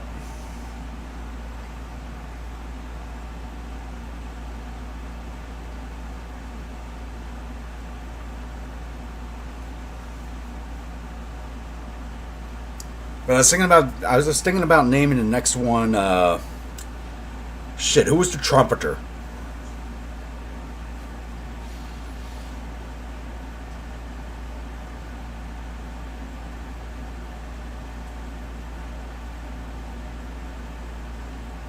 Yeah, we'll do roaring chicken next. Well, I try to remember the trumpeter's name.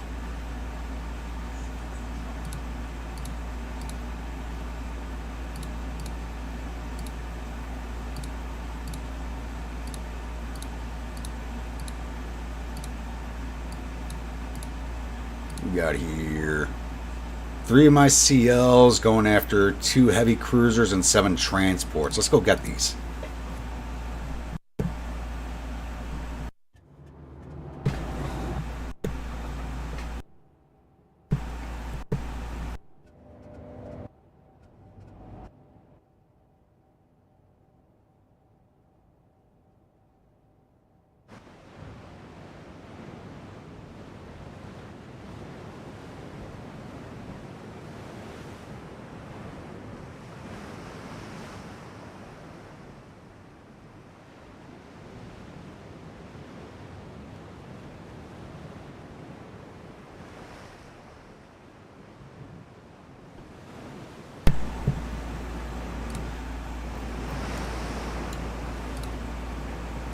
Alright, where are you?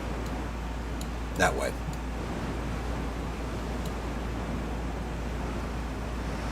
No, yeah, you got it, Jabrock. I was actually just Googling it on my phone.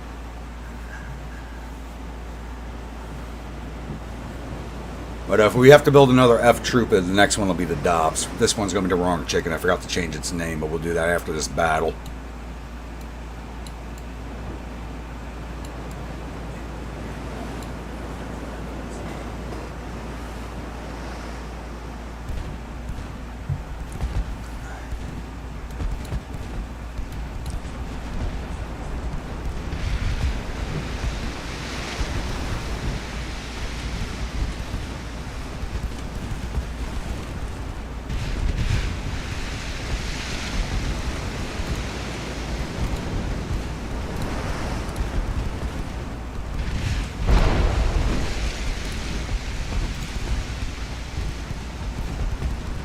Oh no, I have Corporal Agarn. I'm talking about the trumpeter. We have a Corporal Agarn already. None of the F troops have been sunk. It's the Gilligans that are going down.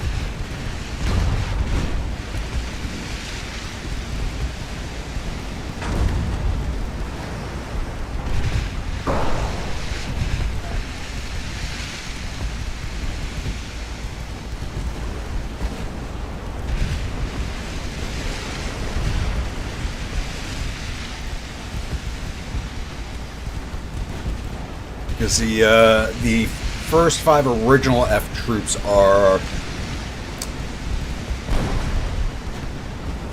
Captain Parmenter, Sergeant O'Rourke, Corporal Agar, Chief Wild Eagle, and Crazy Cat. And they're with the only grunt battle group.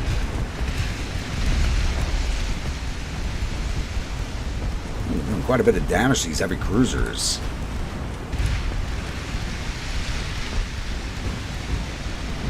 Three and a half inch main belt, everything else is half an inch. Oh, there goes our engine. Let's get you out of line.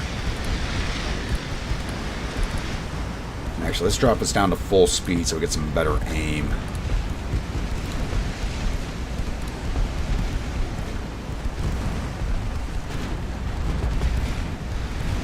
Oh, we are messing these heavy cruisers up. There we go, baby. Nope. Took down the speed too late. Alright. Oh, they both just went down at the same time. Okay. That's even better. Let's finish off these transports.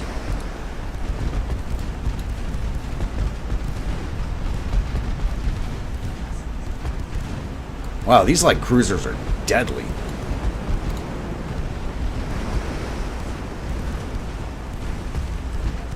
Then again, seasoned crew, veteran crew. This one's got a green crew, but these two seasoned and veterans, so. I got the flank speed so we can go catch up to that last one.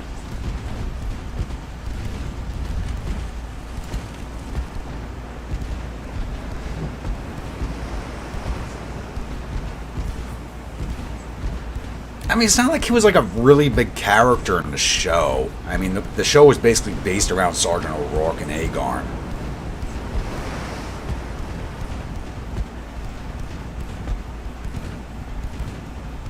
Like, nobody remembers the captain. When you think of that show, you think of Agarn, you think of Sergeant O'Rourke, and you think of Chief Wild Eagle. Those are the 3 characters you think about. And, what's her name? The blonde. Fuck.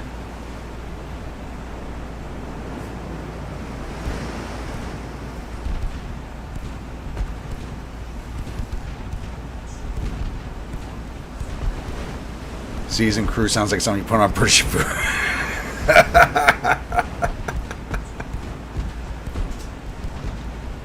What the hell is the blonde's name? Hold on. I got the Google page here. Angelica Thrift. What was her actual name in real life? Who was that? Melody Patterson, yeah. She was always a hottie.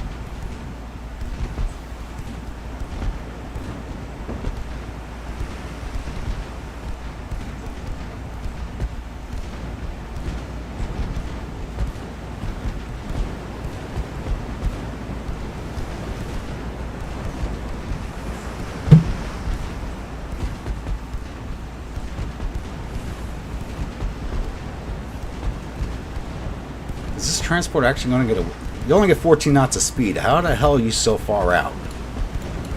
There we go. It's starting to get hits.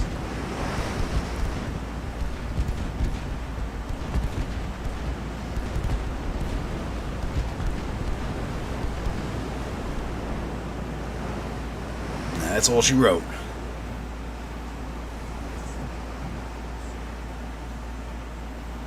Yeah, her full name was, for the character, was Jane Angelica Thrift. Played by Melody Patterson. Tasty little girl. We lost 19 men, they lost 1,060.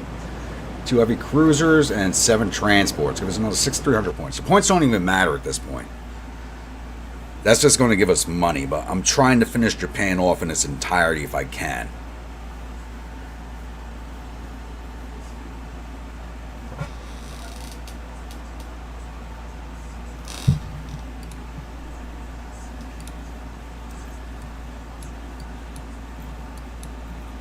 Did you not move into port?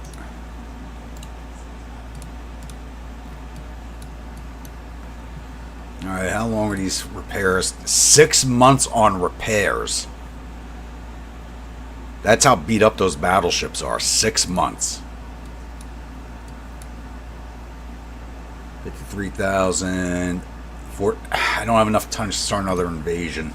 don't have enough tonnage to start another invasion. What do their logistics look like? Their logistics are 9% to our 12%.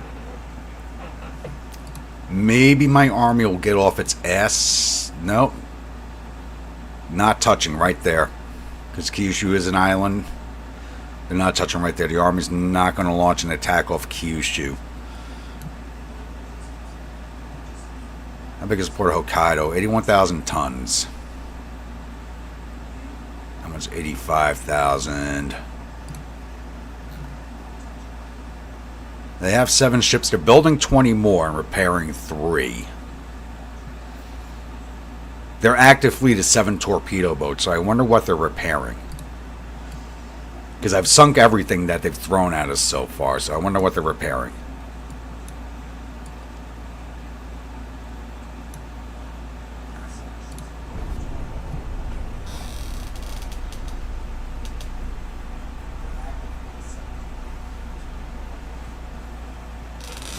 Parmenter was the hero of a decidedly unheroic show.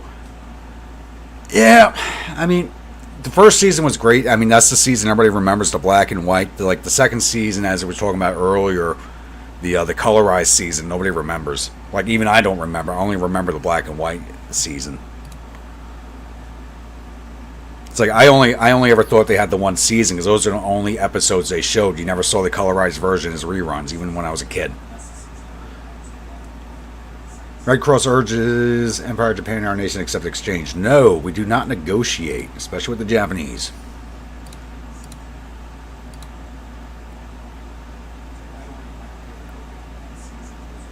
Yeah, that's an auto resolve.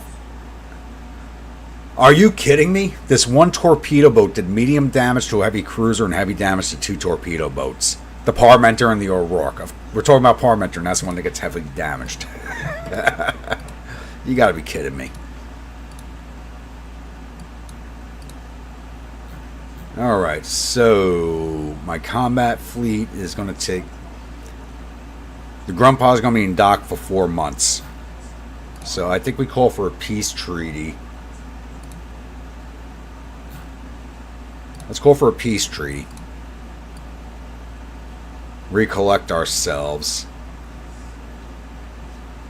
Because we are staring at a few other wars here, especially with France, Italy. Italy wants to come after us, but they have nothing in the region we want to take. So if we go to war with them, it's just going to be, you know, a drag down on our economy.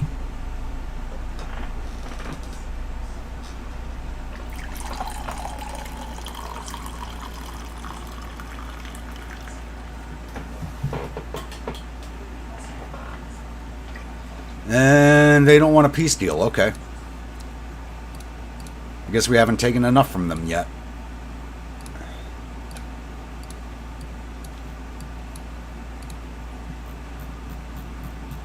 So that's the amount of time all my battleships are out of action.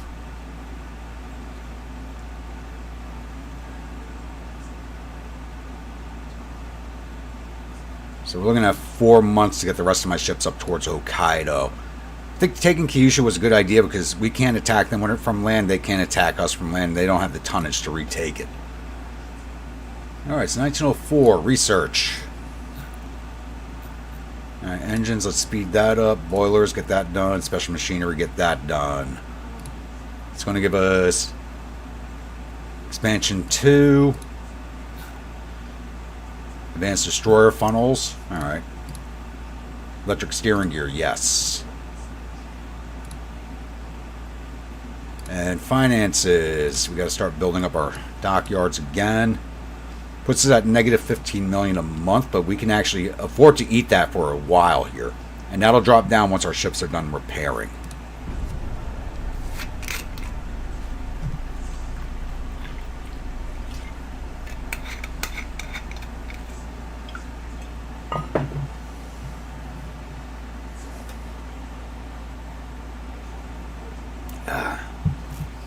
I like good Irish coffee.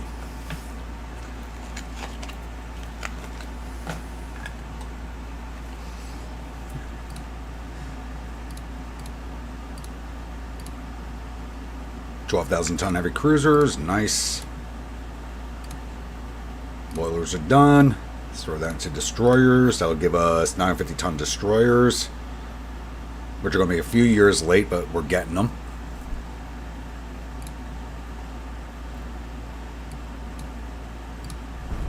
Why are we not getting port structs on Wakanai?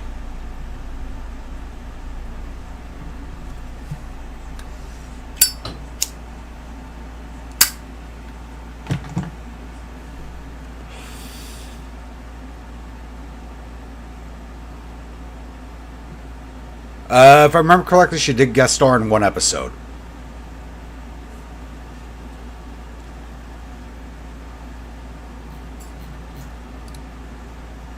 It's funny that you said that, because I was thinking about naming the next series of torpedo boats or destroyers the Green Acres class.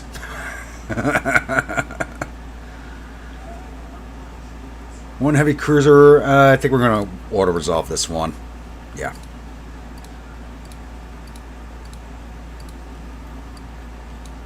Alright, what are we looking at here? 2 months, 1 month. Okay. Research. Special machinery's done. Driving and control stations, move it up by a month. Dumaresque device. That's an 1898 tech, and we're just unlocking it. That's something we desperately need.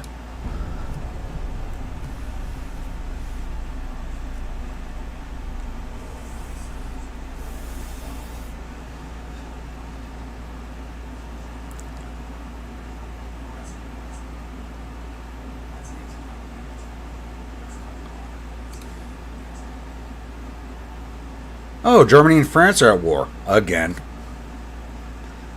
And France and the Soviet Union. Okay. Okay, who is France not going to war with?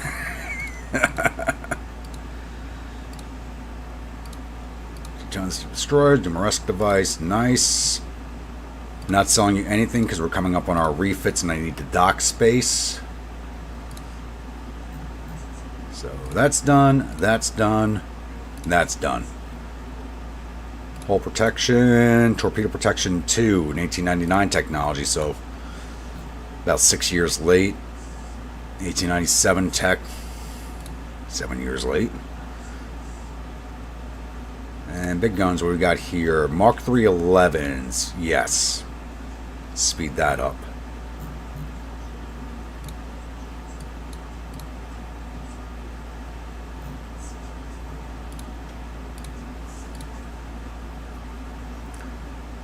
Two of my older battleships, which are supposed to be in dry dock, going against an 18,000 ton battleship. That thing is seriously overweight.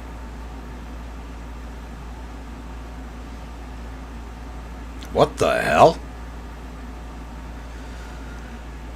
12% overweight. Engine weight's +3, boiler weight's +3, fuel storage +8.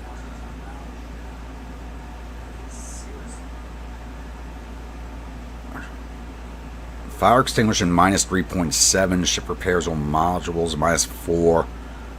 Ship repair engines -8. Holy crap, this thing's a death trap. Let's go sink it. That thing's a death trap. We gotta put it to the bottom.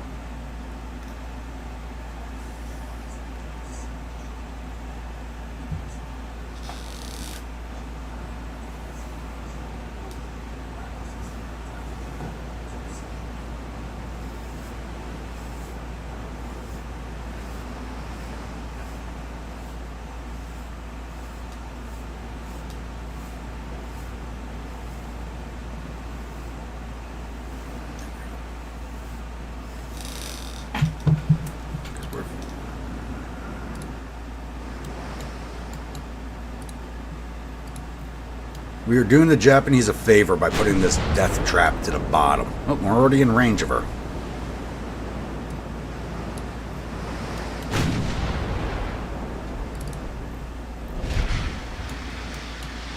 And is she turning away? She's turning away from us. Because she doesn't see us. Alright, flank speed. She's going to turn away. We got to catch up. She's slightly faster than us, so we got to get a flood shot into her.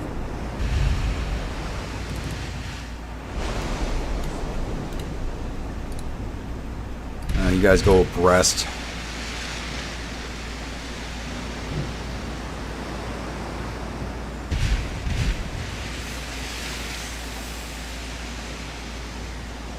Oh, she's turning into us now. She realized she can't run.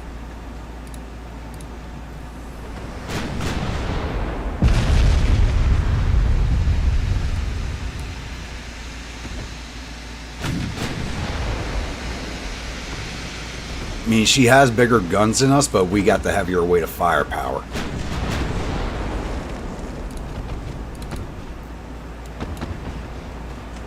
Plus veteran crews.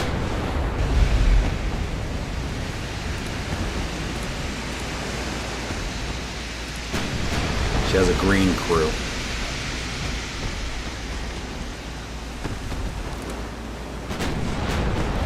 Alright. You fired the torpedo boat, you fired the battleship.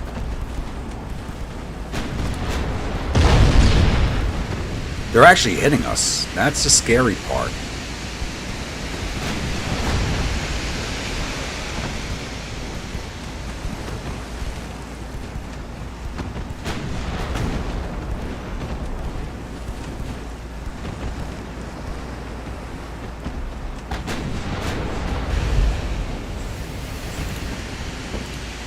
I told you to fire at the torpedo boat, fire at the damn torpedo boat. Damn it.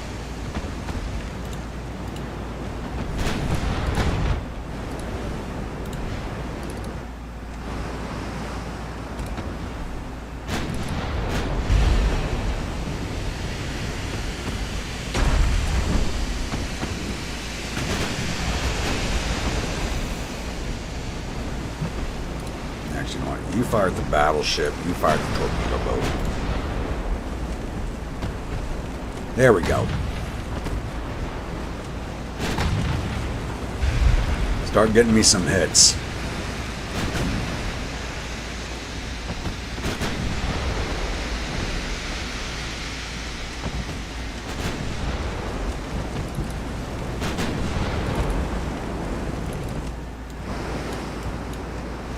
Yeah, they're running from us.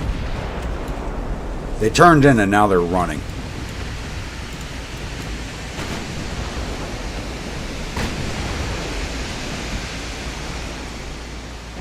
But they're not running very fast.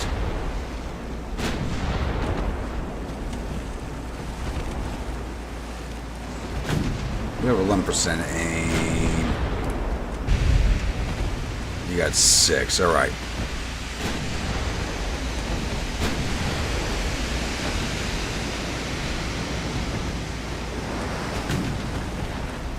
I really got to upgun these things at this refit.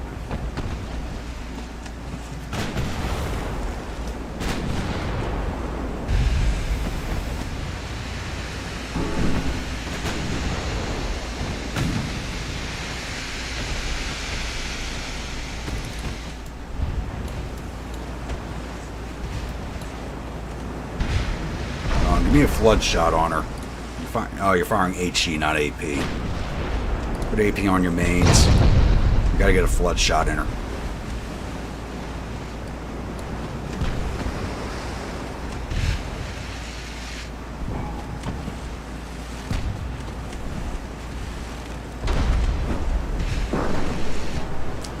Bad angle, though. We got a bad angle.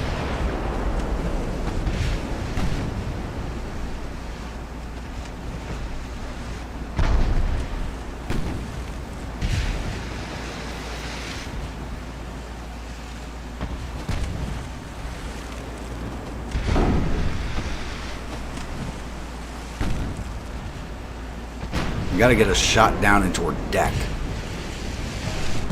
Everything's hitting her belt.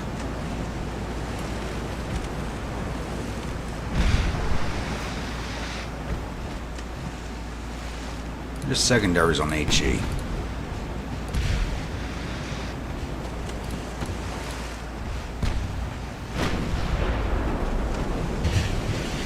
If we can get a hit on a torpedo boat, that might slow down the battleship. As you can see, they're slowly outrunning us.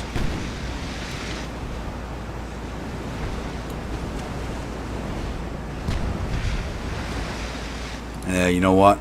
I'm going to break away from this. They are starting to outrun us, so it's best that we just break this off.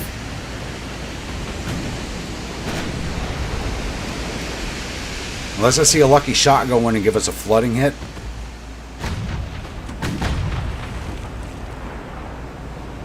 We're done. Yep. They're just slightly faster than us is the problem.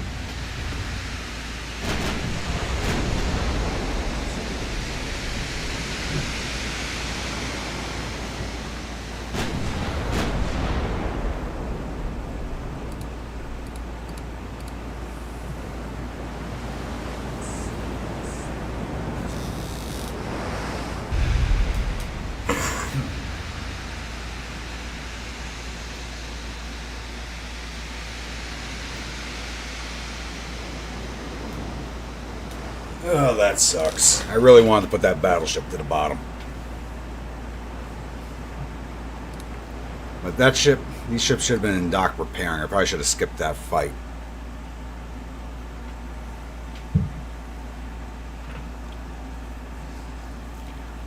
Means another month without that fleet.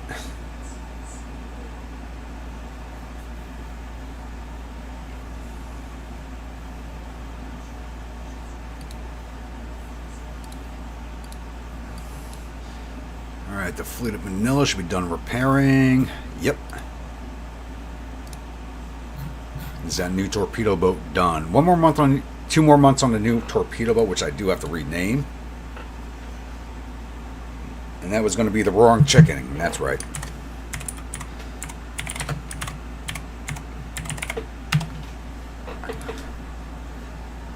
So we'll wait for that to finish.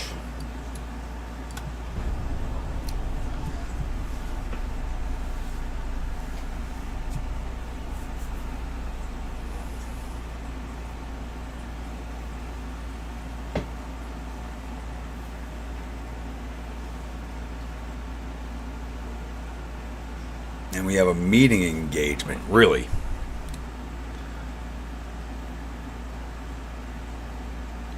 And it looks like we're at war with France. I did not need that.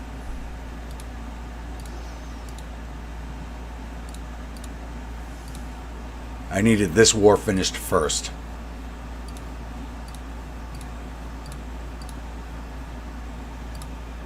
Oh, crap, I didn't mean to build those. Shit. Light cruiser against a heavy cruiser and 3 transports. Let's go for it.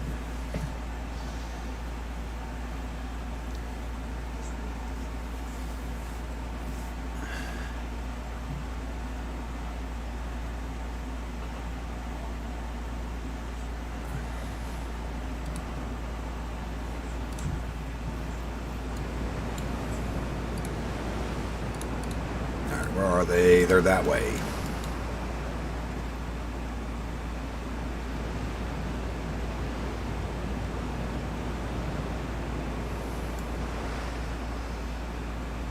Again, don't care about the transports. I want the cruiser. So I'm surprised we don't have a blockade of the Japanese Isles because we out-tonnage them.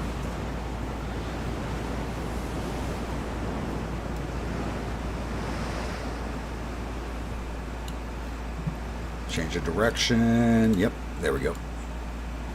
Every time there's a new smoke sighting, I gotta check direction. There we go. There's a transport. Both transports. Where's the heavy cruiser? There it is.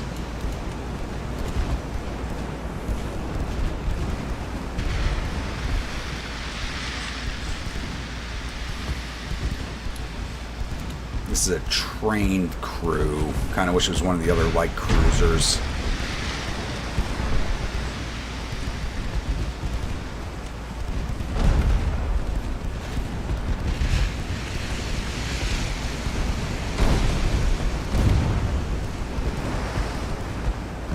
What are we looking at here?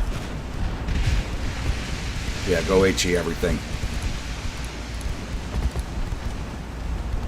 Burn her down. There we go.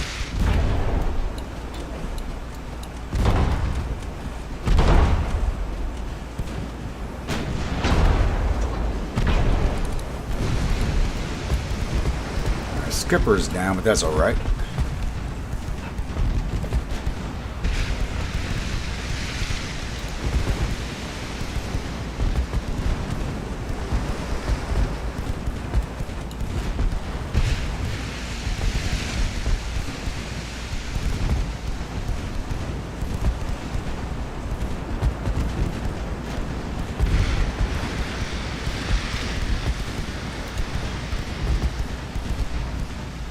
Don't turn away from us.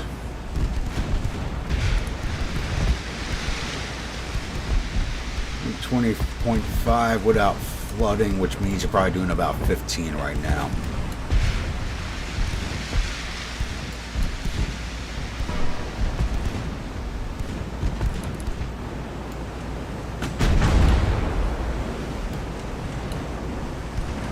There we go. Keep getting those flood shots in there.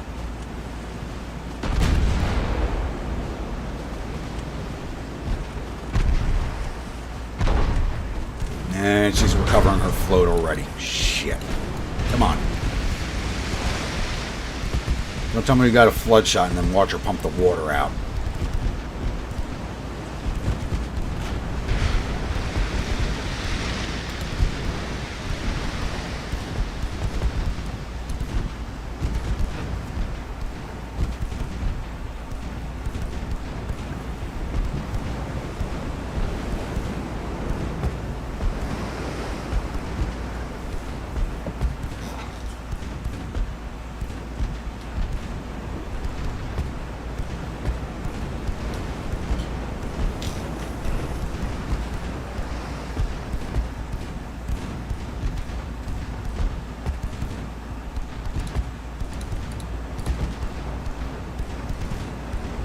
Actually, go AP on these ships.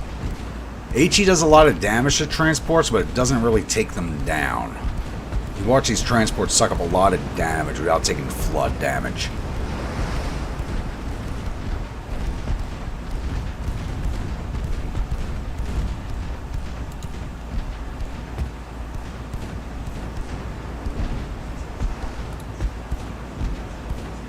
And they only make 14 knots, so we can overtake them fairly easily. I mean, we're only 4 knots faster, but still means we can overtake them.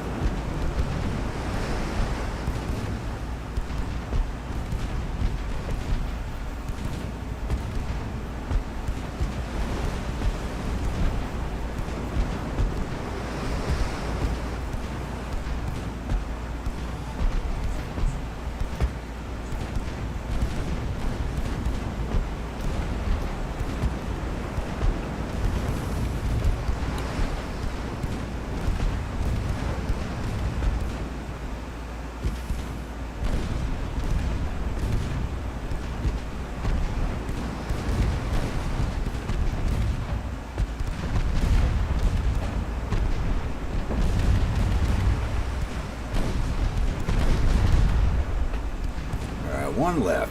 No, we're not ending the battle. These transports are not getting away. A transport named Kamikaze, really?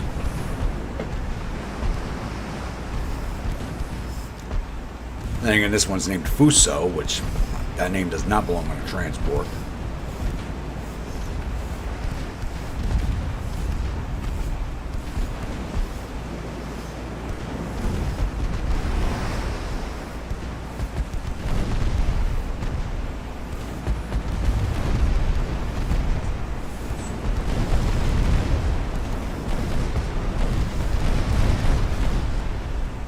There we go.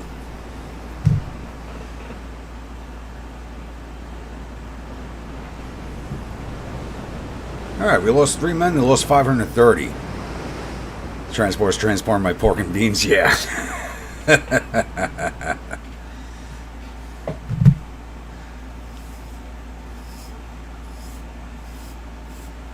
If it's got my hardtack on board, you know how that stuff is. They can sink to the bottom of the ocean for 100 years and crack open that crate and still eat it.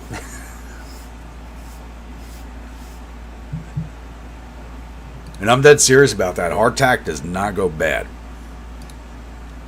So what is with my reenact? We're eating a hardtack that was baked 20 years ago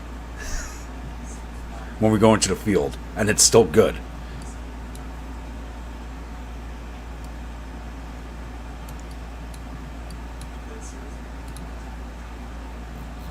Alright, let's get you guys up here.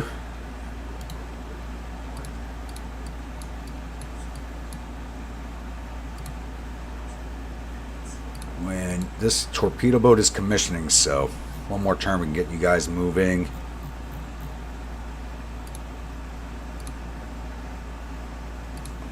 Research. Internals are done. Run into explosive. Actually, naval communications. We'll get that done. Yeah, it's May. We'll get it done.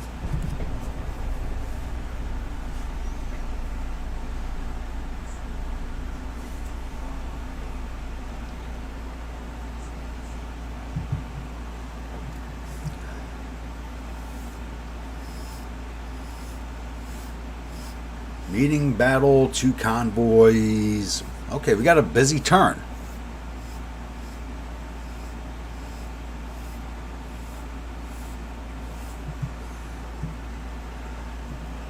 And we have peace with Japan. Okay. I'm not taking any of their ships. I'll take the 950 million. Now we got to focus on France. And Italy. Italy's at war with us now, too.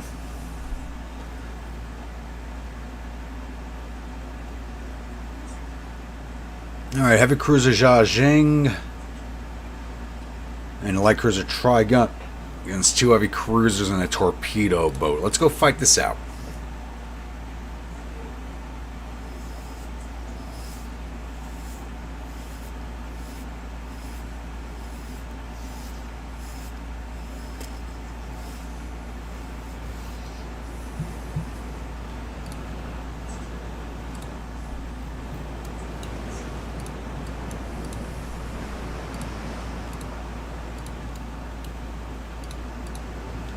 Or that way. I'm actually really not holding out high hopes for this heavy cruiser. I don't think it's going to do too well. It's got a veteran crew, though. Same with the Trigun. I don't know. Maybe we'll do well. Hardtack lifeboat should be in a tech tree.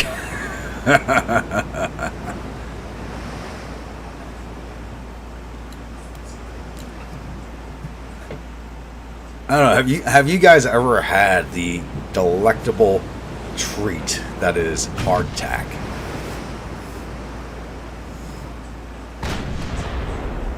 I mean, you can joke about it all you want, but unless you've actually had it, you don't know what you're missing out on.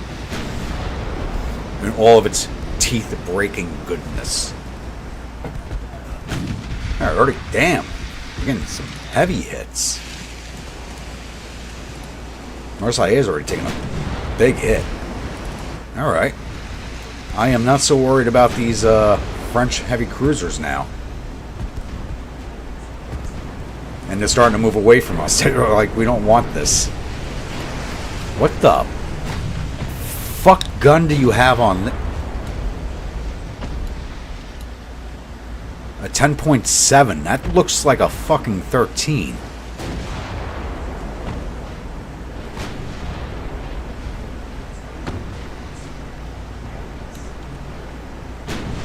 It's a 5,200 ton light heavy cruiser, so that thing's old. That explains that. I mean, that gun looks huge.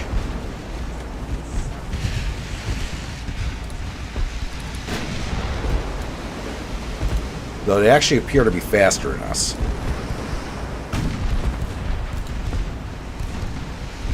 Actually, main guns on the heavy and secondaries on torpedo boat. There we go.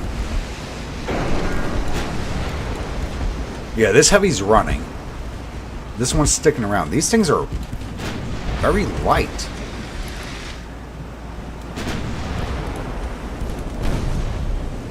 These things are under 4,000 tons. These are ironclads. That's what they are.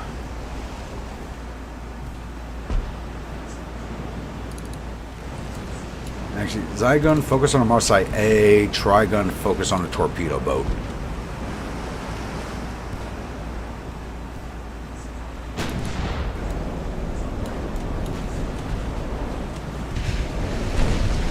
Yeah, look at that. We're just ripping through this thing. We'll finish off these two and then go chase down this one. What speed do you make? 15 knots. What do we make? We make 20. Yeah, we'll finish off these two and then go after her.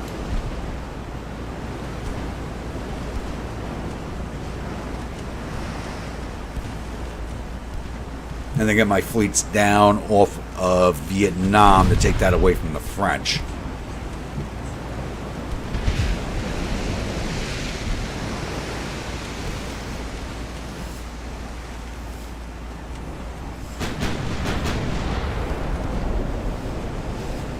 you're in 6th grade, you went to Fort Gibson where you had hardtack and salt pork for breakfast. I'm highly doubtful they gave you actual hardtack.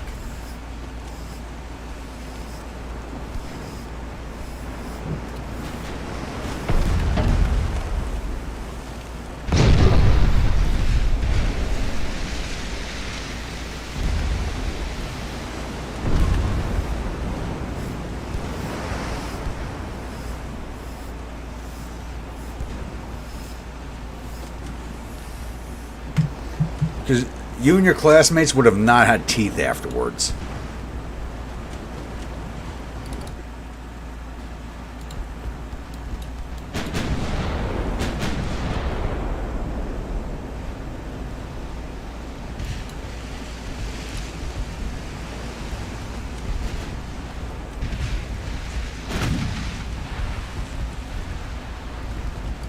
Flank speed, let's go get that other heavy cruiser.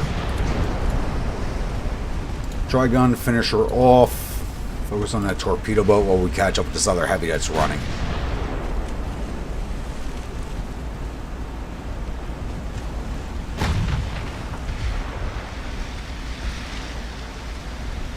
It's like I know when we hand out our hardtack at our encampments, and if anybody's watching and you're interested in like Civil War history in the Gettysburg area or plan on being in the area towards weekend of the 25th. Pull up my calendar again. Yeah, weekend of the 25th, my reenactment group will be encamped on Gettysburg Battlefield at the Pennsylvania Monument. So if you want to come down and say hello, why not do so? One girl did break one. Okay, so they did give you real hardtack.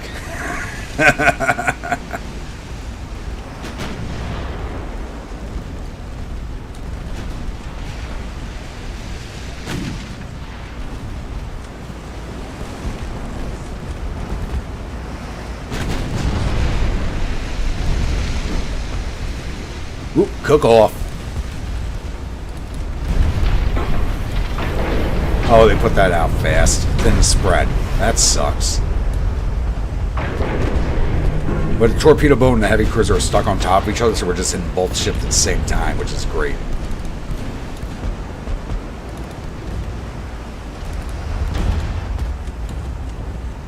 Torpedo boat's providing armor for the heavy cruiser, and it doesn't matter.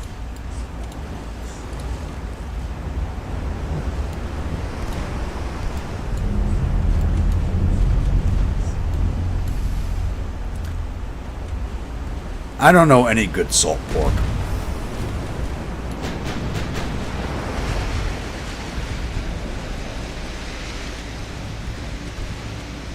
Like, if they pulled salt pork straight out of a salt barrel, you gotta, like, soak that in water for, like, a day before it's edible.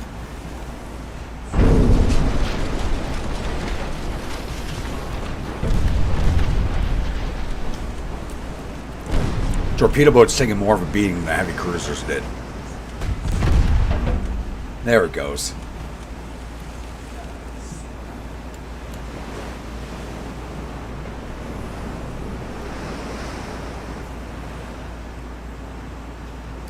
Alright, first victory against the French, against some very, very old ships.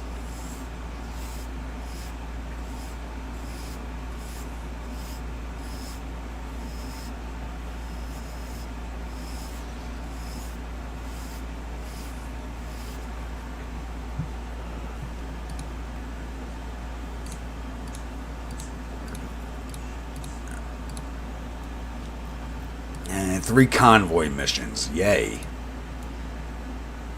And we're protecting our ships. Okay. I was saying, what do the French have? They have 172 active ships, 4 battleships, 36 heavy cruisers, 68 light cruisers, and 64 torpedo boats. Against our 45 ships.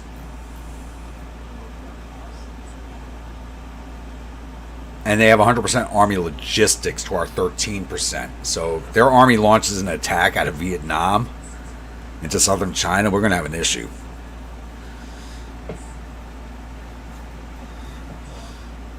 All right. I'm going to load this one in, and I'll be right back.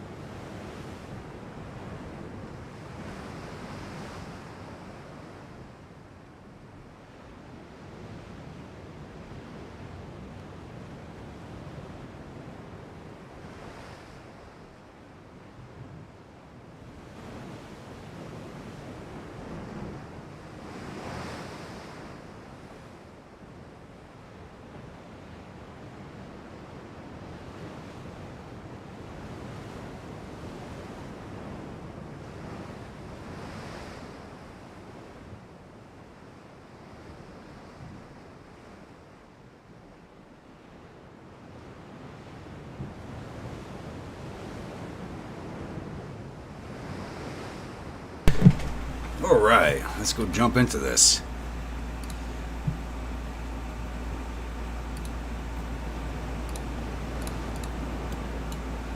Alright, where are they? They are that way. So I gotta get around my own transports. Don't turn into me. Don't block my light cruisers.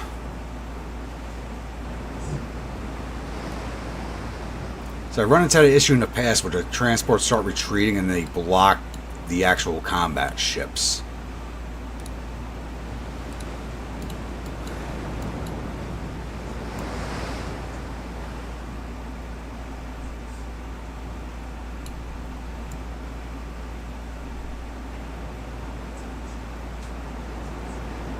When you're younger, you always like, now you pick, yeah. I mean, that's the same for all of us. I still like salty food. Especially Fritos. You don't get saltier than Fritos.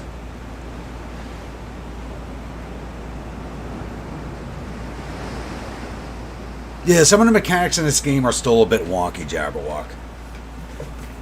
But I mean, it's a lot better than when it first released.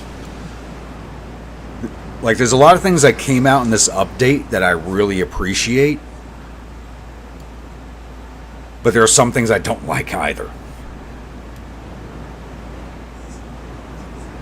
Like, they're trying to find the middle ground. They're almost there. They're almost there.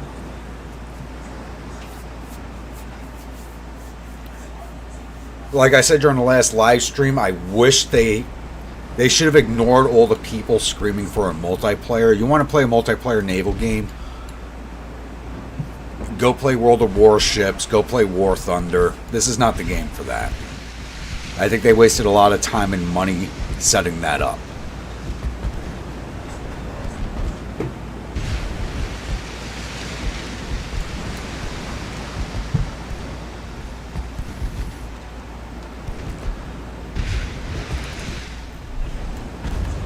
Oh, they're moving away. Yeah, because my 4-inch guns are ripping right through their armor. Okay, flank speed, catch up.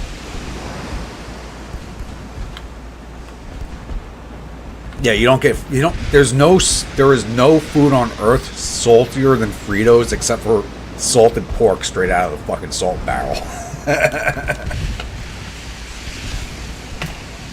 But yeah, like I said last stream, I'm like, they should have ignored everybody screaming for a multiplayer.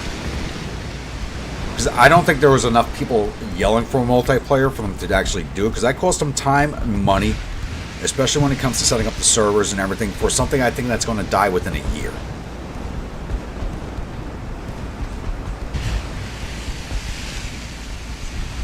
Now, what I'd like to see them do, and like they're supposed to have like 50 more holes they're releasing, I say hold on to those. Don't put them in a free release. I know people are going to scream at me for saying that, but like I want to play the Ottoman Empire. I want to do the Ottoman Greek War of Independence. You know, give me those minor nations. Give me like 5 holes per nation and make me pay $10, $15 for that. I'll happily pay that to support this game because it's a great game.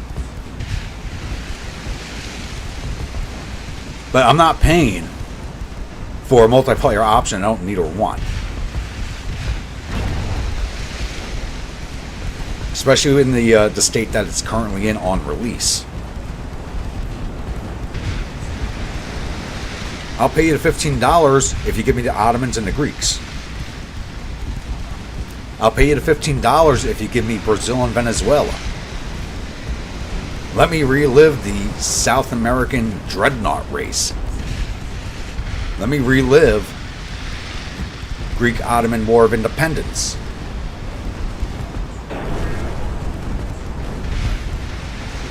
There are so many things they can do with this game, and smaller. Now, basically, the game is in a finished state. There are so many things they can do in smaller releases to slowly improve the game, do some DLC, earn some cash from it. Because this game's been on Steam for such a long time, you're not getting too many new players without doing the DLCs. And giving people little tidbits of what they want.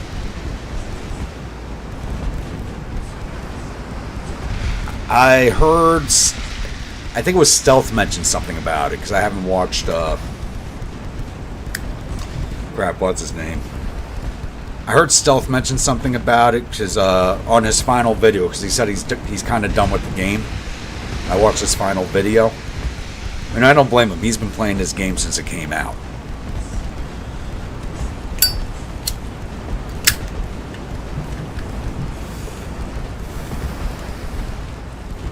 That other heavy cruiser got away. I can't believe that. That thing's moving fast.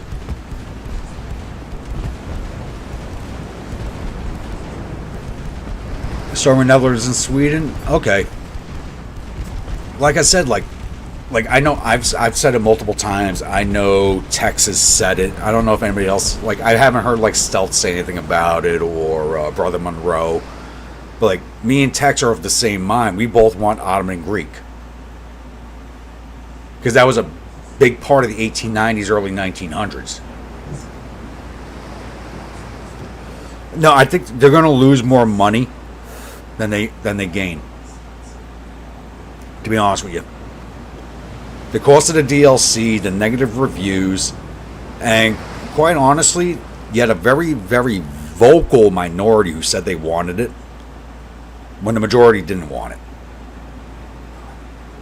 They're losing a ton of money on that DLC, especially setting up the time they spent setting it up, the money on the servers, and I guarantee you it's going to be dead in a year.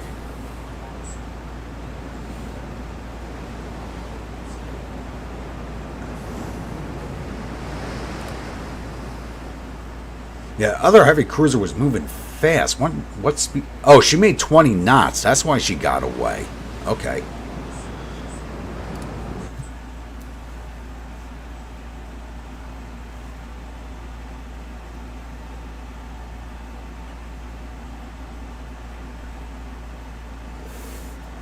Yeah, if it wasn't for Stealth, I would have never picked up this game.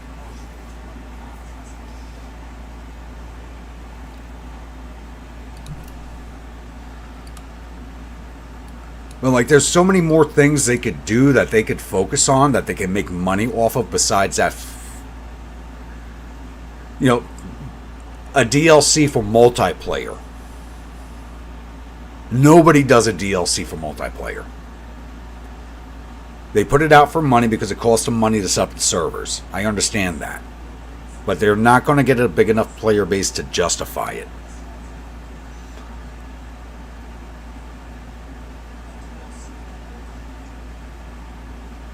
Well, they can do like 10 minor power DLCs. Or they can do at least, they say there's like 50 hulls they haven't released yet. Do 5 DLCs of minor nations, 10 hulls each. Some of them to major nations, some of them to the minor nations. And charge $10 to $15 a pop for that, or even $20. I'll happily pay for that.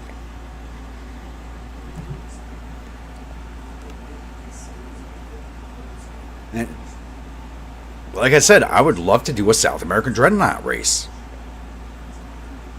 You know, you release a DLC, Venezuela, fucking Brazil. Dreadnought race. I'll buy that. A lot of people argued for Ottoman Empire. A lot of people want think with the Ottoman Empire when they released the main game, and I understand their thinking behind this. Ottoman Empire did not have a shipbuilding industry, so I understand the reasoning behind why it was not included.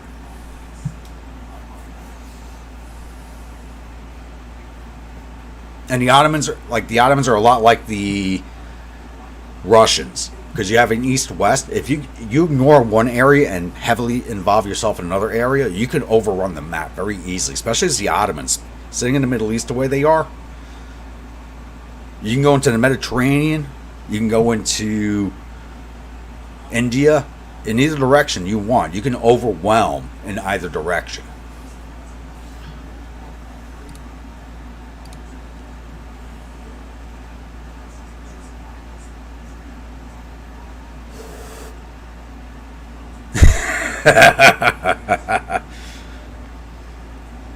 I'll gladly pay you next Friday for a burger today.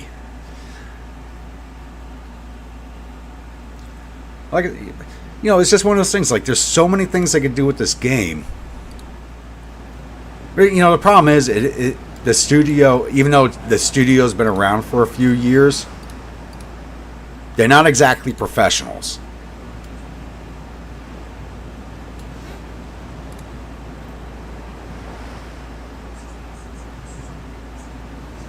Oh yeah, Egypt did that. That's because the British built it.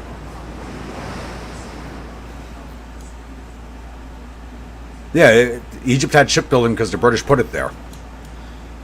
You gotta remember, the time period this game starts in is still a British mandate.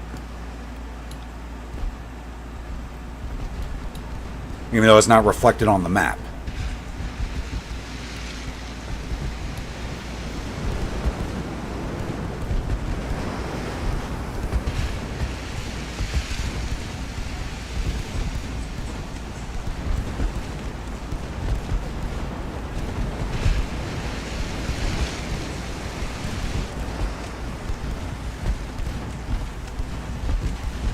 Okay, we're not punching this heavy cruiser like we did the last one. Go HE on everything. This one's different. How are you different? You're a little heavier. Slower. Yeah, you have more armor. That one heavy cruiser at 20 knots of speed. Same hull design, but a different class with 20 knots of speed on it. This one's got more armor and less speed. The other heavy cruisers, we just ripped through them.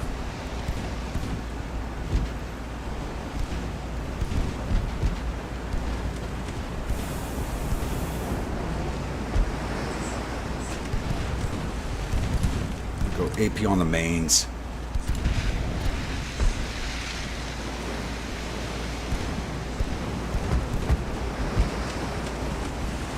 We're punching at 1,000 meters with AP, 2.1 inches. What are you rocking? 4.1 on the main and 4, and 4.6 on the aft belt. So we're not punching your belts. Okay, HE. We're not punching its belt. Actually, Yangzheng, switch over to the Lamotte, and you stay on the heavy. What are you rocking?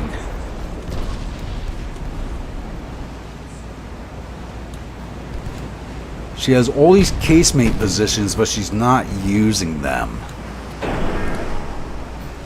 Interesting.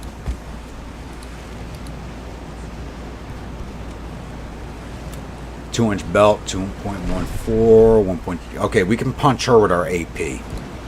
Whoa! Yangzheng took a hit.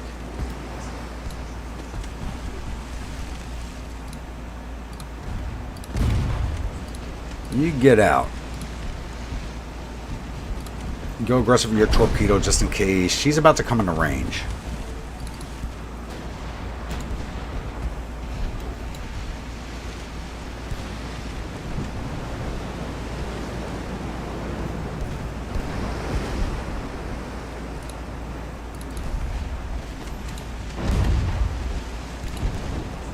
Alright, just hang in a little longer, get our torpedoes onto the Saigon.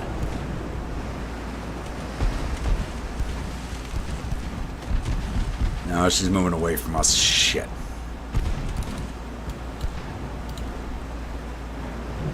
So straight at her. See if we can't get our bow torps on her. Alright, you get out. And smoke up.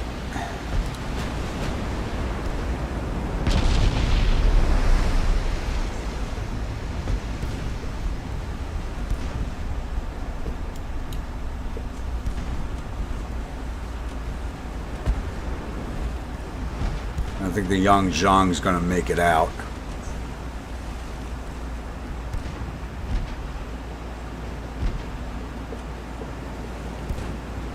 Yep.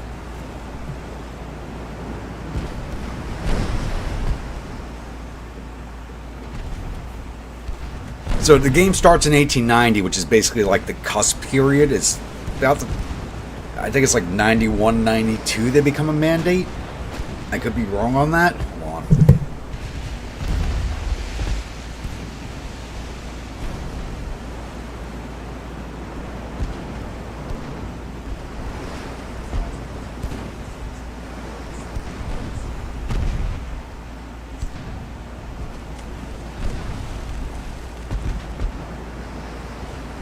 It was 1882 when it became a protectorate.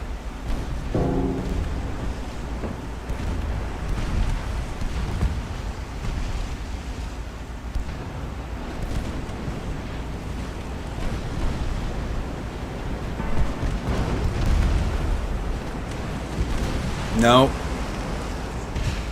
If you go off the wording, because I just had to look it up real fast. If you go off the wording, it became a mandate in 82 and an official protectorate in 1914.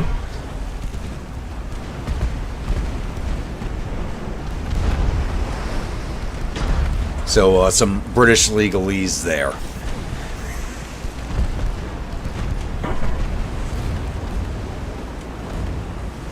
That's what I'm saying. It was a mandate prior to being an actual protectorate. You gotta remember, they're two different things.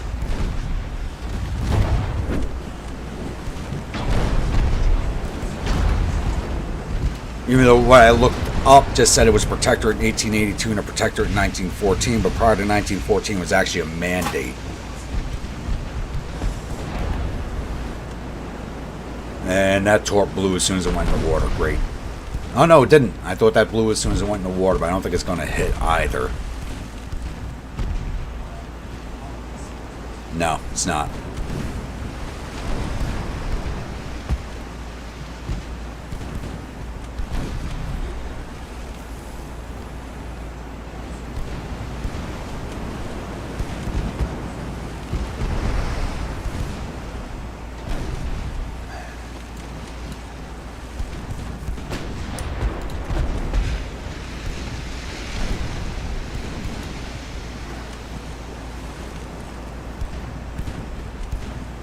That's why I said it goes from mandate to protectorate.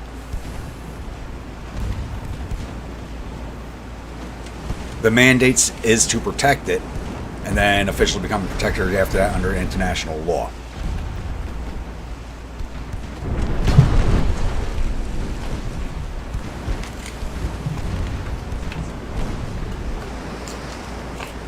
It's hard to outpolitic the Brits.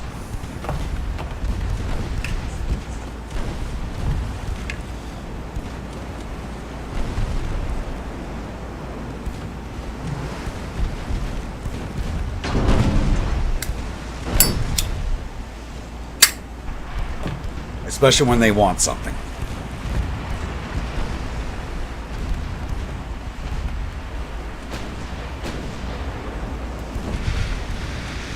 But then again, you can say the same thing about the Americans, because we'll give you freedom whether you want it or not.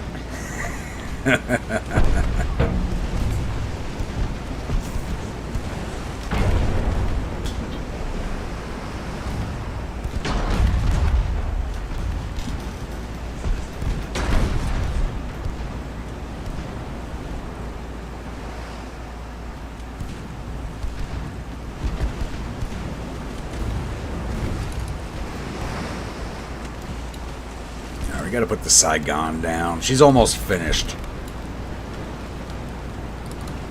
So Yangzheng, you got your flood under control. Let's bring you back to the fight. Stay focused on the light cruiser while Yang Zhang comes up focused on the heavy.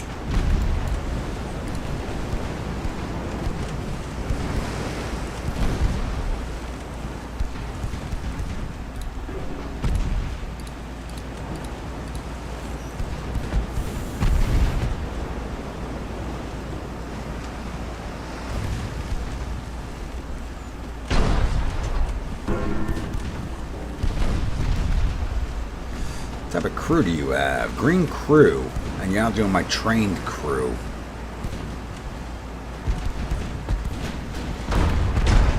There we go.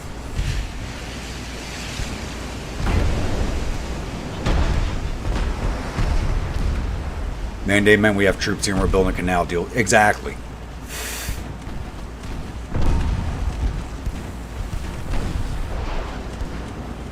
Alright, another torp out. Let's see if this one actually connects.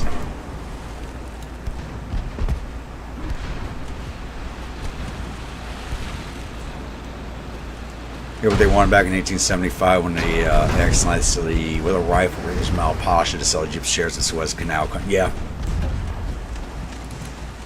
That can. Don't tell me. Oh, there we go. I was about to say, don't tell me that's going to miss.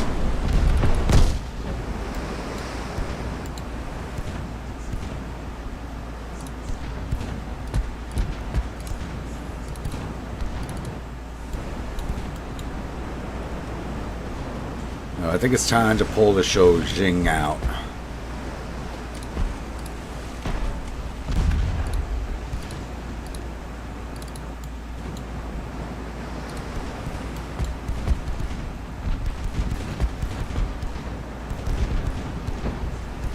There we go. Keep hitting that heavy.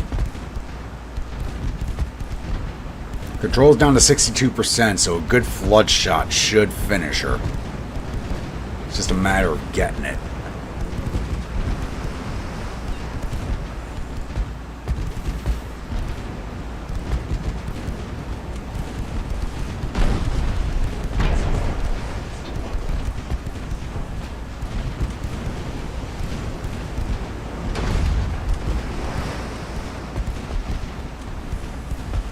Float's at 100. Nope, there we go. Got some flood shots now.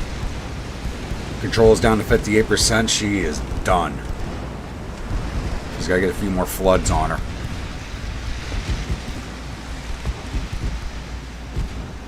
Get yours under control? You did. Come back in.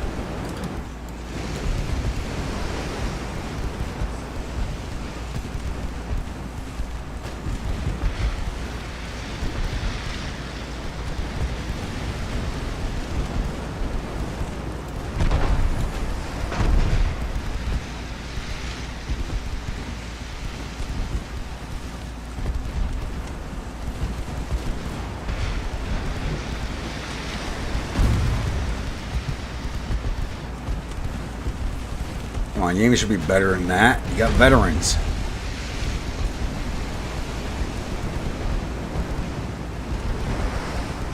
Then again, we got a lot of stability damage. Saigon does not want to sink.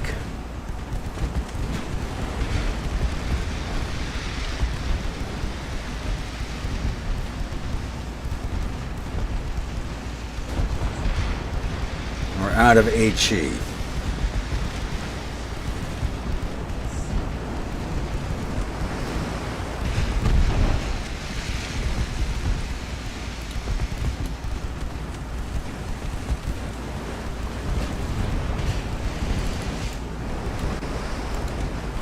Keep sailing straight at her. Let's see if we can't get a bow torp into her.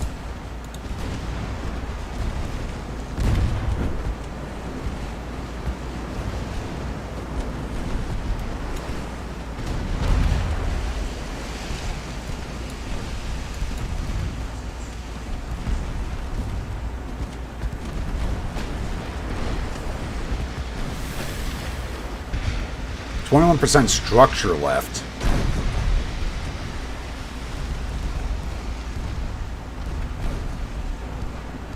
This thing does not want to go down.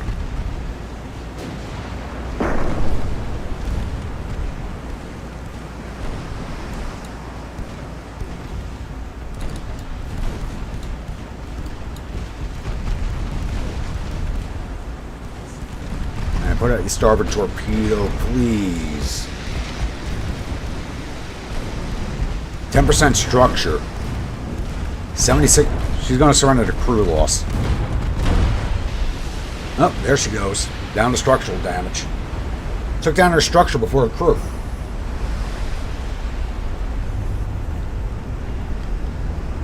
Alright, the Saigon and the Lamont Piquet are gone. We lost 95 men, they lost 580. Give us another 4,000 victory points.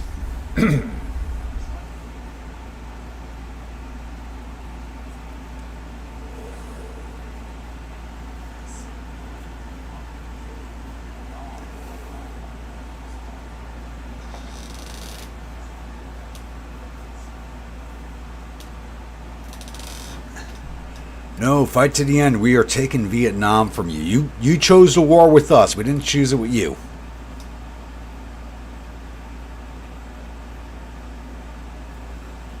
Now the Swedish shipbuilding just didn't build their own navies. I think that's why the mod will make them first. You know, makes sense.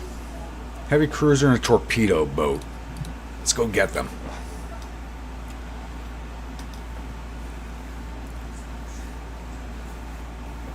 I mean, I mean, if he does those two nations first, I'll definitely do a goddamn Viking run. You know, let's go take over. Let's rebuild the Viking Empire. I mean, it's honestly the one nation I haven't played in this game is England, just because they start out so powerful. I just don't think it would be fun to play them.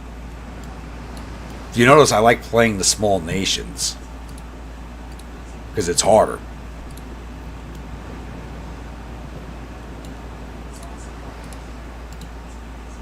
Like, I'll start as Norway and then roll England over onto its back.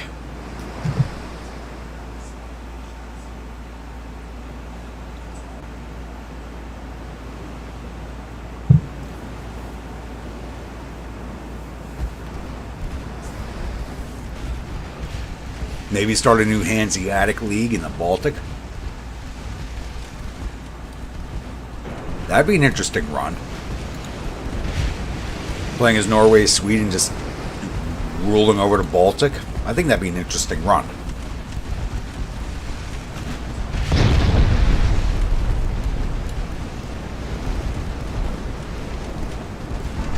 Yeah, stay out of our torp range, why don't you?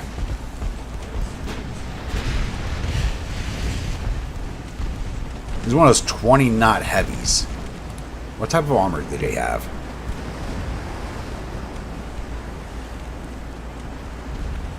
They're actually more heavily armored than the other ones, so they're the same weight clip. No, they are a little heavier, so these are newer. They're just faster than the other ones we've been fighting.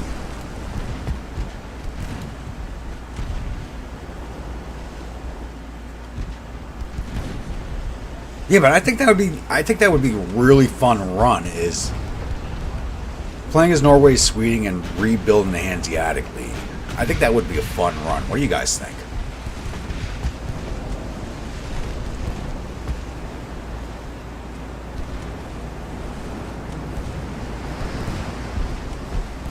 It says CA and TV, let's get them with the bugs and Daffy rabbits. CA season, no, TV season.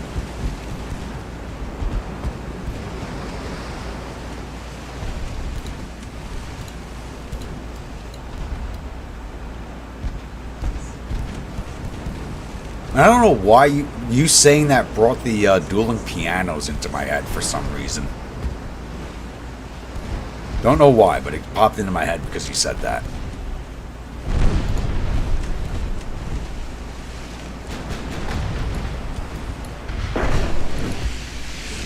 Look at that shell bounce. You gotta love when you see that.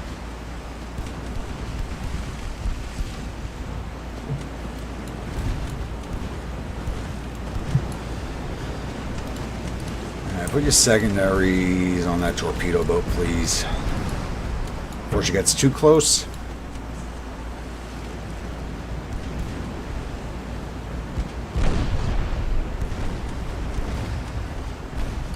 Actually, Lin Fen, focus fully on torpedo boat. Chua, focus on bovine. Why do they have a heavy cruiser named the Cow?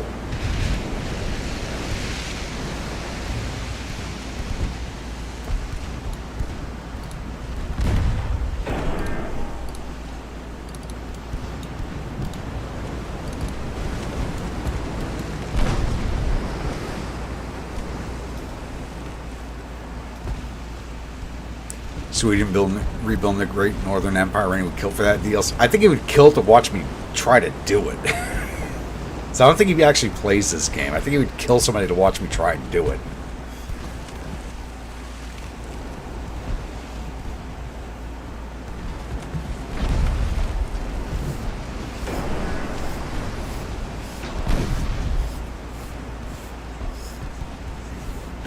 So I don't know what modder's working on that, but as soon as I can find out about it and I can get my hands on it, I'll play it.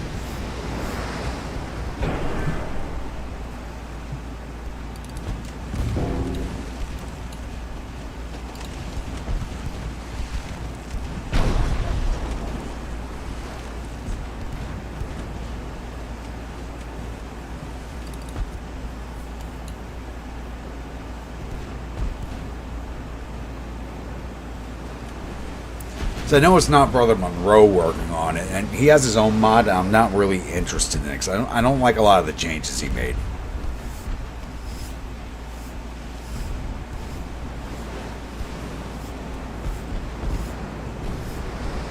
Maybe took it from somewhere that said, "Sucker, that shit name is going to mess with Grumpy's mind when he sees this." It's not messing with my mind. It's just like, why name a heavy cruiser the cattle?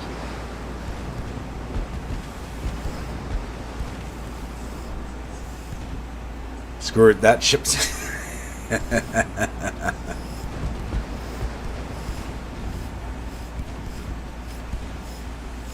Wow, this torpedo boat's doing a lot of maneuvering. You see that? That is not something I'm used to seeing. And this heavy cruiser is about to run past me after the transports. 31% aim, but we're barely hitting it.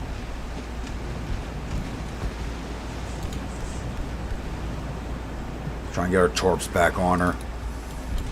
I split the light cruisers up so they have a target each to make it easier for them to hit stuff, and they're not hitting anything. And of course it gets a flood hit on us.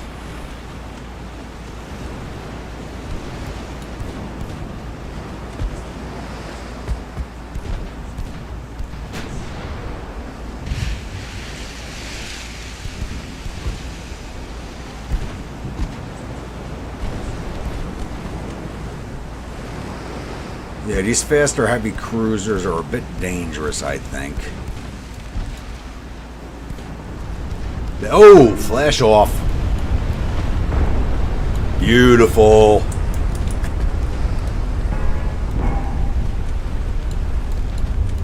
Oh, it's not spreading. She's got good damage control.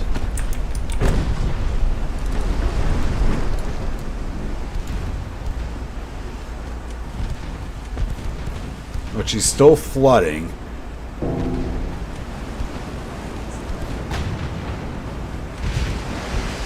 So she only lost her forward main. How are we doing? Yeah, go to flank speed. That torpedo boat's running past us. Catch up to it. We drop down to full. And we actually just launched a torpedo at the torpedo boat. Maybe that'll connect, but I'm doubtful.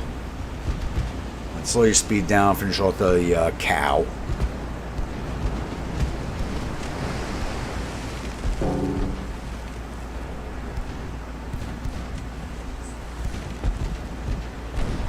Yeah, I'm not used to seeing the AI do that, to be honest with you.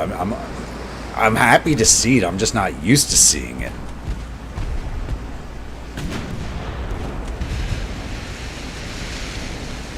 Because I like seeing the AI do smart things. It's like, I could tell you, this game's gotten a lot harder since I first started playing it. Yeah, that torpedo boat's running past us.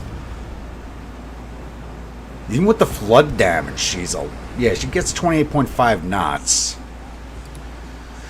So even with the float damage, she's probably still making 21, 22 knots. And I don't know if we've actually developed armed transports yet. I don't think so. Nope. Nope, they got floodlights. I don't see guns.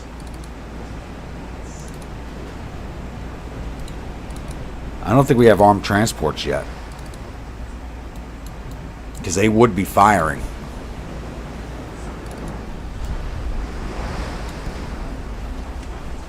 The cow is almost done. 5% float, but she's still hanging in there.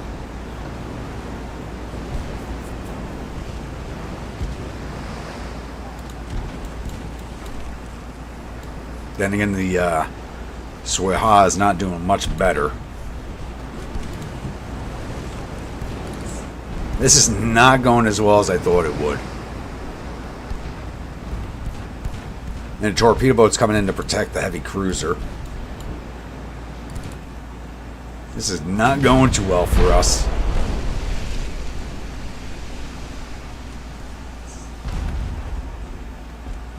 We still have 100% damage control, but watch my ship go down before the cow. 1% float, 0.9. There it goes. Alright, pop smoke. Start moving away from that torpedo boat. You keep chasing.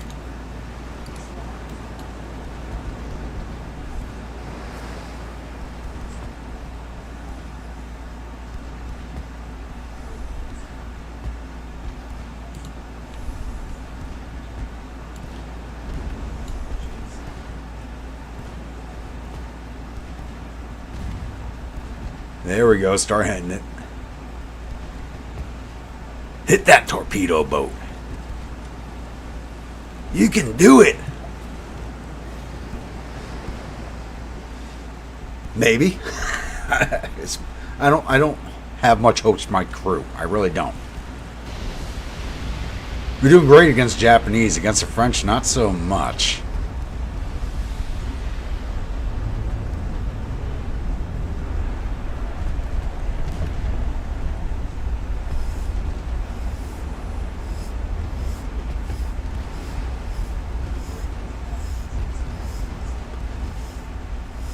That was close.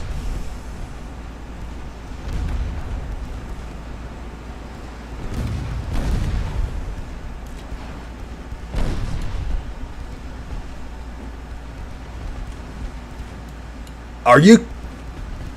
If that was my ship, that would have hit.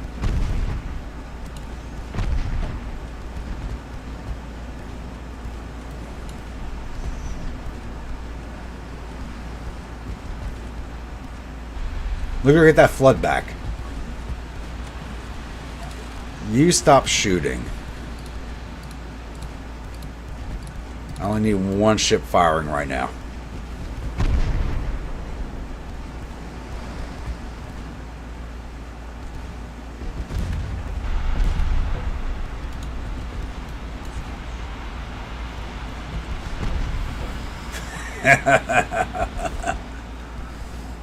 There it goes.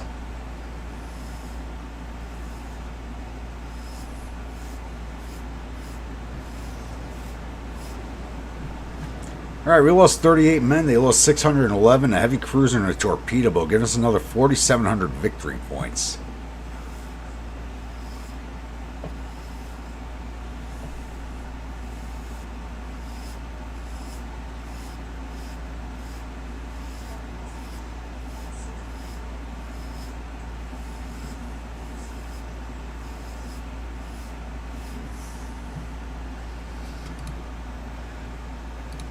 That could have gone a lot better. A whole hell of a lot better. Alright. So we got to move all of you down here towards... We're going to go after Fort Bayard first.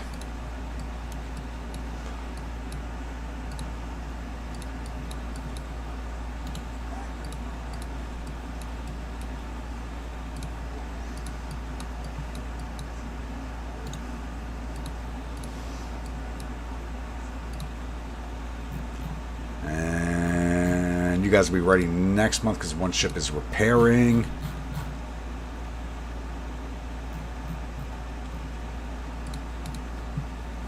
Alright, big guns are done. Explosives are done. So, naval communications. I'll give us 1904 text. That's about right on time. I really don't care. No, let's take that out of submarine experiments. Let that money go into other projects. I don't care about submarine experiments at all. Whether Brits torps, it's still early. It's still early, and they actually addressed that because I think that was a major complaint about the last update. They addressed it in this update. Like, I didn't complain about it to the devs, but I think a lot of people had issues with that.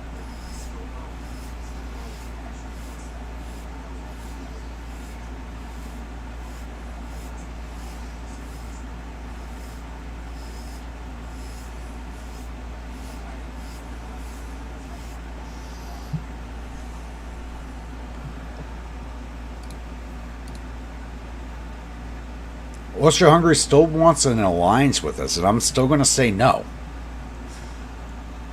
Alright, the Hotel Gruntpaw against 5 heavy cruisers, a light cruiser, and a torpedo boat. Where are my heavy cruisers? Why are my heavy cruisers not involved in this? You have the Roaring Chicken, which I misspelled. Crazy Cat, the movie starter. Yeah, we're missing both of my heavy cruisers. Alright. It is what it is.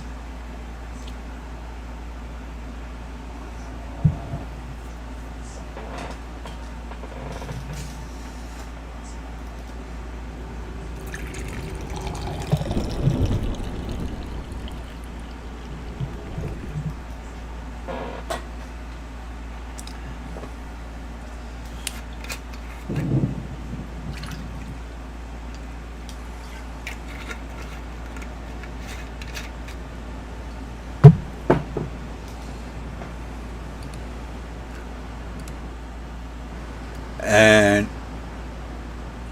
it's a storm. Yeah. We're not going to bother with this fight. So let's move away.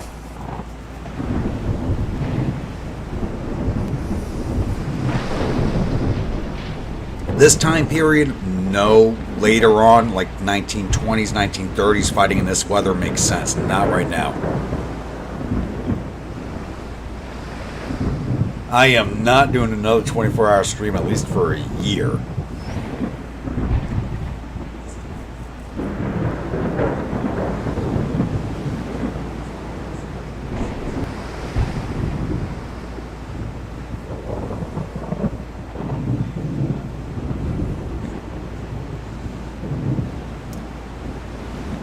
The only buff I really get from China is they buff the economy, which is, for me, it's much appreciated because I'm having an easier time playing it this time around.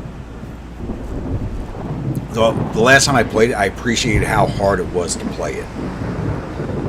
The French debuff, I haven't played France since the update, so I really can't speak to it.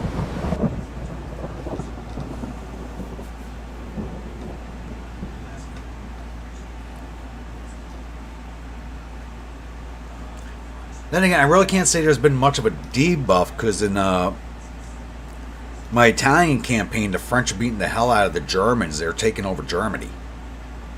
Where usually you see France getting overrun by Germany in this game, you're seeing in my Italian campaign, France is overrun Germany.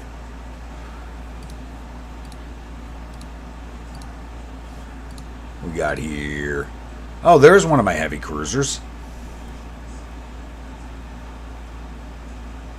Yes, the battleship who are these from? The Netherlands. Okay.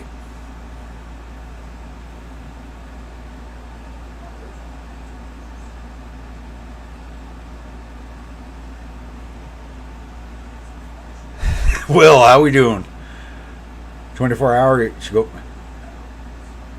I am not even going to attempt a 48-hour stream. Yep.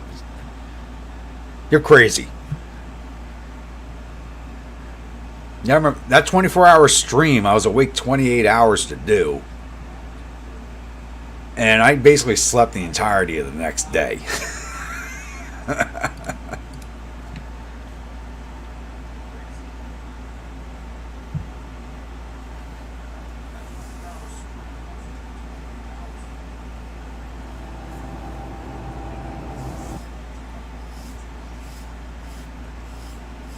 I know everybody wants me to continue that campaign from GTCW with the live stream because we went post Lincoln assassination, which is like brand new territory for me and for a lot of you guys. And very few people have gone that far. But the back and forth of it's just like just thinking about going back to that campaign kind of hurts. I'm going to do it.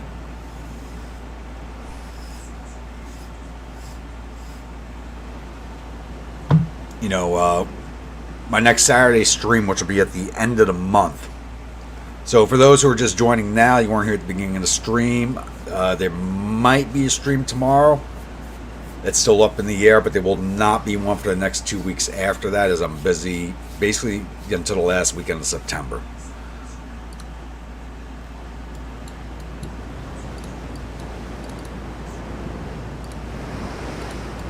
All right, let's go hunting. You're that way.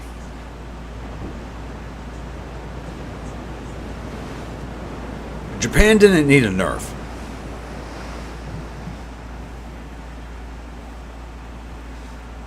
Japan did not need a nerf. The flesh is weak.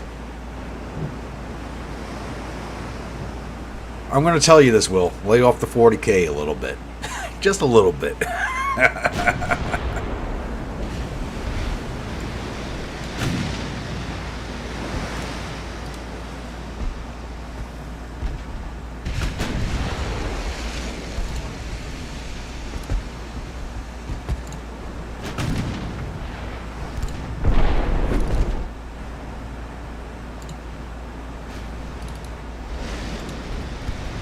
Oh wow, Zhejiang is already taking some heavy damage. I think this is a fight we may need to get out of.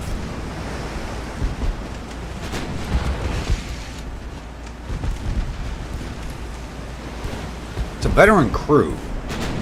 We should be doing better than... Yeah, they got a green crew. Yeah, because these are Netherlands ships. Their crews aren't well trained, but they're already getting hits on us. Fight the devastation. You fire Guidon. You're already on the battleship. You get on the light cruiser, and same with you. I think I need to keep Zhejiang in the fight as long as I can. I think my light cruisers are probably better for this fight.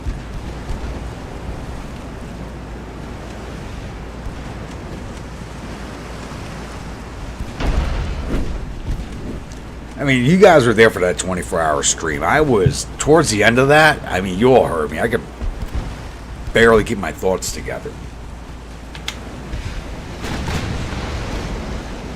I mean, I'll do it again next year. Plan it a little better. Get a proper... Because I didn't realize YouTube was going to prevent me from doing a proper fundraiser if I didn't have 10,000 subscribers, which I think is absolute bullshit. Shouldn't need 10,000 subscribers to do a goddamn fundraiser on YouTube. But I'll plan it out better for next year.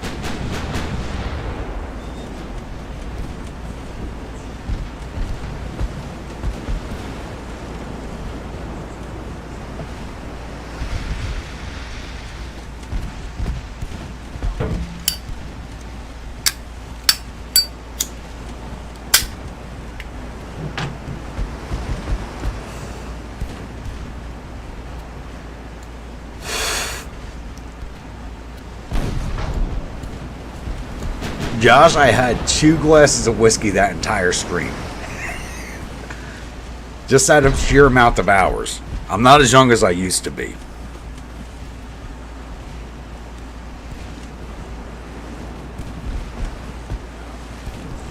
Little BS, yeah, but just wait for me to get another cut off the top if you got 10. Yeah, No, you're not wrong, but like I don't think you should need 10,000 subscribers to do a proper fundraiser. It's complete BS.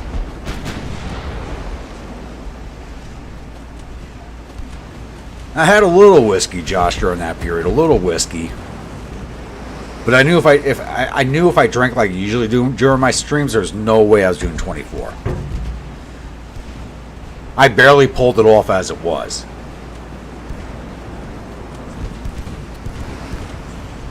Only 2 glasses in the morning, you were falling down at the... Yeah.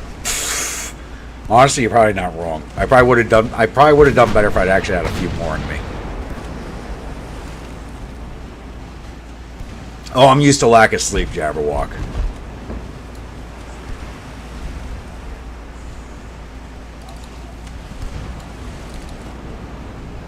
You're firing there. You're firing there.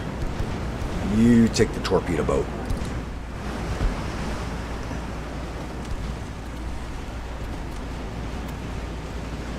Like, lack of sleep is something I'm used to.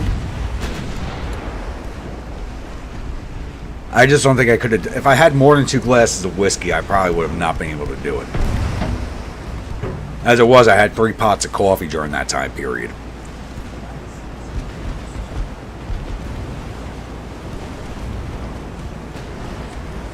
And a bunch of soda. I had a bunch of Mountain Dew with me to sugar me up.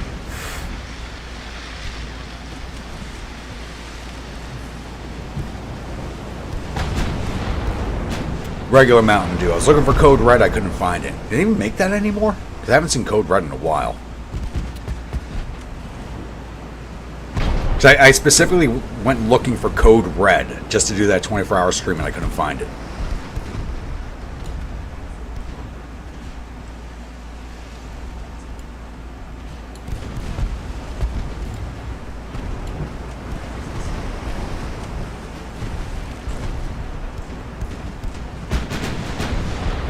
Multi-ton breakdowns during defeat is the price of going. You know, when it comes to the job as a longshoreman,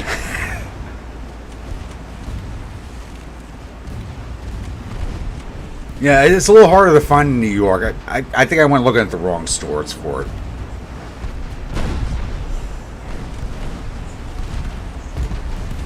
Like, but as a longshoreman, I'm used to like crazy hours because people think like longshoremen have like are overpaid and underworked when it's complete opposite.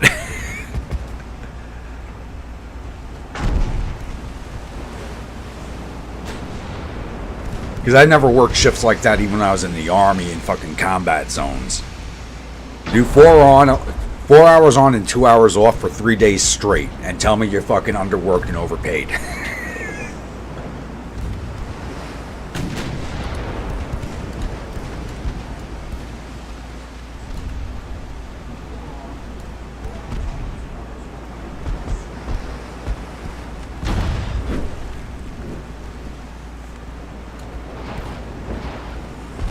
Alright, torp away. Let's see if that strikes.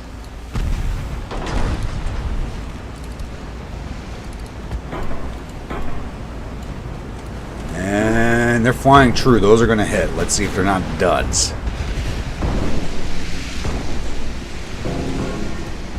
We got 1 heavy cruiser down, 1 more to go, and we still got the battleship to deal with.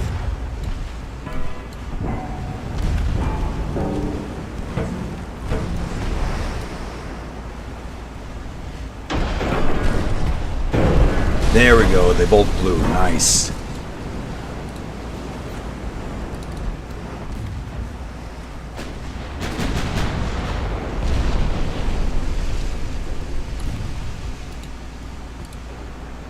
There she goes. Now we gotta get the battleship, the light cruiser, and we're probably not going to get the torpedo boat.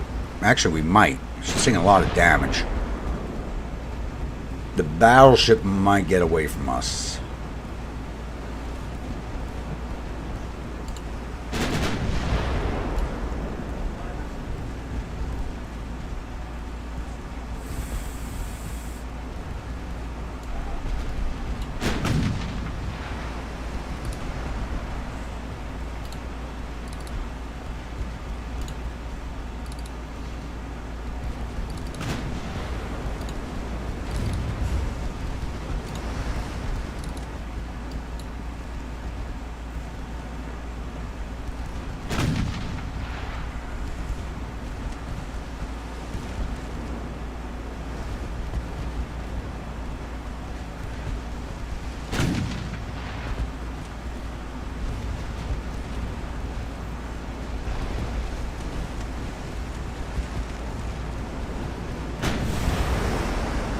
Now you smoke up? Really?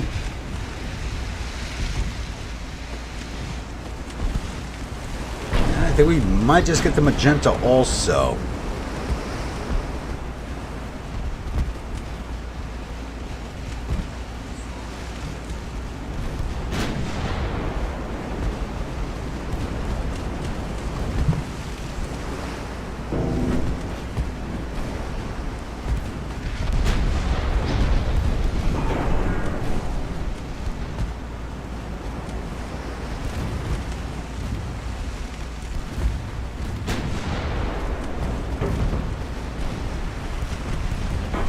Put down the impregnable.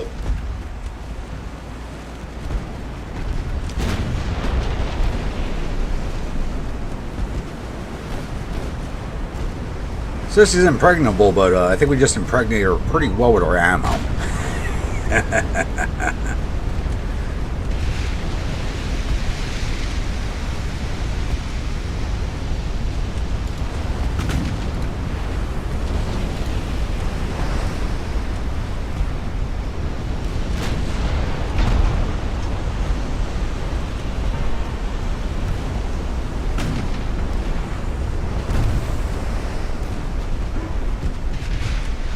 Get rid of this torpedo boat. That's more dangerous than the battleship, to be honest with you.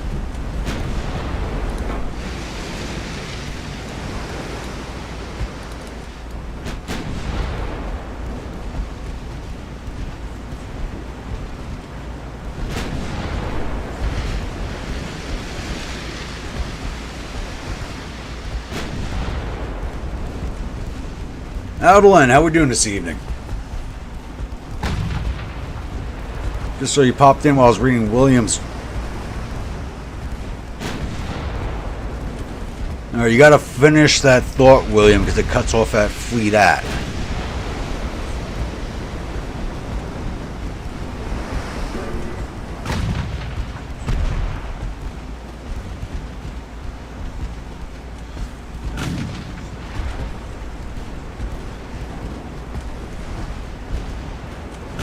Yeah.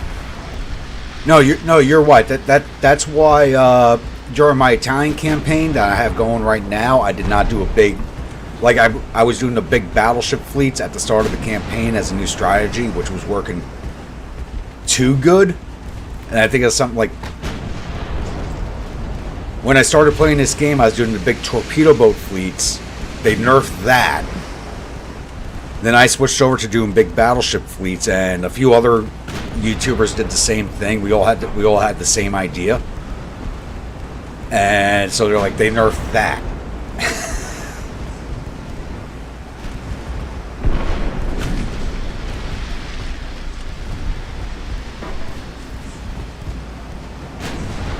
So they nerfed the torpedo boats, and they made it more expensive to have the large battleship fleets, which I agree with. I thought that was a good way of balancing it, to be honest with you, because you can't have 15, 20 battleships and not really have it affect your economy.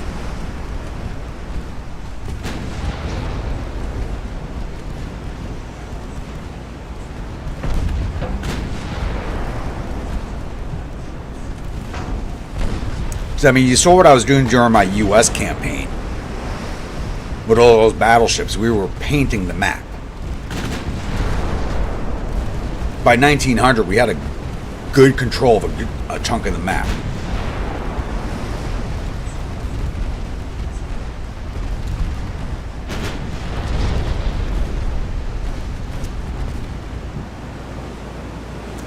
Yeah, I don't like the auto. My problem is I don't like the auto-generated fleets. I'll take the hit on GDP. Because I know enough about the game. I know enough about the game and how GDP works to make it work for me. Like, I'm running a 10 battleship fleet right now, or 11 battleship fleet right now in this current campaign from the start, which has allowed me to do a lot with it. So, I'm not the best at this game, but I understand how the economics of it work. Especially after my failed Spanish campaign. The Spain campaign taught me My failed Spain campaign is what taught me the most about economy in this game. You want to learn the economics of this game? Play Spain. Is all I gotta say.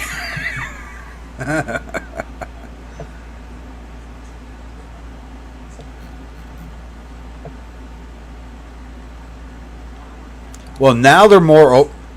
At this time period, they're now overpowered heavy cruisers. Whenever you build an 1890s battle fleet of battleships, by like we're in 1904 right now, yeah, they're basically overpowered heavy cruisers.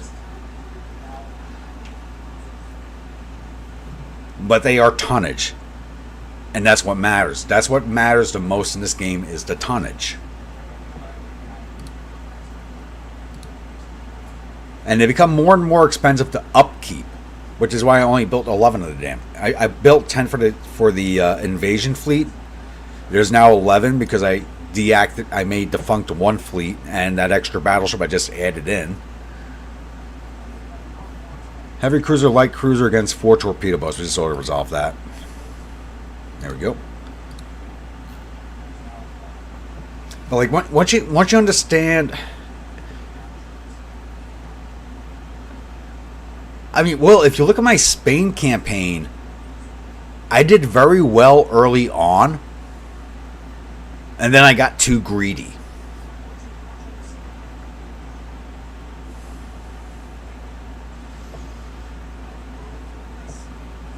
No, you're right, Josh. I was playing Whack America with Spain. I did a lot of damage to America right off the bat as Spain. And instead of letting my economy grow from that, I decided to go round 2 with America like a dumbass, and that's why I lost that campaign. I lost that campaign, which I'm actually happy about, because when you... Alderlin, thank you for the 10 gifted memberships. Josh, Will, James Hollister, Shot Scarface 18. Wow. Shot Scarface, haven't seen you in chat in a while. Einar, Korn, Captain Conundrum, Jonas Carlson, Mike Gonzalez, and Ryan. Welcome to the Grunts. Shot Scarface, I have not seen you in chat in a long time.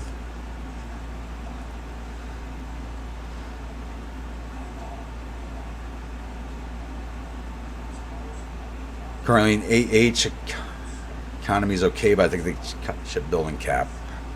What do you mean by AH?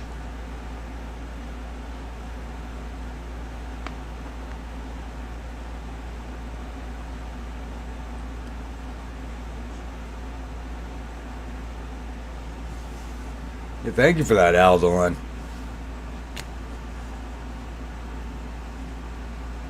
Well, every time you guys do that, just means a few more people get to see your videos a little bit earlier. So, like I said, like you guys know, there's not much that comes with my memberships, but I do what I can. I kind of wish I was able to do this as a full-time job, but I can't.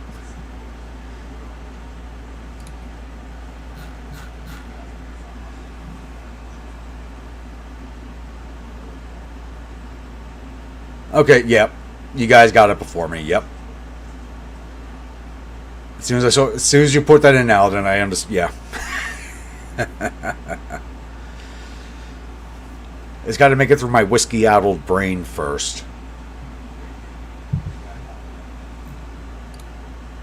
All right. Got all my ships headed down. Some are in repair right now. Research. Hull protection's done. Communications done next month. Nothing else is coming up except for submarine experiments, which I don't care about. Roll it over.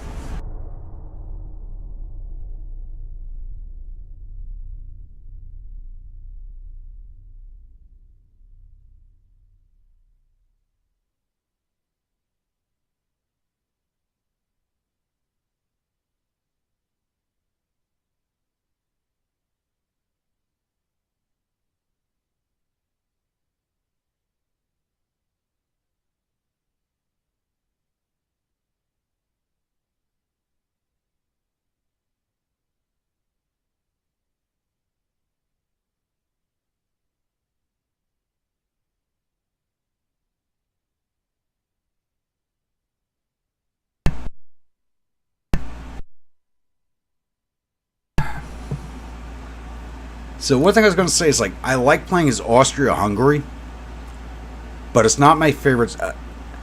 I was going to say China was my favorite start, which is why I came back to it.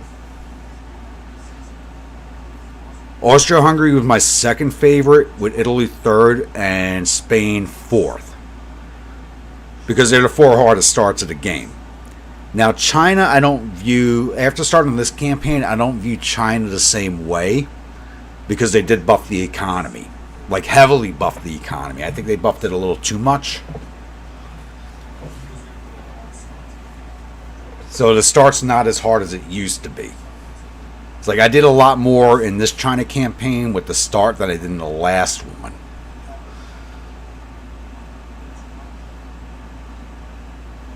I am not allying with Germany, no.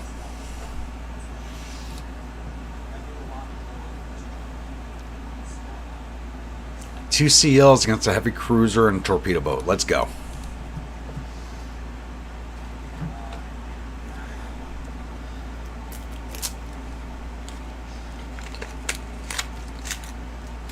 So yeah, so prior to this update, I would have said China would have been my preferred start, but I think Austria-Hungary is now the... If you're looking for a challenge that's not going to kill you, Austria-Hungary is probably the best start. Followed by Italy, Spain, and then China. Whereas I would have used to say China would have been first with this current buff. No, it's moved to number 4 now.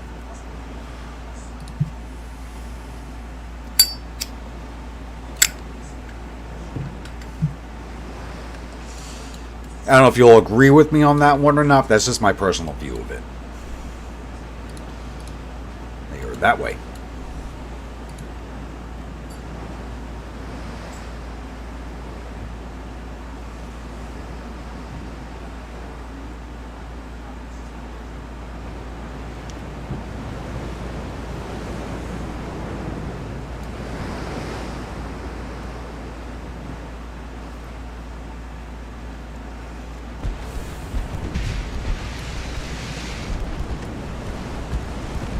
So for those of everybody who's watching that actually plays this game, what is your favorite start? I'd like to see that.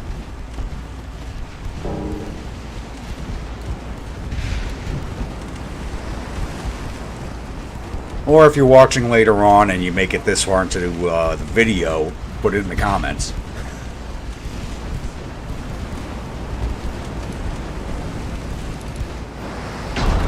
What are we looking at here? Almost 5-inch main belt.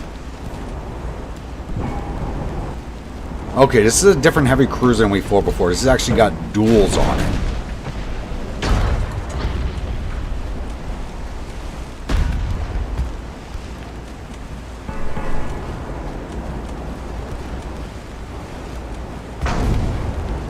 Actually, Russia's another good start. Problem with Russia is if you decide to... I didn't add Russia to this, but Russia's like my 5th favorite start because you can... If you overpower one area, say you decide to go east or west, you can ignore one area and it just focus on another.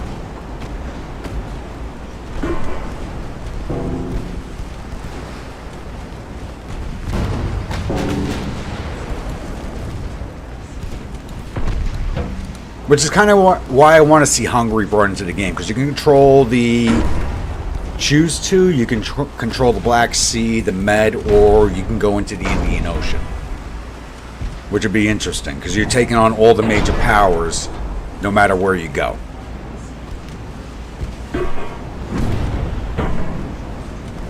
So I would love to have the... Like I keep saying it, I would love to play as the Ottomans just for that.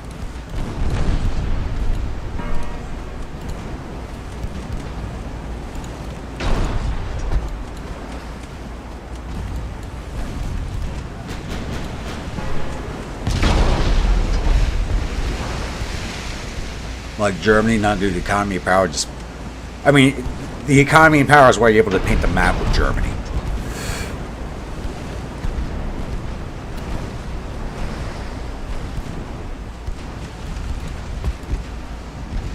Did I say Austria-Hungary instead of Ottomans?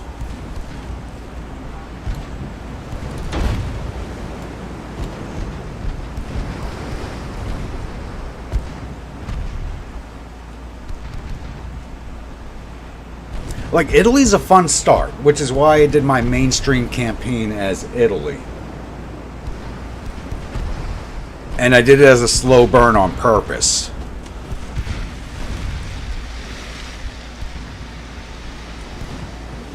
Because Italy's another tough one to play.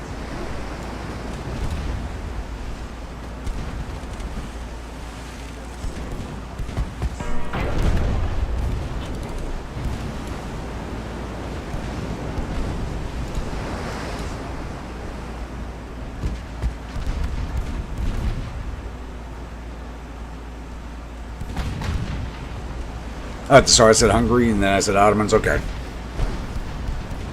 But we're talking about so many nations at the same time. Like, so, yeah, I think the Ottomans would be one of the best map starts. Honestly, Russia is probably the best map start when you think about it. When you look at what I did with the Russians, and that campaign didn't last very long until the update came out.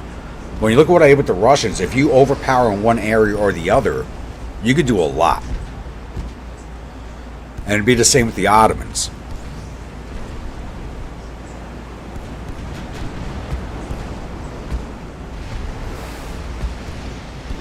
So even if you started the campaign with, say, like 5,000 tons of build capacity, you could easily overrun one side of the map or the other.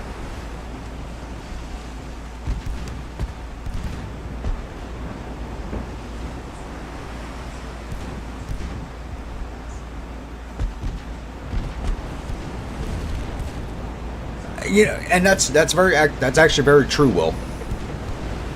I think Italy gets short shrift when it comes to a lot of their innovations when it comes to the Navy and military. When you look at their ships, or actually, I'm going to put it this way: like, Italy's always had a good Navy. A lot of people like that, Mazda. A lot of people are like that. Even my GTCW campaigns, a lot of people just watch me play. A lot of people don't play the game; they just watch it. But like, Italy gets short shrift when it comes to a lot of their technological innovations. When it comes to the Navy, when it comes to the Army.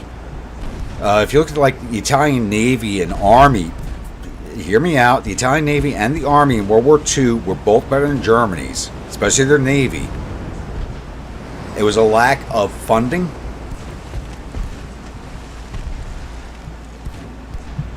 And personnel, which really did them in.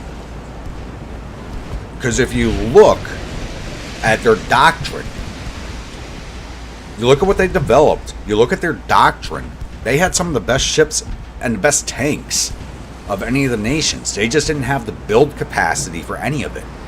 And their doctrine is friggin' phenomenal for the time period. They had a better armor doctrine than the Germans did. The Germans adopted a lot of the Italian doctrine.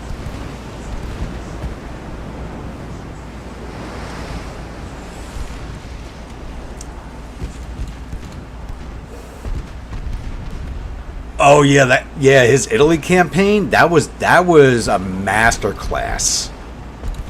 I'll be honest, that was a great campaign to watch.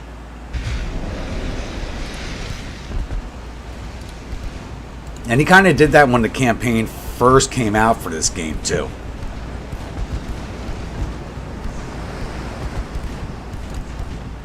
So I like how he played that campaign out. That campaign is actually, watching that campaign is what made me want to buy this game.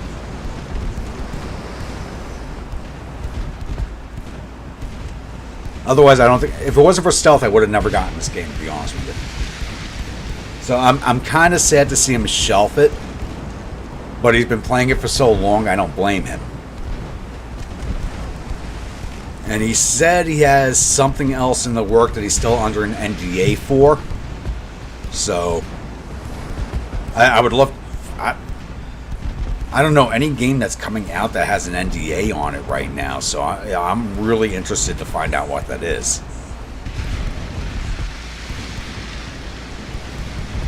I think this heavy cruiser might actually get away. Oh yeah, it's one of their 20 non-heavy cruisers. Let's break this off.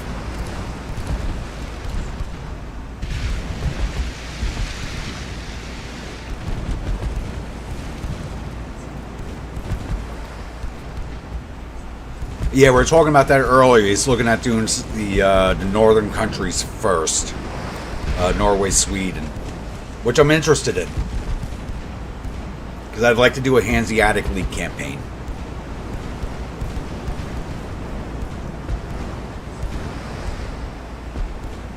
Yeah, same for me. It was stealth that got me into this game.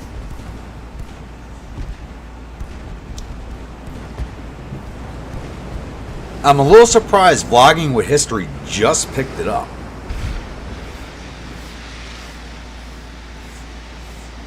Or Vlogging Through History, not Vlogging With. So I'm surprised he just picked this game up.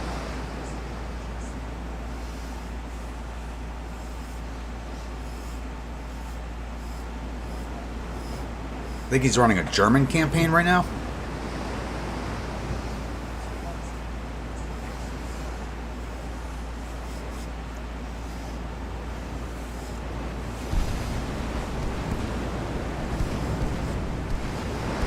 Wait, is the heavy chasing us? It was sailing away a minute ago. Now it's chasing us. It was sailing away. Alright, get full broadside. HE everything. Burn her.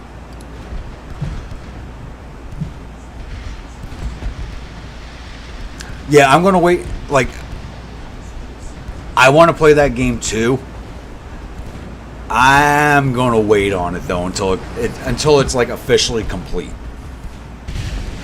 So I'm really interested in that game. I don't think it's something I would put on the channel.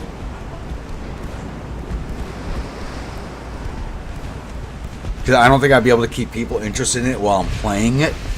But I'm really interested in playing it. Because it's one of those games where you get into the nitty gritty of everything.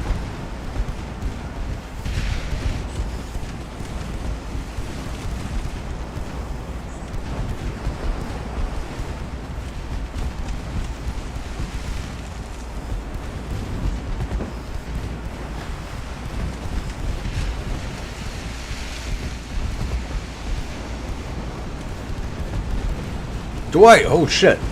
Haven't seen you in a minute. Gonna be on long, having to work a double and 5 route. You do a Route 66 trip. I want to do one, but I need to revisit the Lincoln High.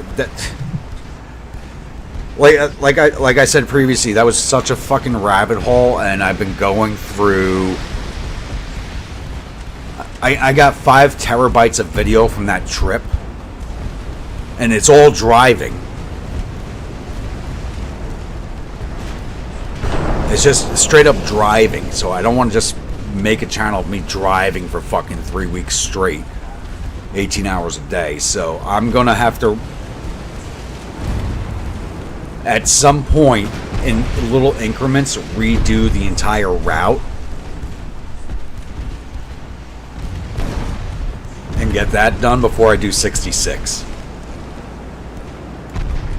But I'm probably going to do, before I do 66, because I discovered there's a lot of highways that were developed around the same time as the Lincoln Highway that people don't know about. You got the Jefferson, well, the Dixie Highway is another big one from the same time period. So that's another one I want to do. And that starts by Lake Michigan and runs down to Miami. So I really want to do that. I want to do the Jefferson Highway. There were so many highways that were started around the same time period that were just interconnecting roads that became a named highway that nobody knows about that I want to do. Route 66, it's been done ad nauseum. Lincoln Highway's like, I've known about Lincoln Highway since I'm a kid, but it's gained a lot of notoriety in the last few years. And like I said, like I got 5 terabytes of straight drive video. Like that's just, I know there's people who put it on, and to like have it playing in the background, like me commenting every once in a while, and like, yeah, just background noise. But I need to revisit the entire route with someone else with me to help with the navigation, because I did the 1913 route, not the 1928 or the 1930. I did the 13 route, which is, I drove myself crazy trying to stay on the road.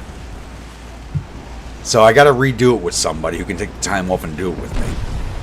Oh shit! I'm too busy talking. Get out. Smoke up.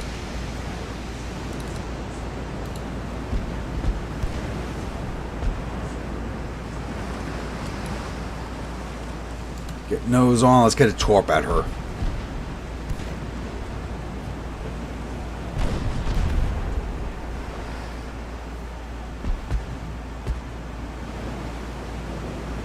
Oh, yeah, you got all the football games going right now? Yeah, you got to be busy as shit.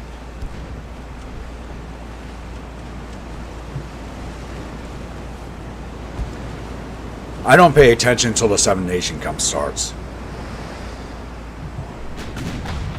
Yeah, but like I was saying, it's like I'm gonna have to redo the Lincoln Highway. I actually have to send in my pictures and videos from the trip I just recently did on the Lincoln Highway to the association, so I can get the pin. And like they actually have like a certificate and the pin they send you from the association that says you've done the entire route, if you have the proof of it. So I got to send that in to them still. I think my next project is going to be the Dixie Highway. And I'm going to do the Lincoln Highway again in small increments to show, because there's so much to see and do along the Lincoln Highway. It's not funny. I did it in 2 weeks. It was a 3-week trip, but I did the Lincoln Highway in 2 weeks because I had a 1-week layover in Reno for a reunion. If I didn't have that layover in Reno for that 1 week, I could have produced a lot more than I did. And we just lost our light cruiser. Okay. So next year, I got 6 weeks of vacation. 3 of them are going to my reunion, because my reunion next year is in New Orleans. So I'm going to be driving, like, I love my road trip, so I'll be driving from New York City to New Orleans. But I think the other 3 weeks I'm going to put into doing the Dixie Highway.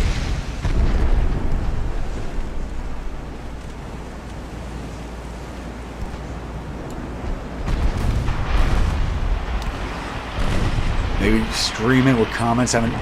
I would love to do that. Like, my biggest problem, like during the Lincoln Highway trip, I really thought about doing that several times, but there were a lot of areas that I drove through that had zero connection.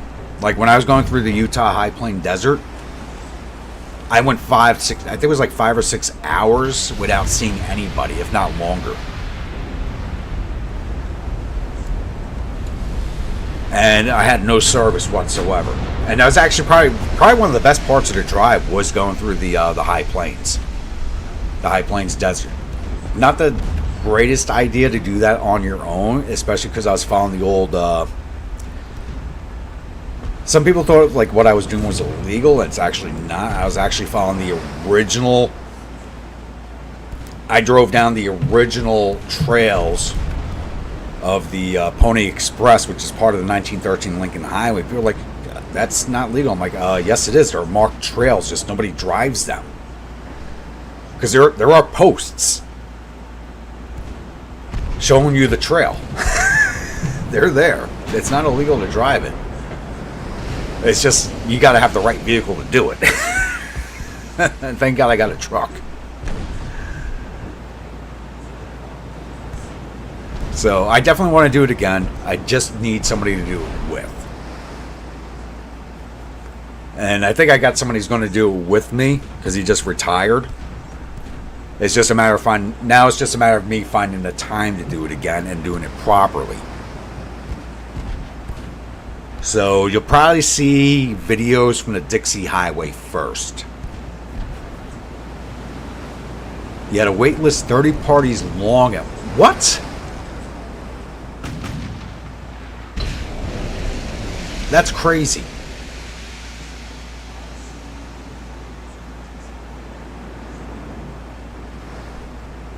Wasn't the Western Mississippi part of Lincoln Highway under a different name than the whole?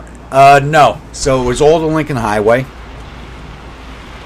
The 1930 route is actually.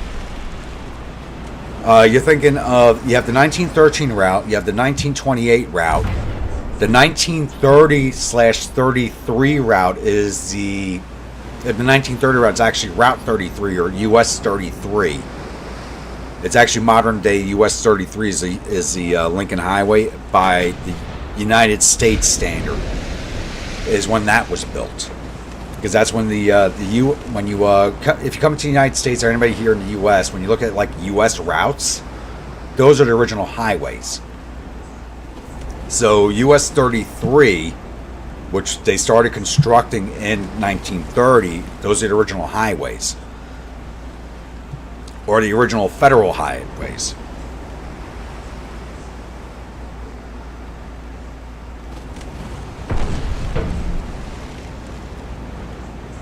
Time to get Starlink and Solar Generator streaming the route. Yeah. I don't even think Starlink would have found me. I actually drove through a town in the middle of the... There's a small farming community I drove through in the desert. I was just driving through the desert on the fucking Pony Express trails, and all of a sudden I was in a town that maybe had a population of like 30 people. And, there was no cell service or anything. I think they barely had electricity. I'm like... Honestly, I thought about stopping my truck and seeing if there was a home for sale. I'm like, oh my god, I love this. No electronics, no cell service. Where do I sign up?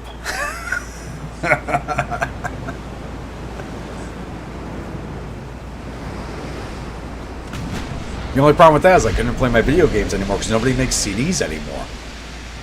You gotta download everything. I have to drag my computer to town to download shit.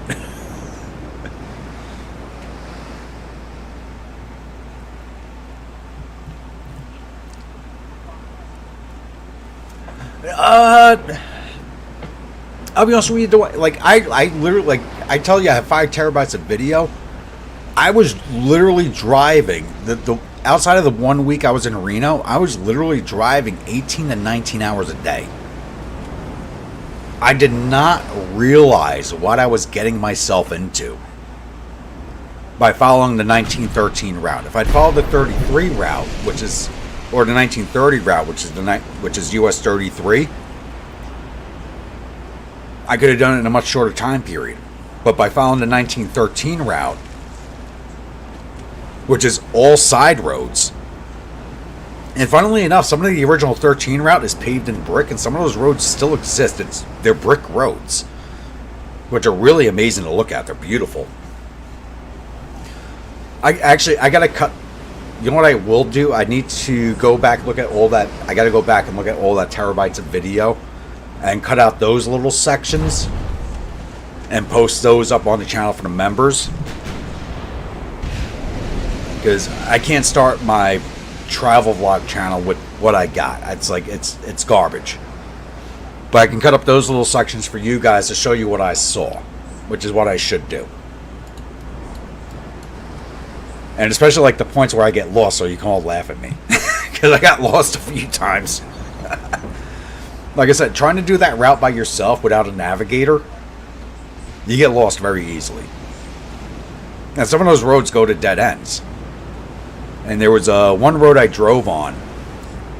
I forget which town it was. I was in Wyoming. And there was this big sign. And I drive an F-250. And that sign was bigger than my truck. It said, State Road not maintained past this point. What a fucking understatement that sign was.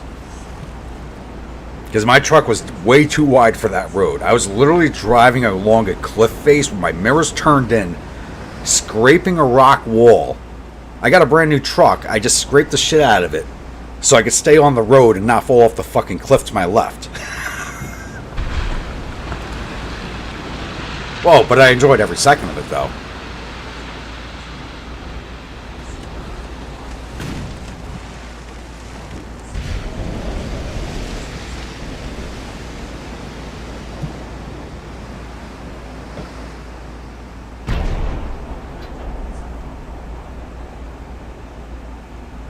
Yeah, I know. I'm too busy talking. There it goes. We lost a light cruiser to a heavy cruiser. First ship I lost in a while. We actually lost a ship.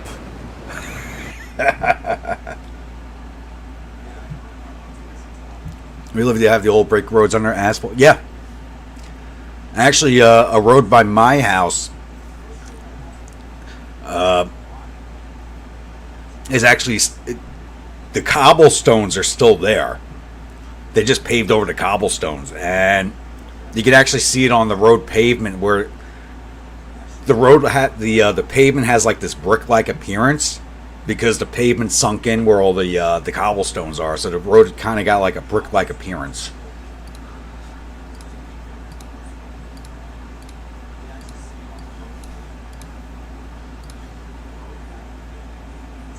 Three of my CLs against a... let's take it. Driven some roads like that in West Virginia. Yes! Actually, I love driving in West Virginia. I love driving down there.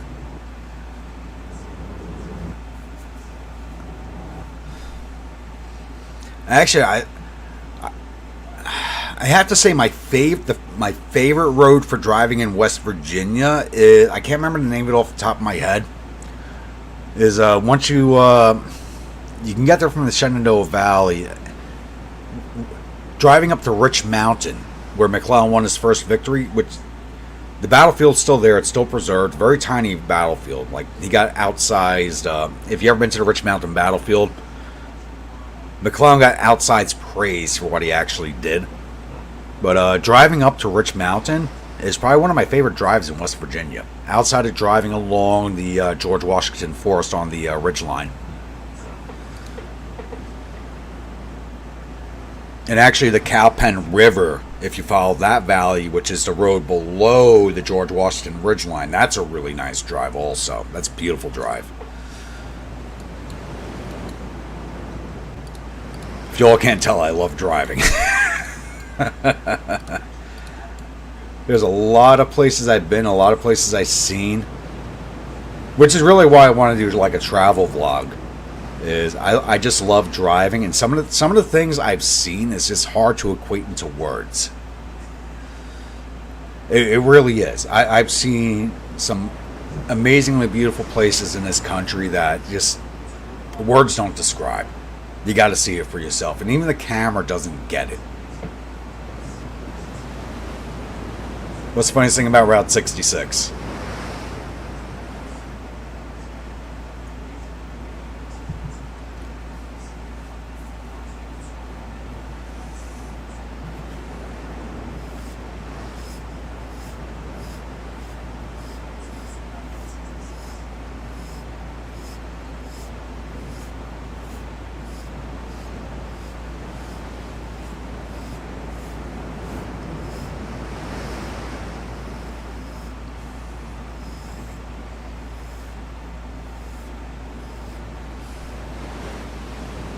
Is my silence the funniest thing? I don't know. Outside of the song.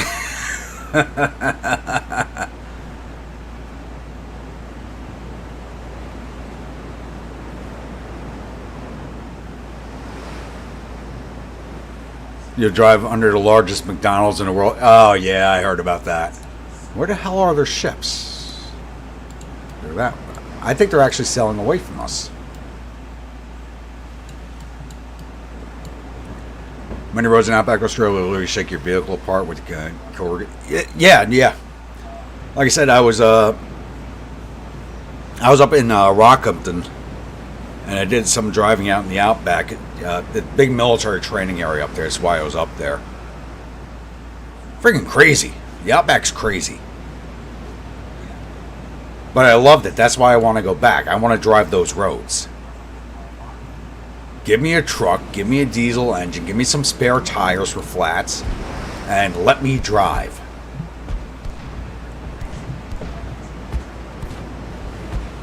Cooler full of water and a couple of bottled whiskeys, and I'll disappear in the outback for a week, come out the other side, and ask for more.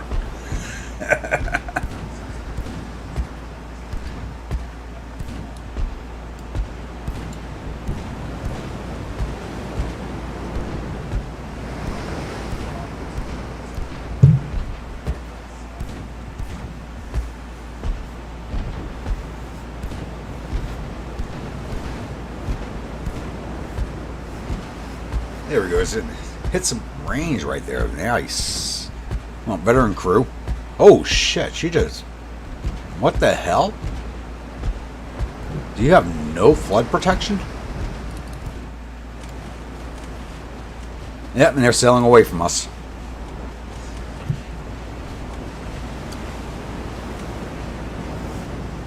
Oh, yeah. So, we had a kangaroo. Not my company. The, next infantry company down from us. They had a kangaroo get caught in the wire.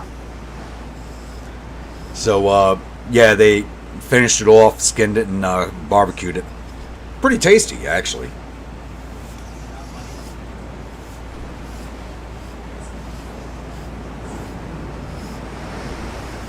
It's a Death World Australia.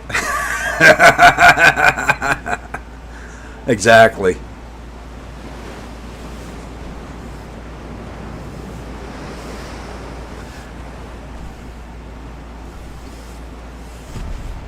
See, like, I'm of the opinion, like, you give me a good... I hate to say this, I'm going to have to... I would ditch my Ford for Australia and go with a Toyota. And go straight across the outback. I think I could do it. Or I'm crazy enough to pull it off.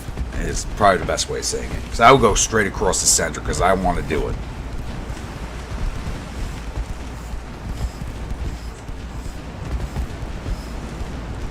Like I said, give me water, give me a couple of bottles of whiskey, spare tires for all the flats we're going to get, and I'll see you on the other side in about a month.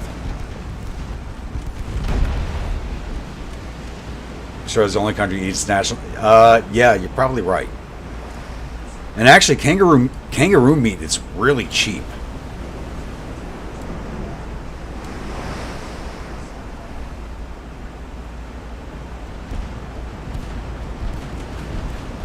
Well, at Jabberwock, that was actually only in Australia that they did that because it was cheap. And actually, which really surprised me because beef is cheap in Australia too because beef is a major export of theirs. I didn't realize how much beef Australia had until I went, especially in Queensland. I think was the area. Is a huge beef area. It's like, wow.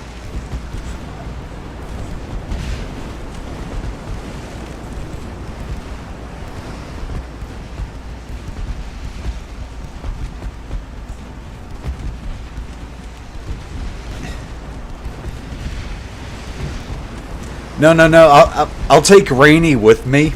I'll drive out in the Toyota, and he'll come back like a week later on a fucking emu with a couple of kids and a white emu because he loves his emus.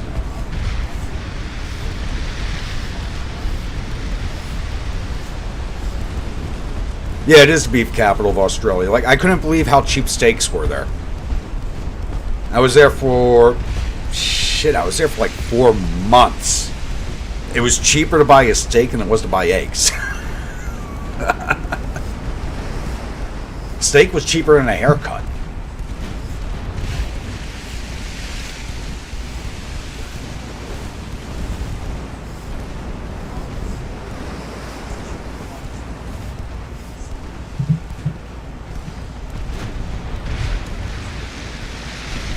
I love that town. I love that town when I was there. I think Rocky's I don't know how, like, it's pronounced Rock up in there, but like us Americans, we all called it Rocky, because we all loved it, so we nicknamed it Rocky. Like, we all loved it there. We all wanted to stay.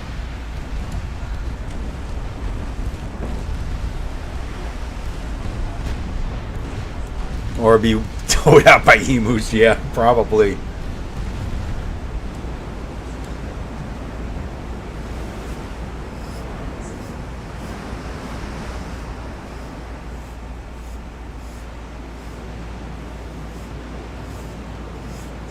Actually, they were setting up for the rodeo when I left, so I didn't get to see it.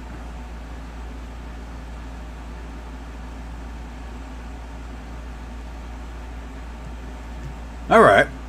Well, I got a lot of road trips planned in the next few years, but I think next year I have to go. I haven't been to Europe since the pandemic, so next year I have to go back to Europe.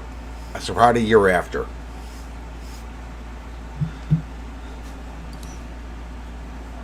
Because I'm the only American in the family that the Europeans in my family know. TV versus TV will just sort of resolve that. So I have to get back there, see how everything's going. All right, and are you guys? Okay, where's the fleet that's repairing? It's not the Manila fleet. No, it is the Manila fleet. Yeah, they keep getting the scraps. I need them to get out of scraps. But how much time do we have here now? 56,000. All right, we got enough to start the invasion. Let's get it kicked off.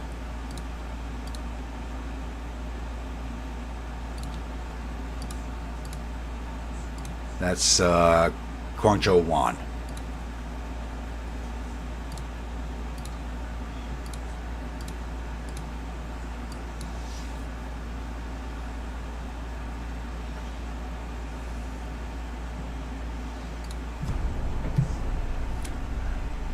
I'm not so interested in the Melbourne Cup. I'm more interested in the Seven Nations Cup, because that's always, like in New York City, that's like the biggest thing outside of the World Cup.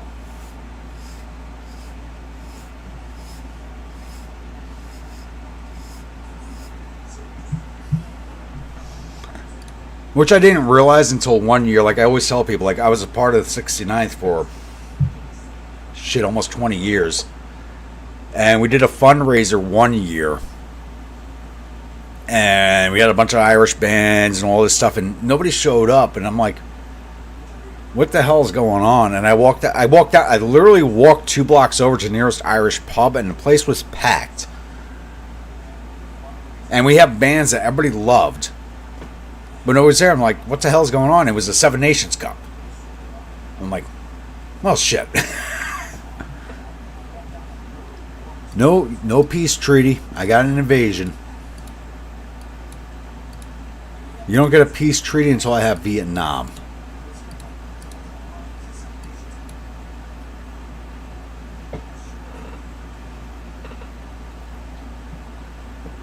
Yeah, it can be fun, but for a stream or for an episode of the game, it's a little too long. Like if I was just playing, like I have a separate campaign that I just play by myself that's not recorded or streamed or anything like that. Yeah, I'll do a torpedo boat on torpedo boat fight, but for like a recorded episode or a stream, it's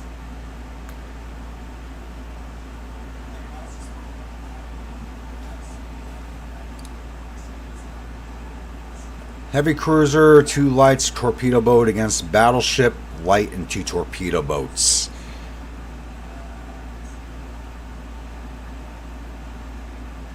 Yeah, let's take this.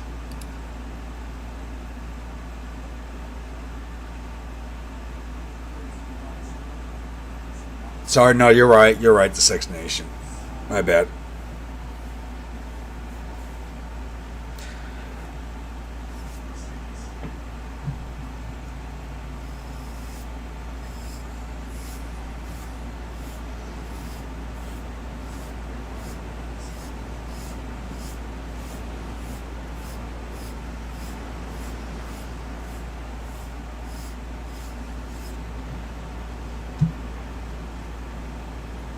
Some reason I'll have the band Seven Nations stuck in my head.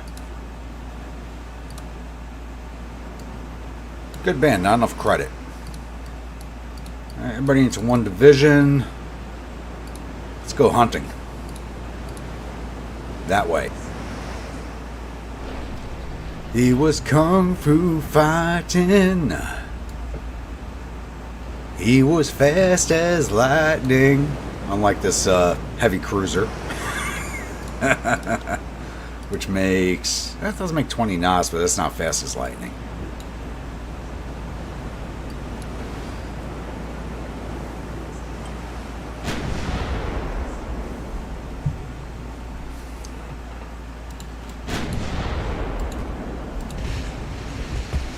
I got the one torpedo boat, which I'm going to use.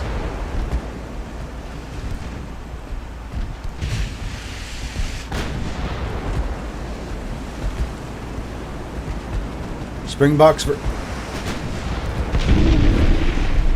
Okay, I know the All Blacks, but who the hell is Springboks?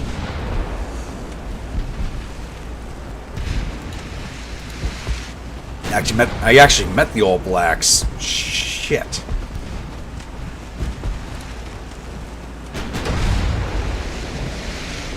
Holy fuck. I really hate to say this, but shit, I met them 18 years ago? A bunch of them. Bar hopping. In Italy.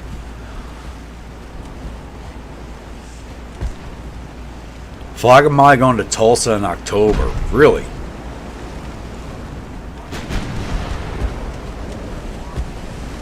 Springboks to South Africa? Okay. Because I met the All Blacks. I want to say it was... Shit. It was in between Iraq and Afghanistan. So I want to say 2004. In Italy. They were bar hopping and...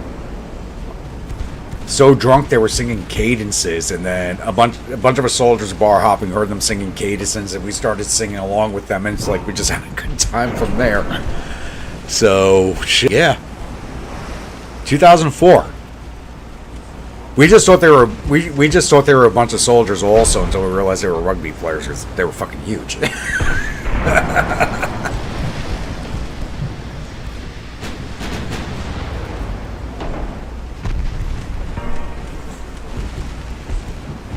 Well, I'm not going to Tulsa to see a concert, so I'll catch them next time they're in New York or Boston.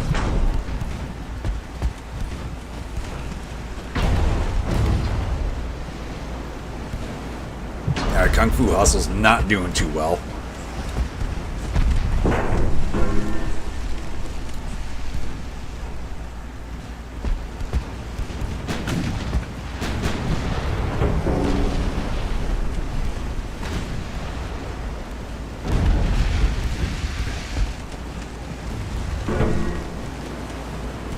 I mean, who doesn't enjoy a good bar pub? It doesn't matter what nation you're from. Everybody enjoys it. You know, unless you're from the Middle East and you have no idea what the fuck that is.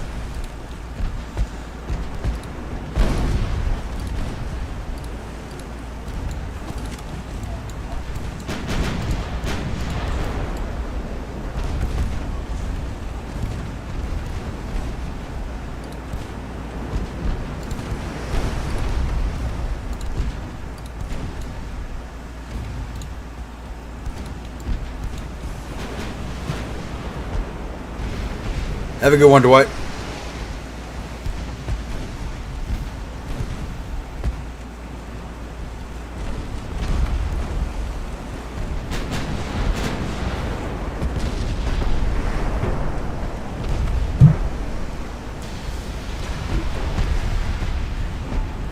But I do have a good rugby story for you guys. So, rugby is actually fairly big in New York. Doesn't get as much notoriety as it deserves. But when I was in Iraq back in 03, so I was stationed in the city of Kirkuk.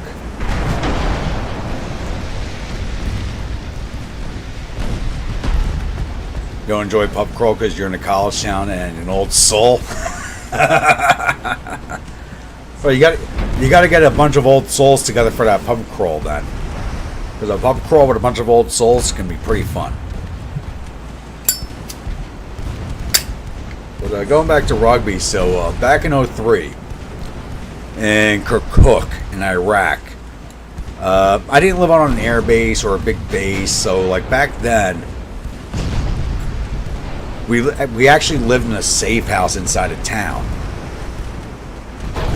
And we built this fairly big safe house. We took over 3 buildings and stuff like that. And we built a soccer field for the public to use and stuff like that.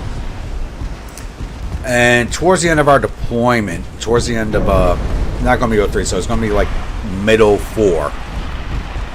We trained a bunch of police officers and stuff like that. And we were going to have a party before we left. So we actually did 2 days of games and then a barbecue.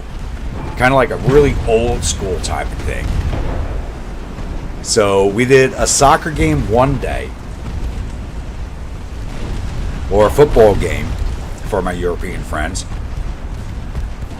And had our asses absolutely... We were having it like outside of our Hispanics.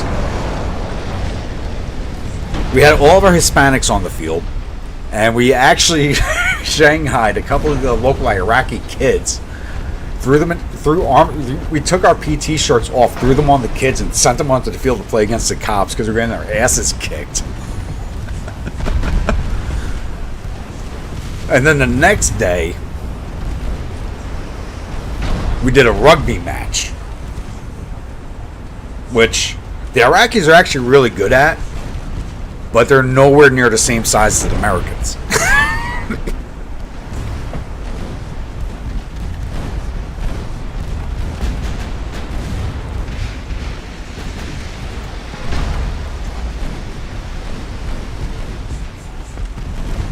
So, yeah, it was...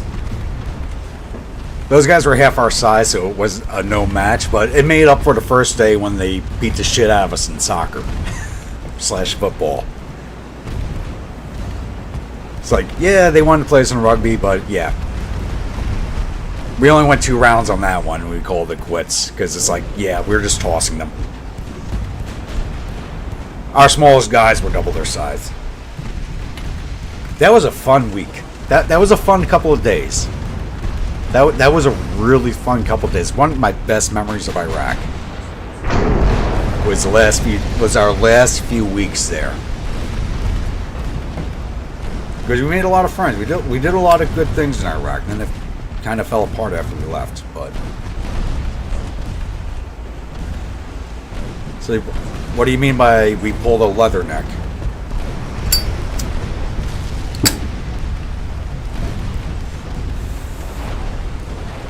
Ooh, cook off. What the?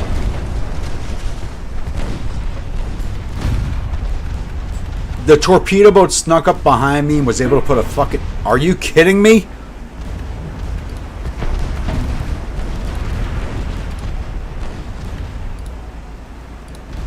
I'm too busy talking and reminiscing.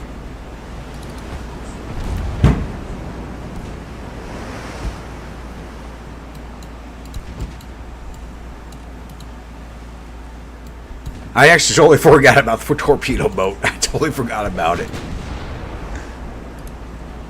Stay afloat. Stay afloat, damn it. We will avenge you. Just stay afloat.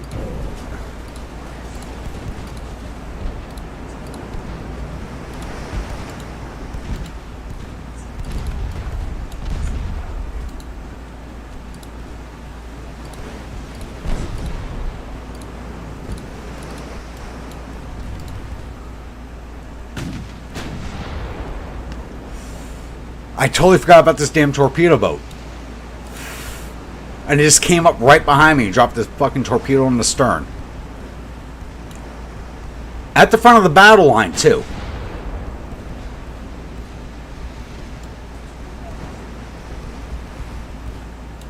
Best rugby story is that of Buck Shelford playing against France. Playing against France, a French player kicked him in the groin and tore out his testicle. The ex-doctor stitched him up and went back to... Oh, Jesus Christ. That hurts thinking about it.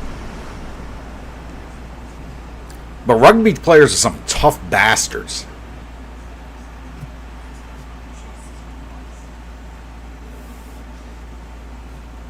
But I do have to say, rugby players are tough bastards, but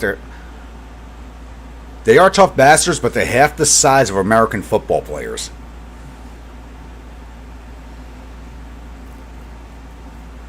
Most rugby players, for as big as they are, about the size of American football player running backs.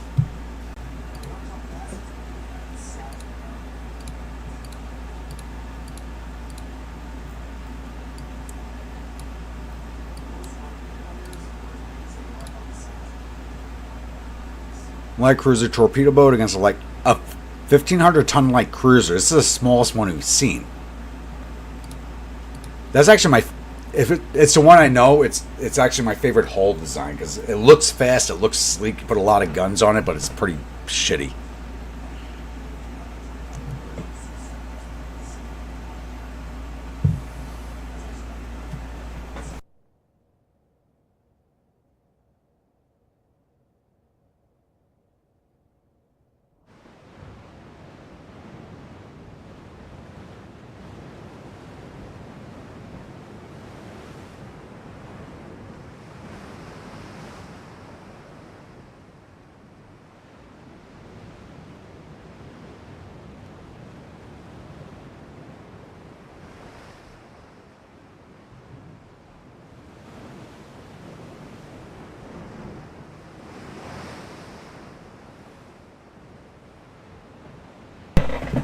You once just yeah.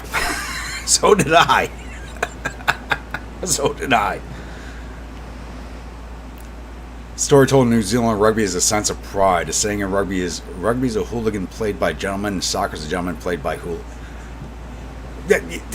That's honestly that's a very factual statement, Aldelan. It's a very factual statement.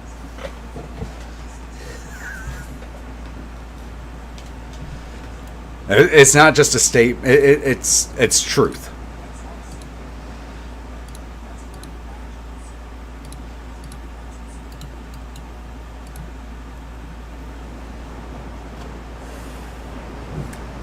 All right, enjoy, Mads. What are you having? Before you go, what are you having for dinner? We haven't had a food conversation tonight. What are you having for dinner?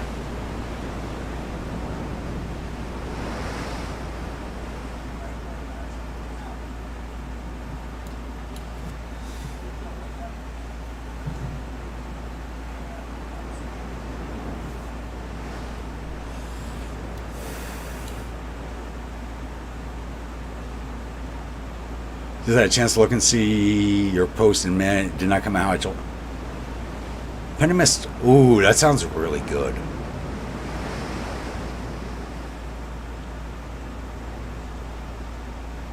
You don't live in Melbourne. You live in the mountains just west of Melbourne. That's where you live. You're in Italy country.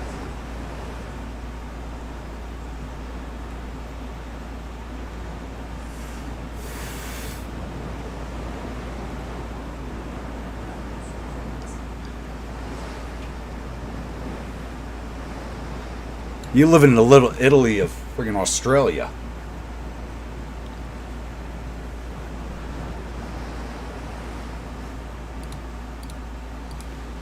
Still heading the same way. Where are they?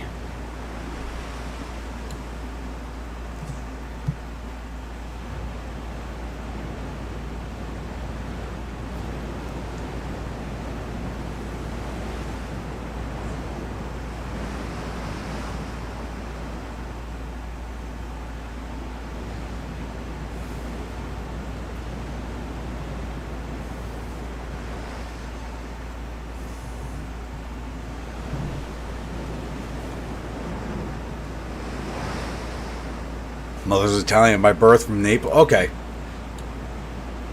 Because I know there's a lot of, like, the mountain range northwest of Melbourne's got a lot of Italians there.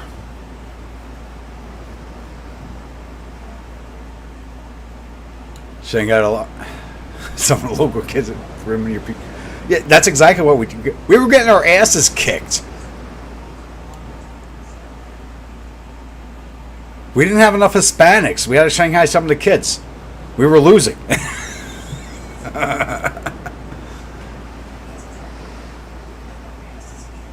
All right, Adeline, have a good one. Enjoy the game.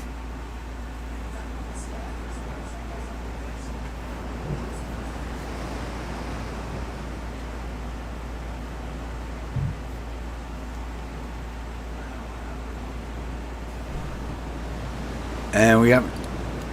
No, still heading the right way. We only make 19 knots with the light cruiser. Let's send the torpedo boat ahead.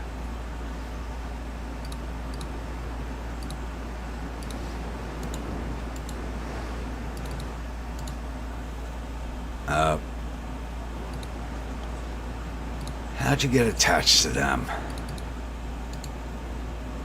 Turn around. We need to jump ahead and find these guys.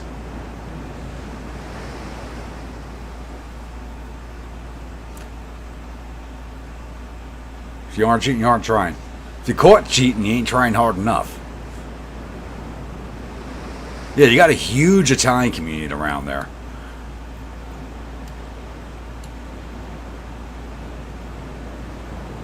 I'll probably still be going when you're finished up, so if you want to come back.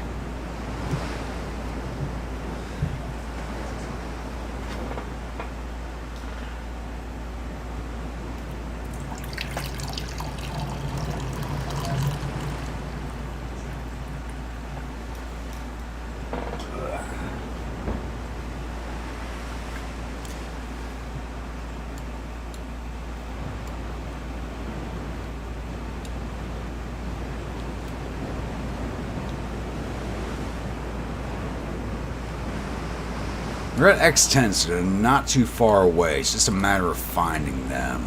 Still straight ahead.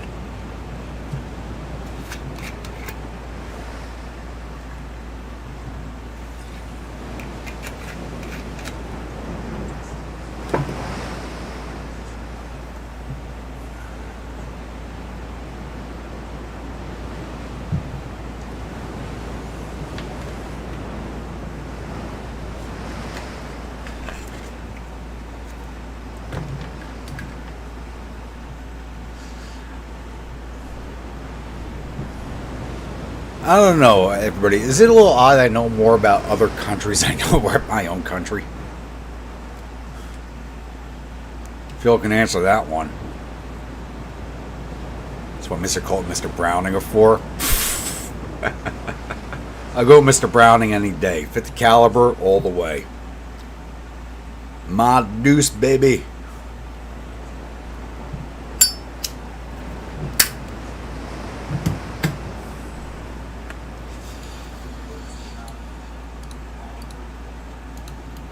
Okay, you're that way now. Let's set you to follow.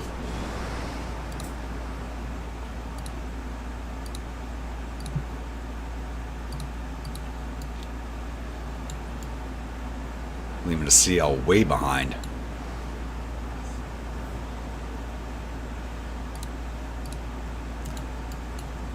Where the hell is this guy?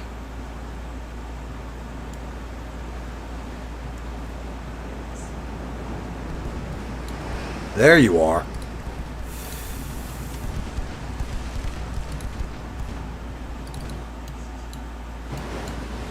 Head straight that way.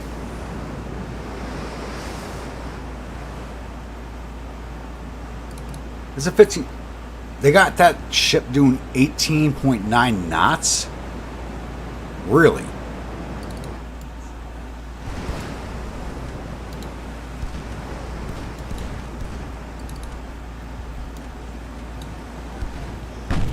Ooh.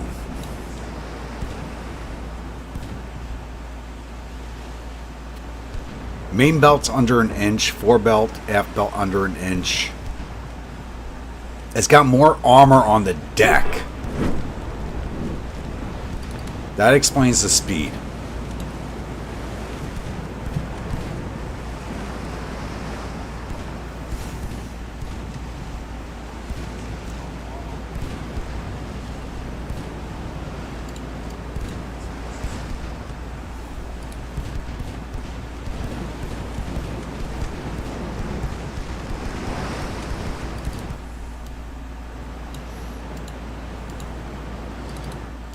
And I gotta go to hit on the professor. Shit.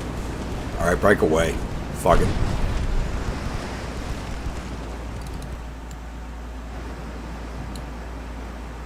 And it's gonna take me forever to catch up with this light cruiser. Forget it.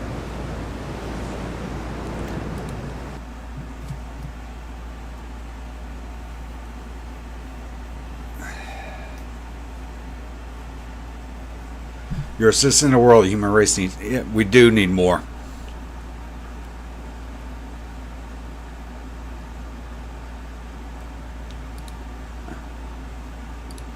You're not wrong on that one. You're not wrong. We need a lot more people who have traveled the world and know a lot more about it. 41%, that's it?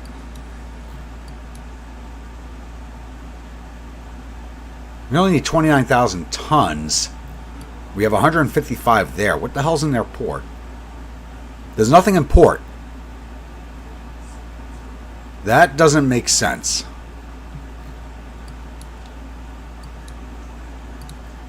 But my ships at Manila keep ranging out, and I need them to stay in port.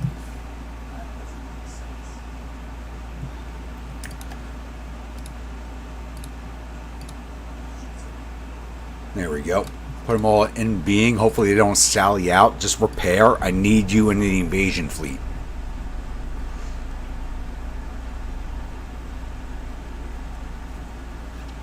I'll be honest, I'm only a citizen of the world. Like, I've traveled a lot of places. I've had a great time.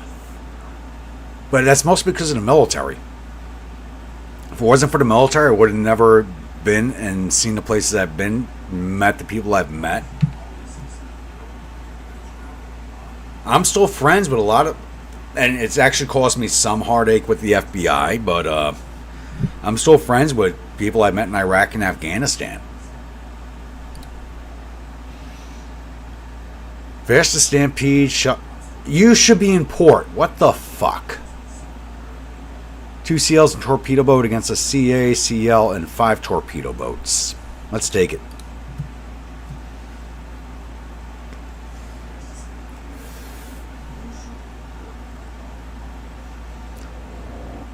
Like I said, that's probably the greatest gift of my life. Is every country I've been to, I've made friends in, and I still talk to all of them. It's probably the greatest gift of my life. I just wish I could travel more.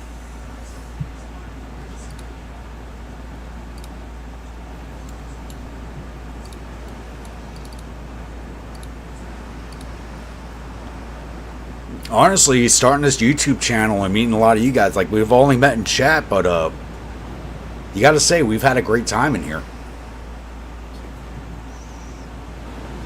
You can't say we don't have a good community. For as small as it is, we got a good one. And I count this among one of my many blessings.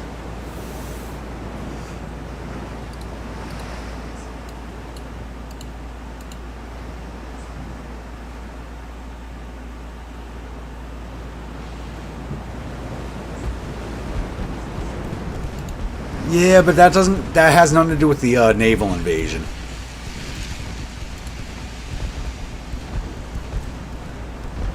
Land forces only affect land forces. They don't affect naval invasions.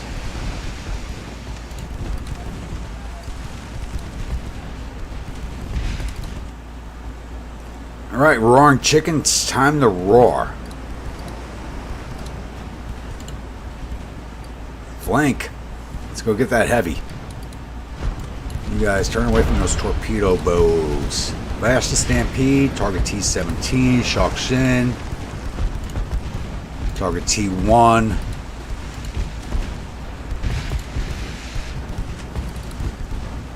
Roaring chicken, keep going in.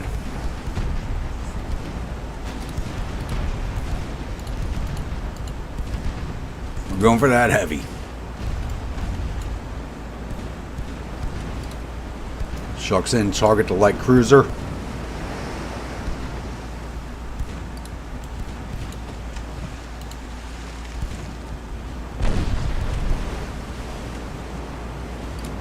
HE on everything.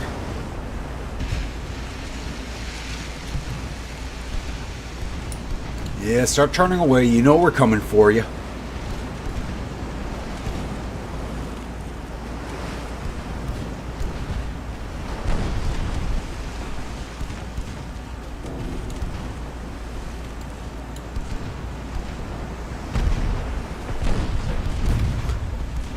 I'm not going to start launching until I've gone past her stern.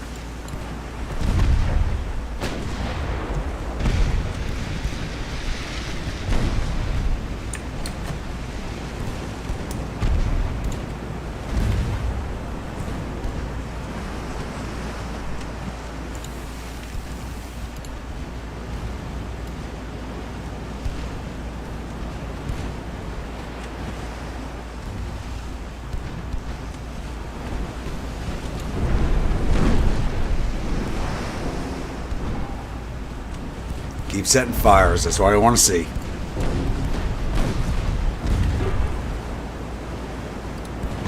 Alright, give me a normal launch. Get a good broadside. And we just lost a launcher, but that's fine. Torps out. Move away. One dud and the other... Oh, are you kidding me?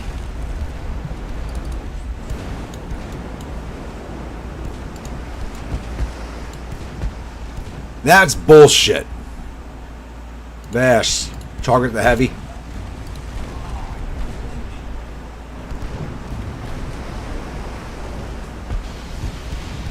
But we just took 3 torpedo hits.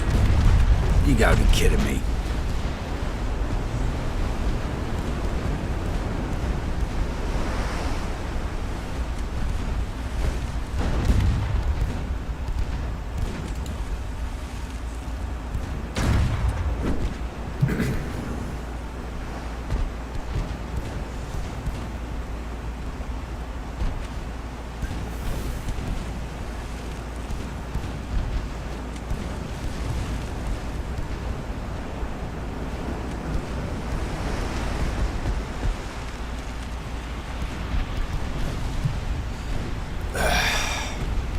Goodbye, roaring chicken.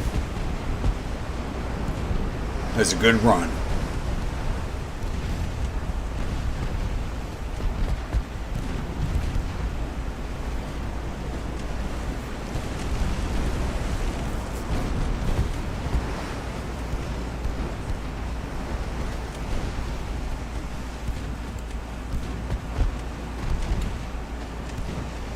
The light cruiser's almost finished off. Taking down a lot of the Colmar structure.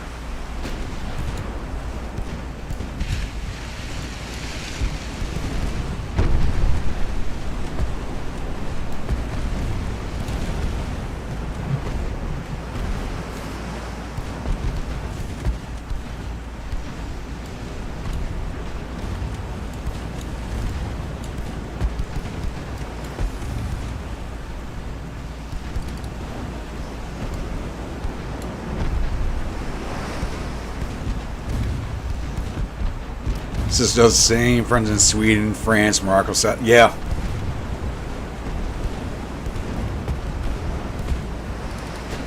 Like I said, it's like I've been blessed to travel as far as I have and made the friends that I have. I just wish I had more time to see and talk to everybody.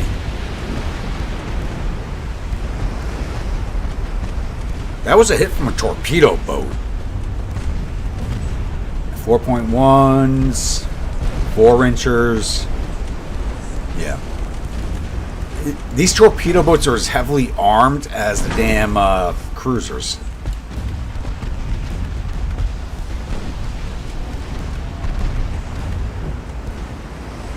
Well, the Sphax is almost gone.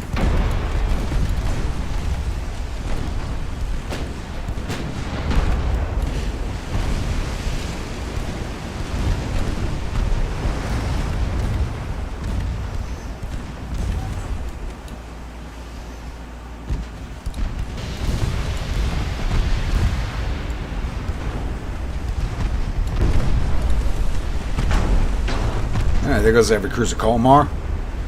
Alright, go for the torpedo boat, ignore the light cruiser. Oh, she's gone too. You go for 17. You go for 23.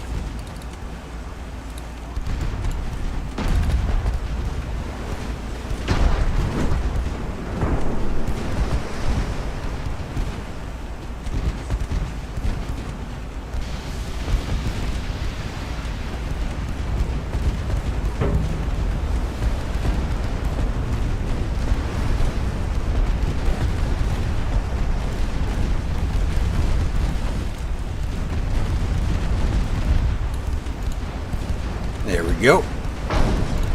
You go for 1. You go for 9.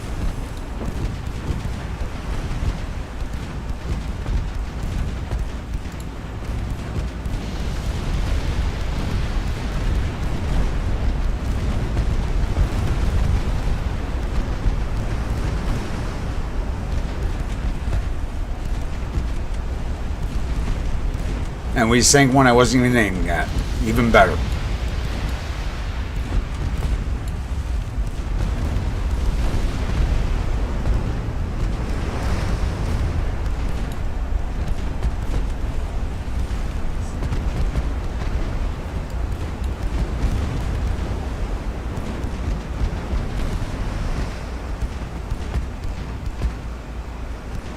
Alright, this torpedo boat's taking a beating and does not want to sink.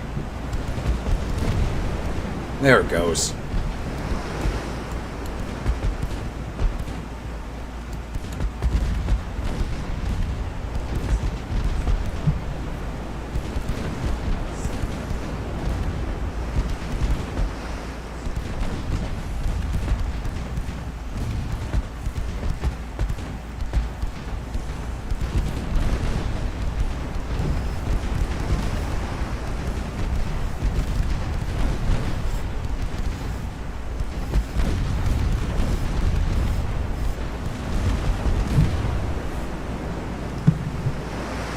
Goodbye, French fleet. Or what fleet you had. And goodbye, Roaring Chicken, sadly.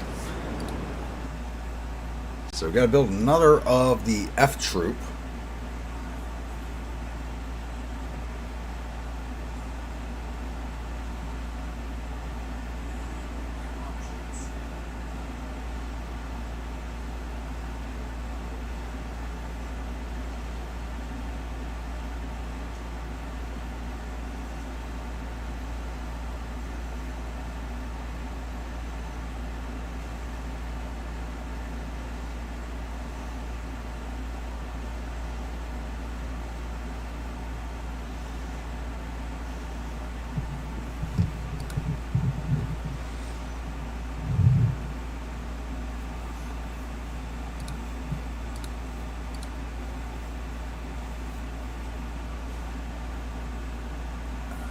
Oh wait, nope.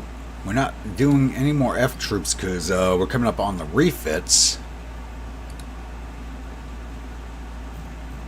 1 month of repairs, alright.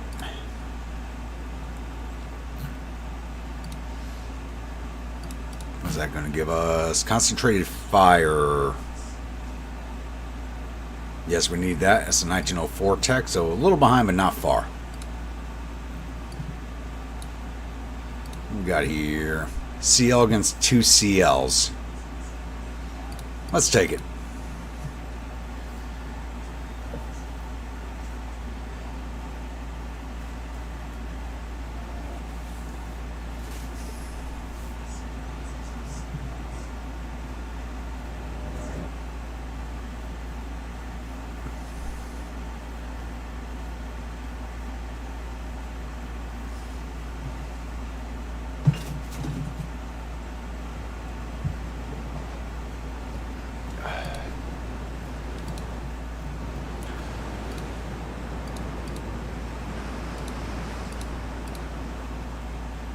Straight that way. Let's go.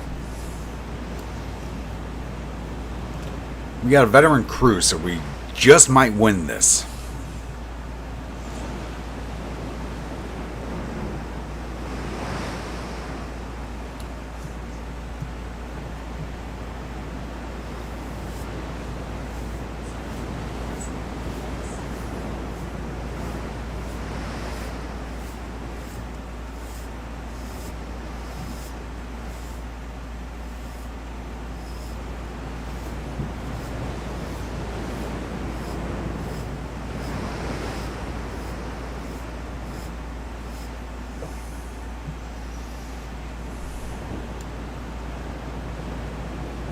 Now, where the hell are the French?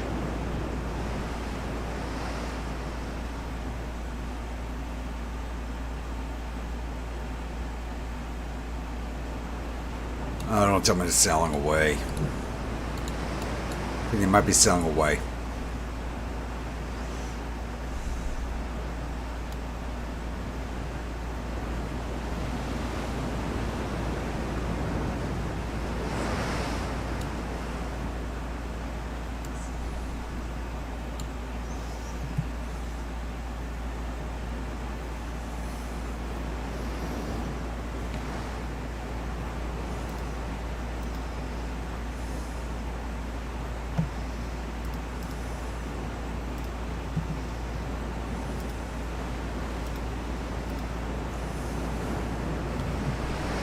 Yep, they're selling away from us.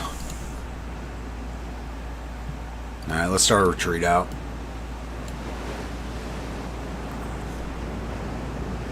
They don't want to play. Damn it.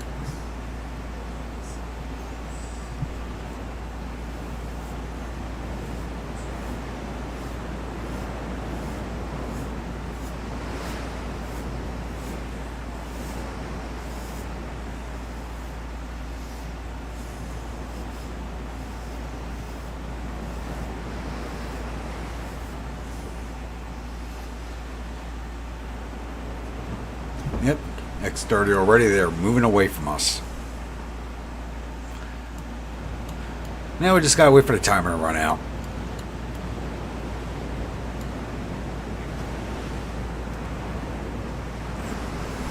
There we go.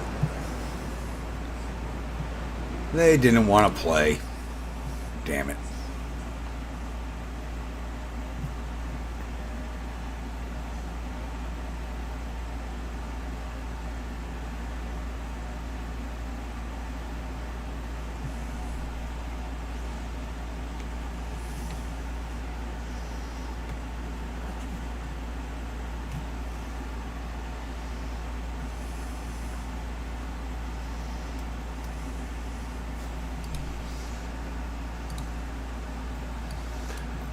Alright, we're looking at here. Still at 45%.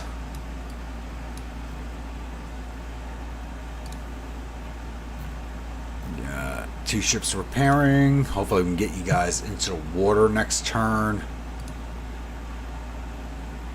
Because we desperately need the extra tonnage. Well, I'll just start the invasion again. Doesn't matter.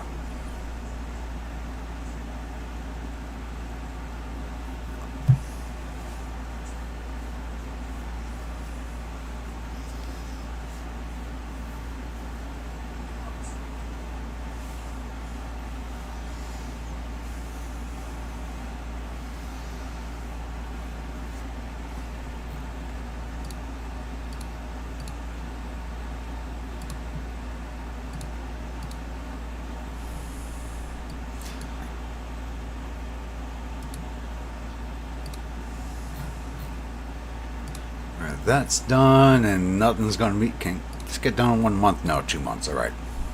What was that giving me anyway? I can live without anti-flash 3. We got 2 convoys. What do we got? 1 Sea Elgin. Are they going to fight this time? Let's see.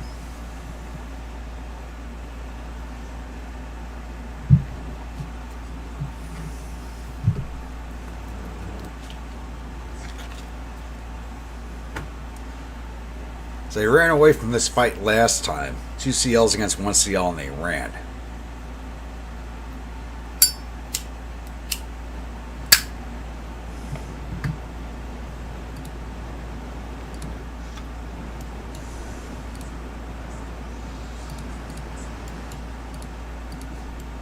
They go that way. Let's go find them.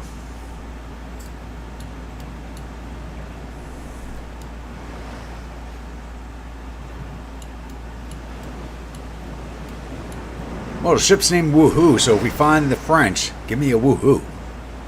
But I think they're going to run again.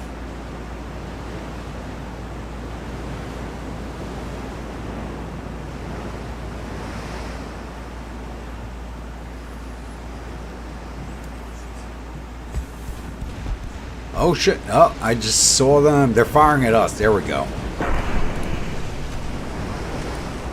Drop down to full speed. Give me some better aim. Oh. Alright, we're already ripping through that one.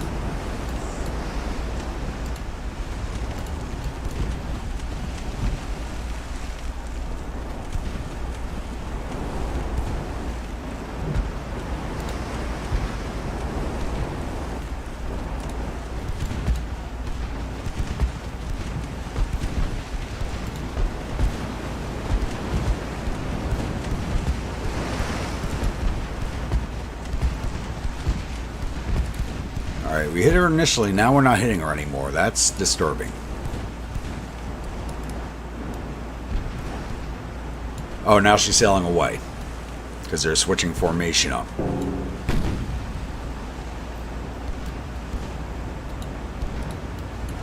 Alright, start talking to Kainat.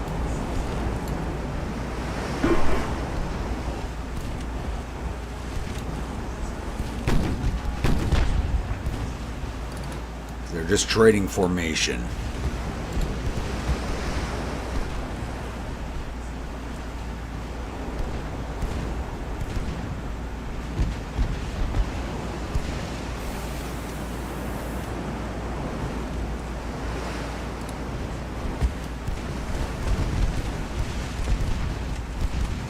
Riley, good morning. How we doing today?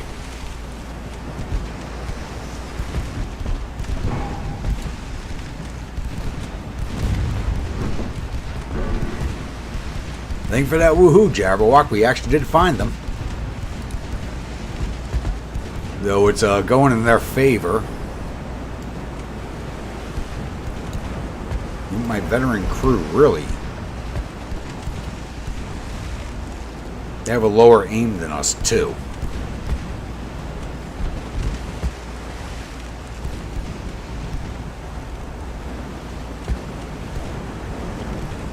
You know, not resting. Yeah.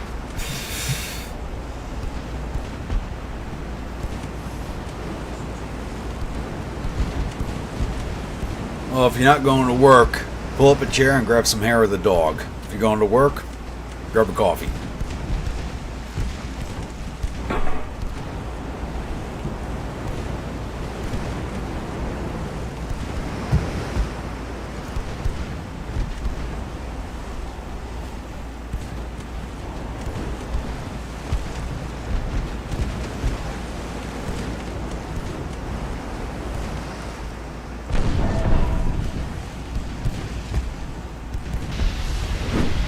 Ooh, I'm actually a little worried right now.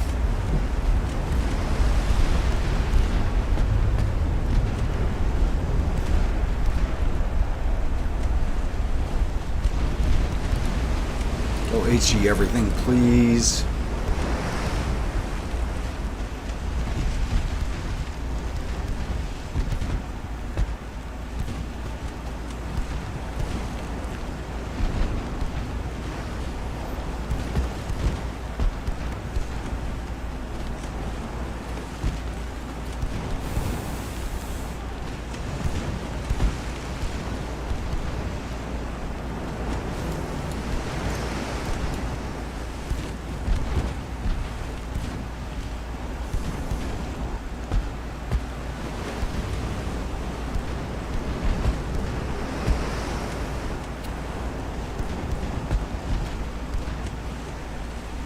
I didn't do too many crayon eater jokes, Will. I gotta wait for Riley to show up before I do them.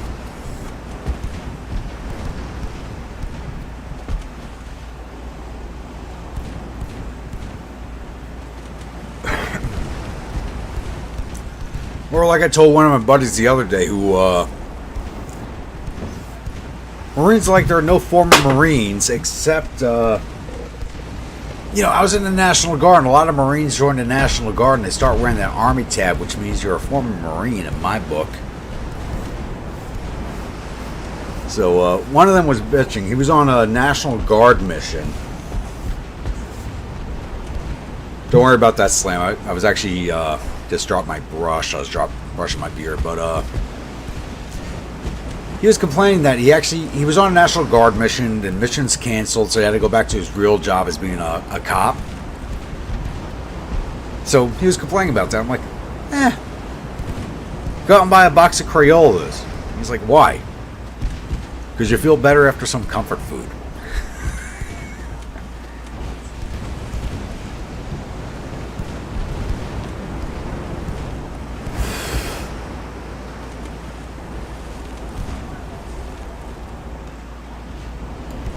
No, you called it a leather neck. It was just us having a good time.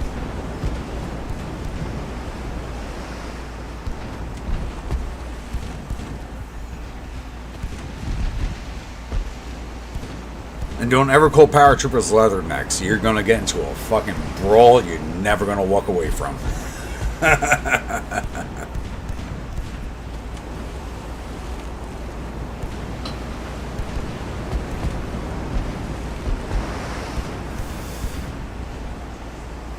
I've heard that one before. People like look at paratroopers like, oh, you're Marines. It's like, no, we're the ones Marines call crazy.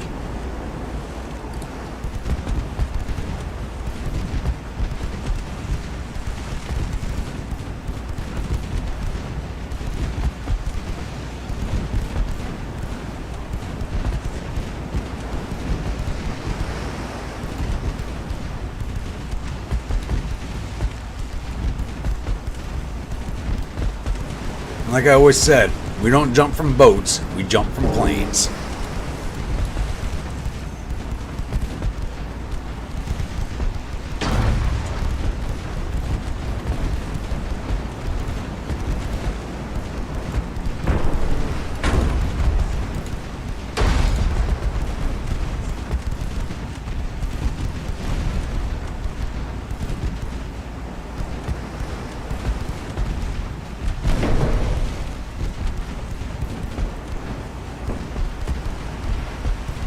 That's actually another old Army story I actually have. So this is another story going back before 9/11.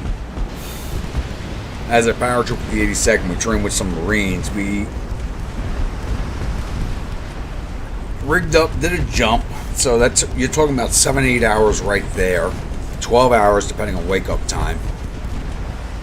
And then did a 20-click road march. We jumped out, linked up with Marines, and did a 20-click road march after that. And they were all exhausted before we even got to the end point. We're like, this is weekend for us. Which it was. That was a normal weekend for us.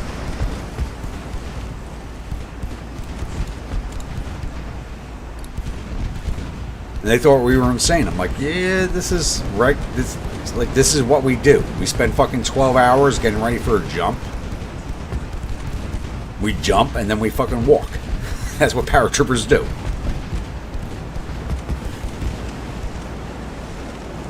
You know, they got to sleep up until the moment we arrived.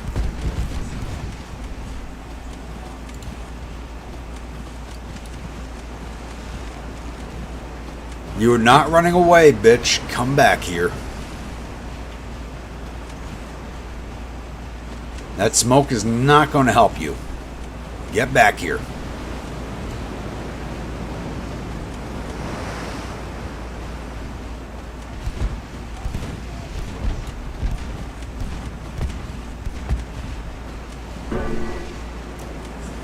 We get the CL woohoo, so I'm stealing a line from Clownfish TV. Give me a woohoo if we sink this light cruiser.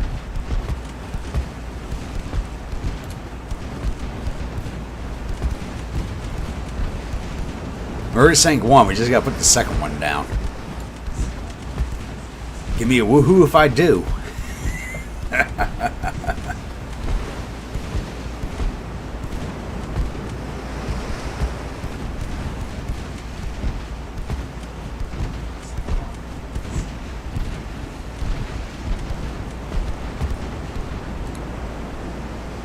Surrender due to high oh shit, we got an 80% casualties. Really?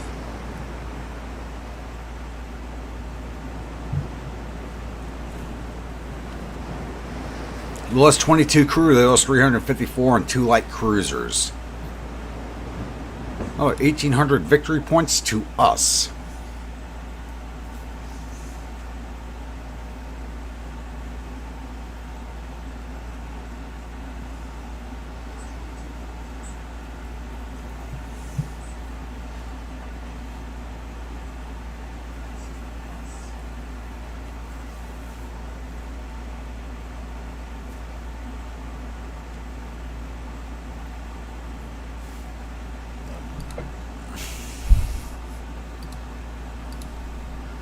Get another convoy here.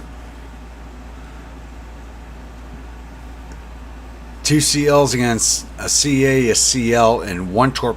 The CA and CL are both from Netherlands, I think. Yep. Torpedo boats from France. Let's go get them.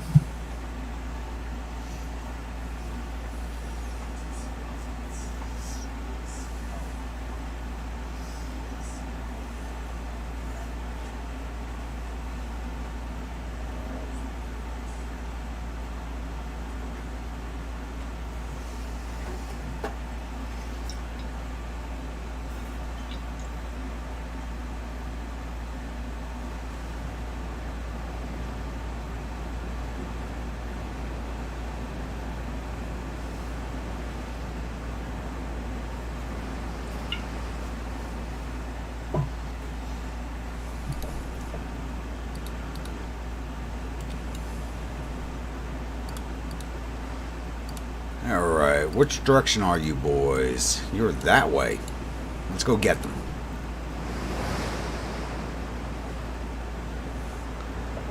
Graveyard joke. Any joke is acceptable. You know my channel. Will, you've been around long enough. You know I accept everything. Campaign's going very well so far.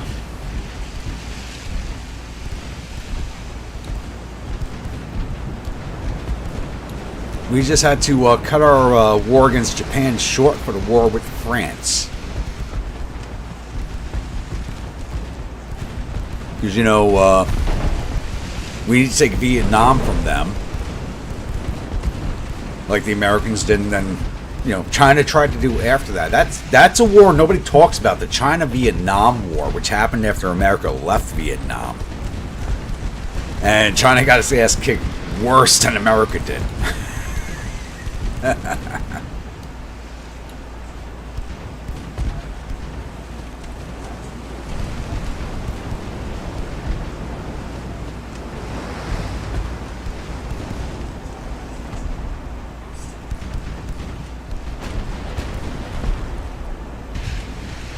And the worst part was America was winning and didn't even realize it. But that's something that a lot of people don't realize is China invaded Vietnam after we left and got the absolute shit kicked out of them.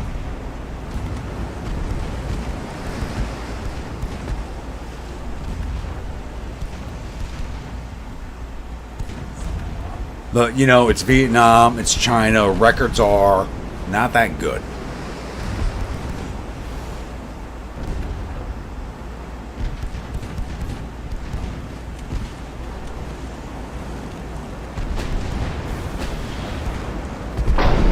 Yeah, well, send. Like I told you, I accept any jokes. If it goes too far, I'll tell you. But a graveyard joke from World War II guy, I've probably heard them all. Yeah, you're not wrong, Jabberwock.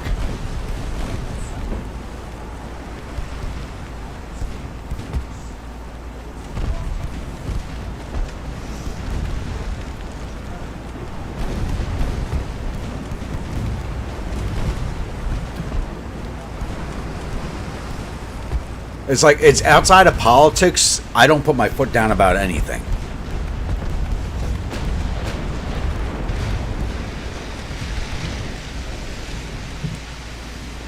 As long as it's not modern day politics, it's all clear on my channel.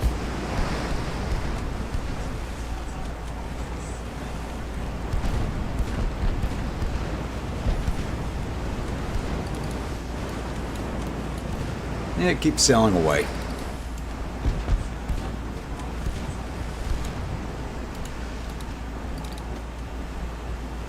Target torpedo boat, please. Thank you.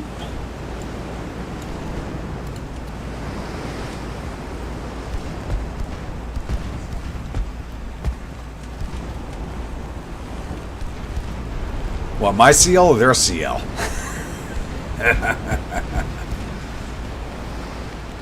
Oh no, this ain't bad. You gotta see my battleships. My battleships are even worse.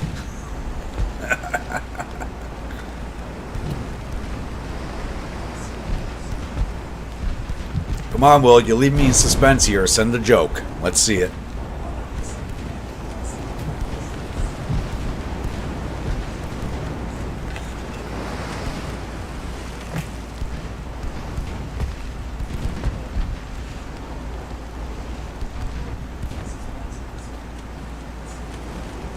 One, learn how to sleep on a plane standing up. 2, learn how to knot properly. And 3, last thing they learn is to look down and count.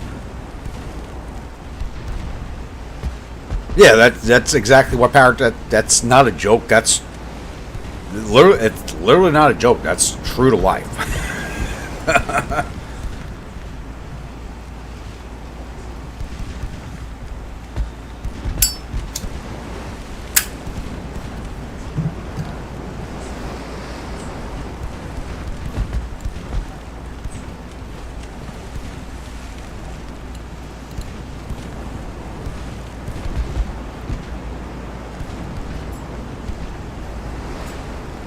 It doesn't matter it was 80 years ago or modern day. That's power trooper life.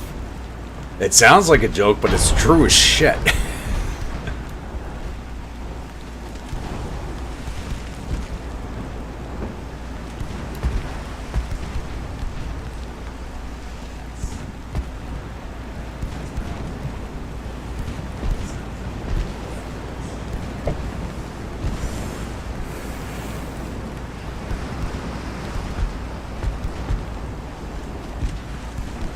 And actually, looking down and counting, nobody looks down and counts unless your chin's pinned against your chest. Which means you had a bad parachute opening. And you're going to have a bad fucking landing.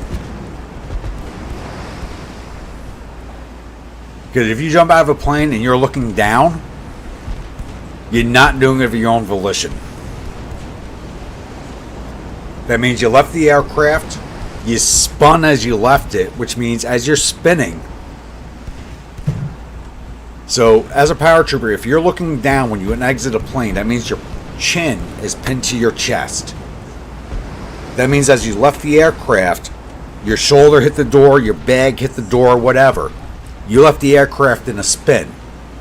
So you're spinning as you leave, which means as your ripcord pulls, your parachute is spinning also.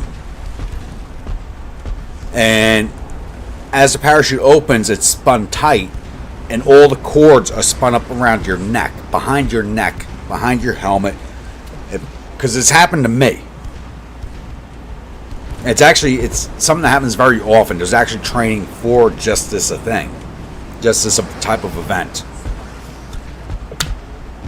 You can't look up. It's impossible. That's how you know something's really gone wrong.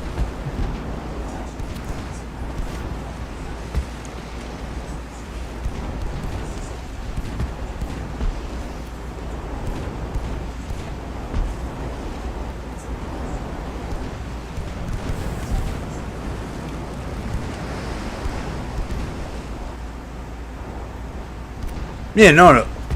Don't worry about it, Will. You know me, I'm a vet. I'm a paratrooper. I want to hear it all.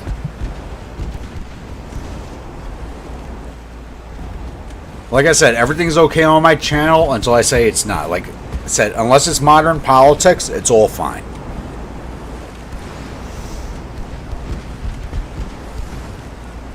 The bad landing's the punchline? No, it's not. So, I actually had a situation like that. So, I was jumping out of a C-130. God, I want to say this was... I want to say it was around September of 01. It was before 9/11. I was jumping in Georgia. We were doing an airfield seizure on the airfield right out... We were jumping onto the airfield right outside of Savannah. And it was probably the worst exit I ever had. Worst exit I ever had. My shoulder hit the door, which put me into a spin as I went through the door. So when the chute opened, my head was pinned to my chest. So what you do at that point is you reach behind your head, and this is while you're dropping at 32 feet a second. I grab the cords behind my neck and I start pulling apart and bicycle kicking my legs, which starts spinning me in the opposite direction to open the parachute up. And I'm still doing that with my rucksack still attached to my waist. So it's hard to describe everything that's going on with a paratrooper jump. But like, I had an 80-pound rucksack attached at my hips. So I'm bicycle kicking my legs, I'm pulling these risers apart, and I slam into the fucking ground. And I actually had harder landings. To be honest with you, I've actually had harder landings than what I went through on that event. But I stand up from it, and I look around and I see a bunch of white lights on the drop zone, which you only see white lights when somebody's hurt. So I'm like, I stand up, I start looking around. I'm like, oh shit, somebody had a hard landing. I didn't realize they were looking for me, because I was in the middle of the plane. And I was the first person on the ground. They just saw me drop. And I got just enough air before I hit the ground to make it a soft landing. But you had all these people out there. All the headlights are on, the vehicles are turned on. Everybody's out there with white flashlights. They were looking for my ass. And I'm standing up looking around like, oh shit, somebody got hurt. I'm looking for somebody like throwing up a red chem light or screaming in pain because they need help. And they're actually looking for me. There are so many things that can go wrong on a jump that it's hard to describe.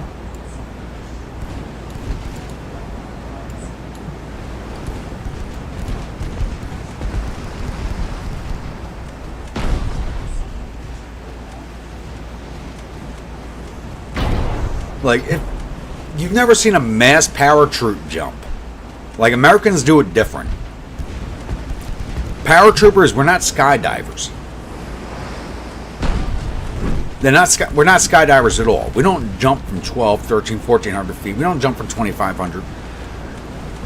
During training, we jump from like 12, 1300 feet. Combat paratroopers for practice jump at 800 feet. For practice.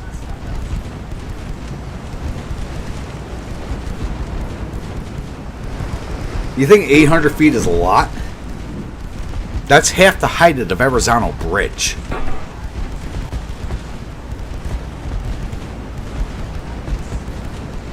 Something goes wrong with your parachute, you got literally 2 seconds to pull your reserve. You jump out the plane, you count to 4, you don't feel this parachute open, you got another 2 seconds to pull your reserve chute. Otherwise, it's a bad day for you.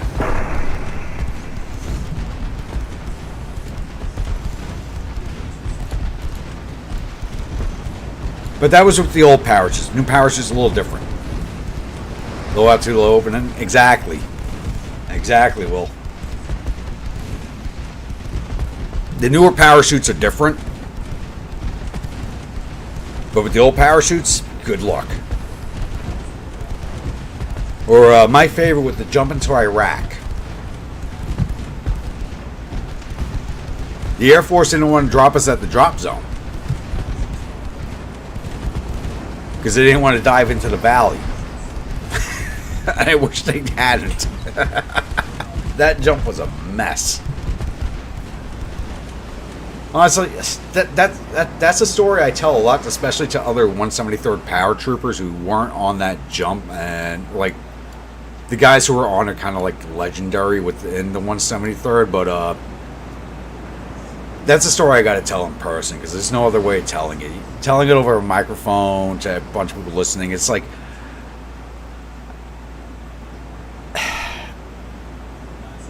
the paratrooper life is just different. It's just different. Paratroopers, Rangers, SF, we all do the same shit. Paratroopers are the lowest rung of that ladder, and it's just a different lifestyle.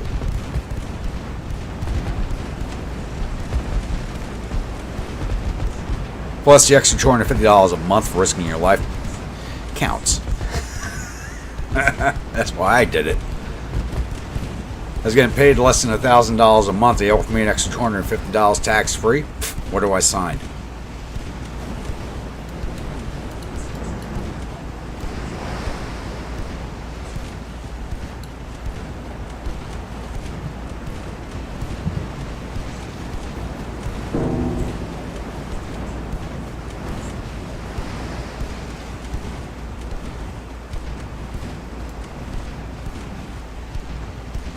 But to give you an idea, so if you go like a paratrooper on a combat jump, so non-combat personnel jump at 1,200 feet for training because they got to keep their jumps up to date. Infantry jump at 800 feet. The combat personnel jump at 800 feet. A war zone jump, which I've done, is 400 feet.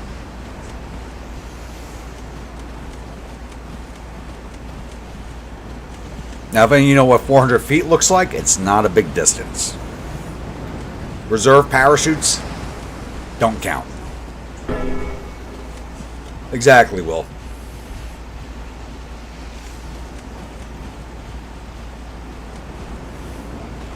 It's like I love recounting my years as a paratrooper. It's hard to describe. Other paratroopers understand it. The other paratroopers get it. Trying to describe to someone who's never done it or lived that lifestyle. Because it literally is a lifestyle.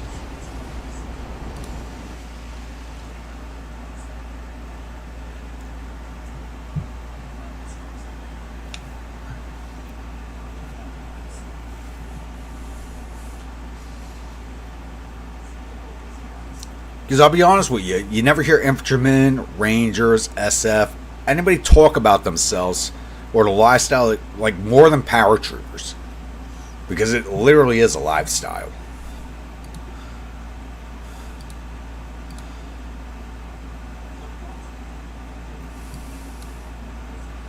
Alright, can I get you guys out of port? Yes. Come join the invasion fleet. Last turn for it, too. Can we get Fort Bayard? If not, we'll restart the invasion.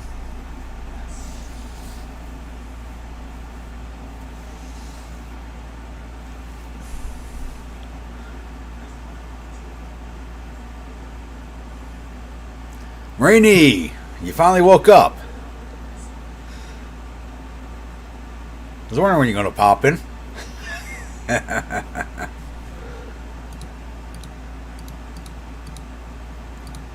Oh shit, we took it. Nice. Alright, naval invasion. Tonkin, next target.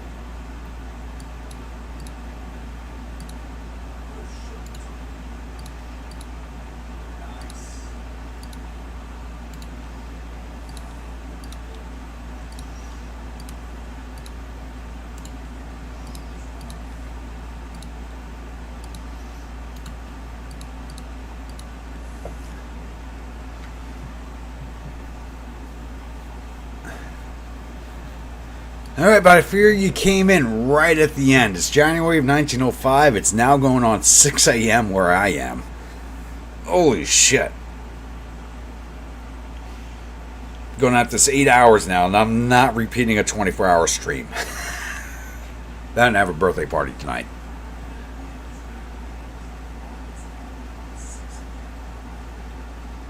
Yeah, I got started at 10 p.m. Eastern. I put it on the Discord. I thought I was going to see you like an hour or two ago.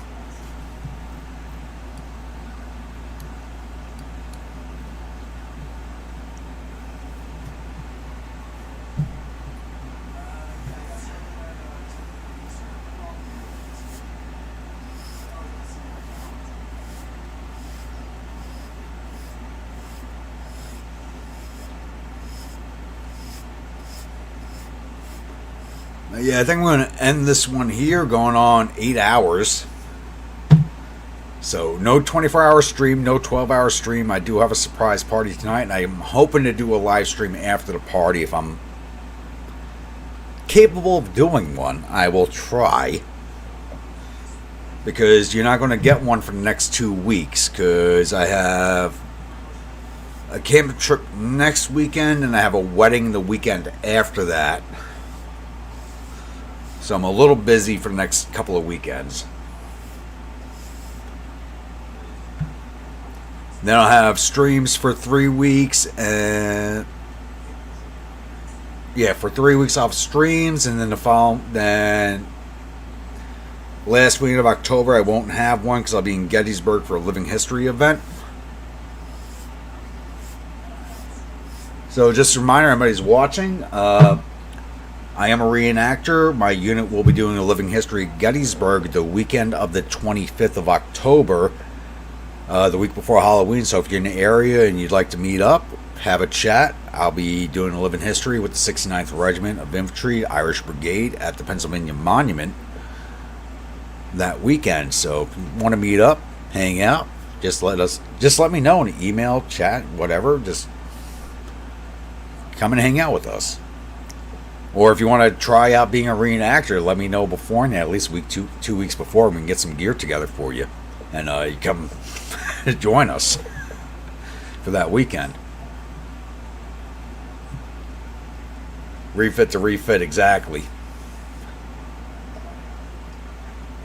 Like I said, and you all live in the area, you've never done reenacting before, and you want to hang out with us, you want to give out reenacting a try, just let me know beforehand, and we'll get the gear together for you. We're always looking for extra people.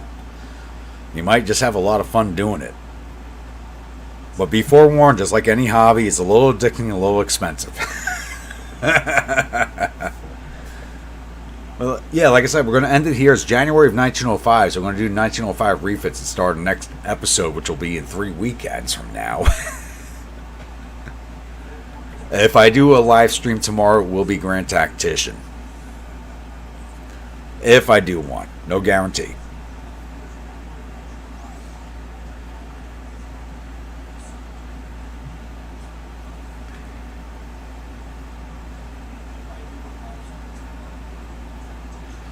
It's always fun.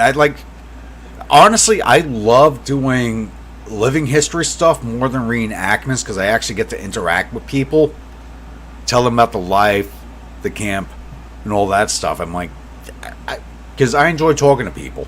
It's kind of why I like doing this channel. I like talking. So I love describing what we do or why I do it. So I have a lot of fun. So if you're in the area, come by. If you want to join us, let me know at least by next week. Send me an email, send me a DM on. Just let me know, and we'll get together. We'll get the gear together if you want to join us, or if you just want to hang out, let us know, or let me know. Life and health just wouldn't allow it. All right, it happens. That's life.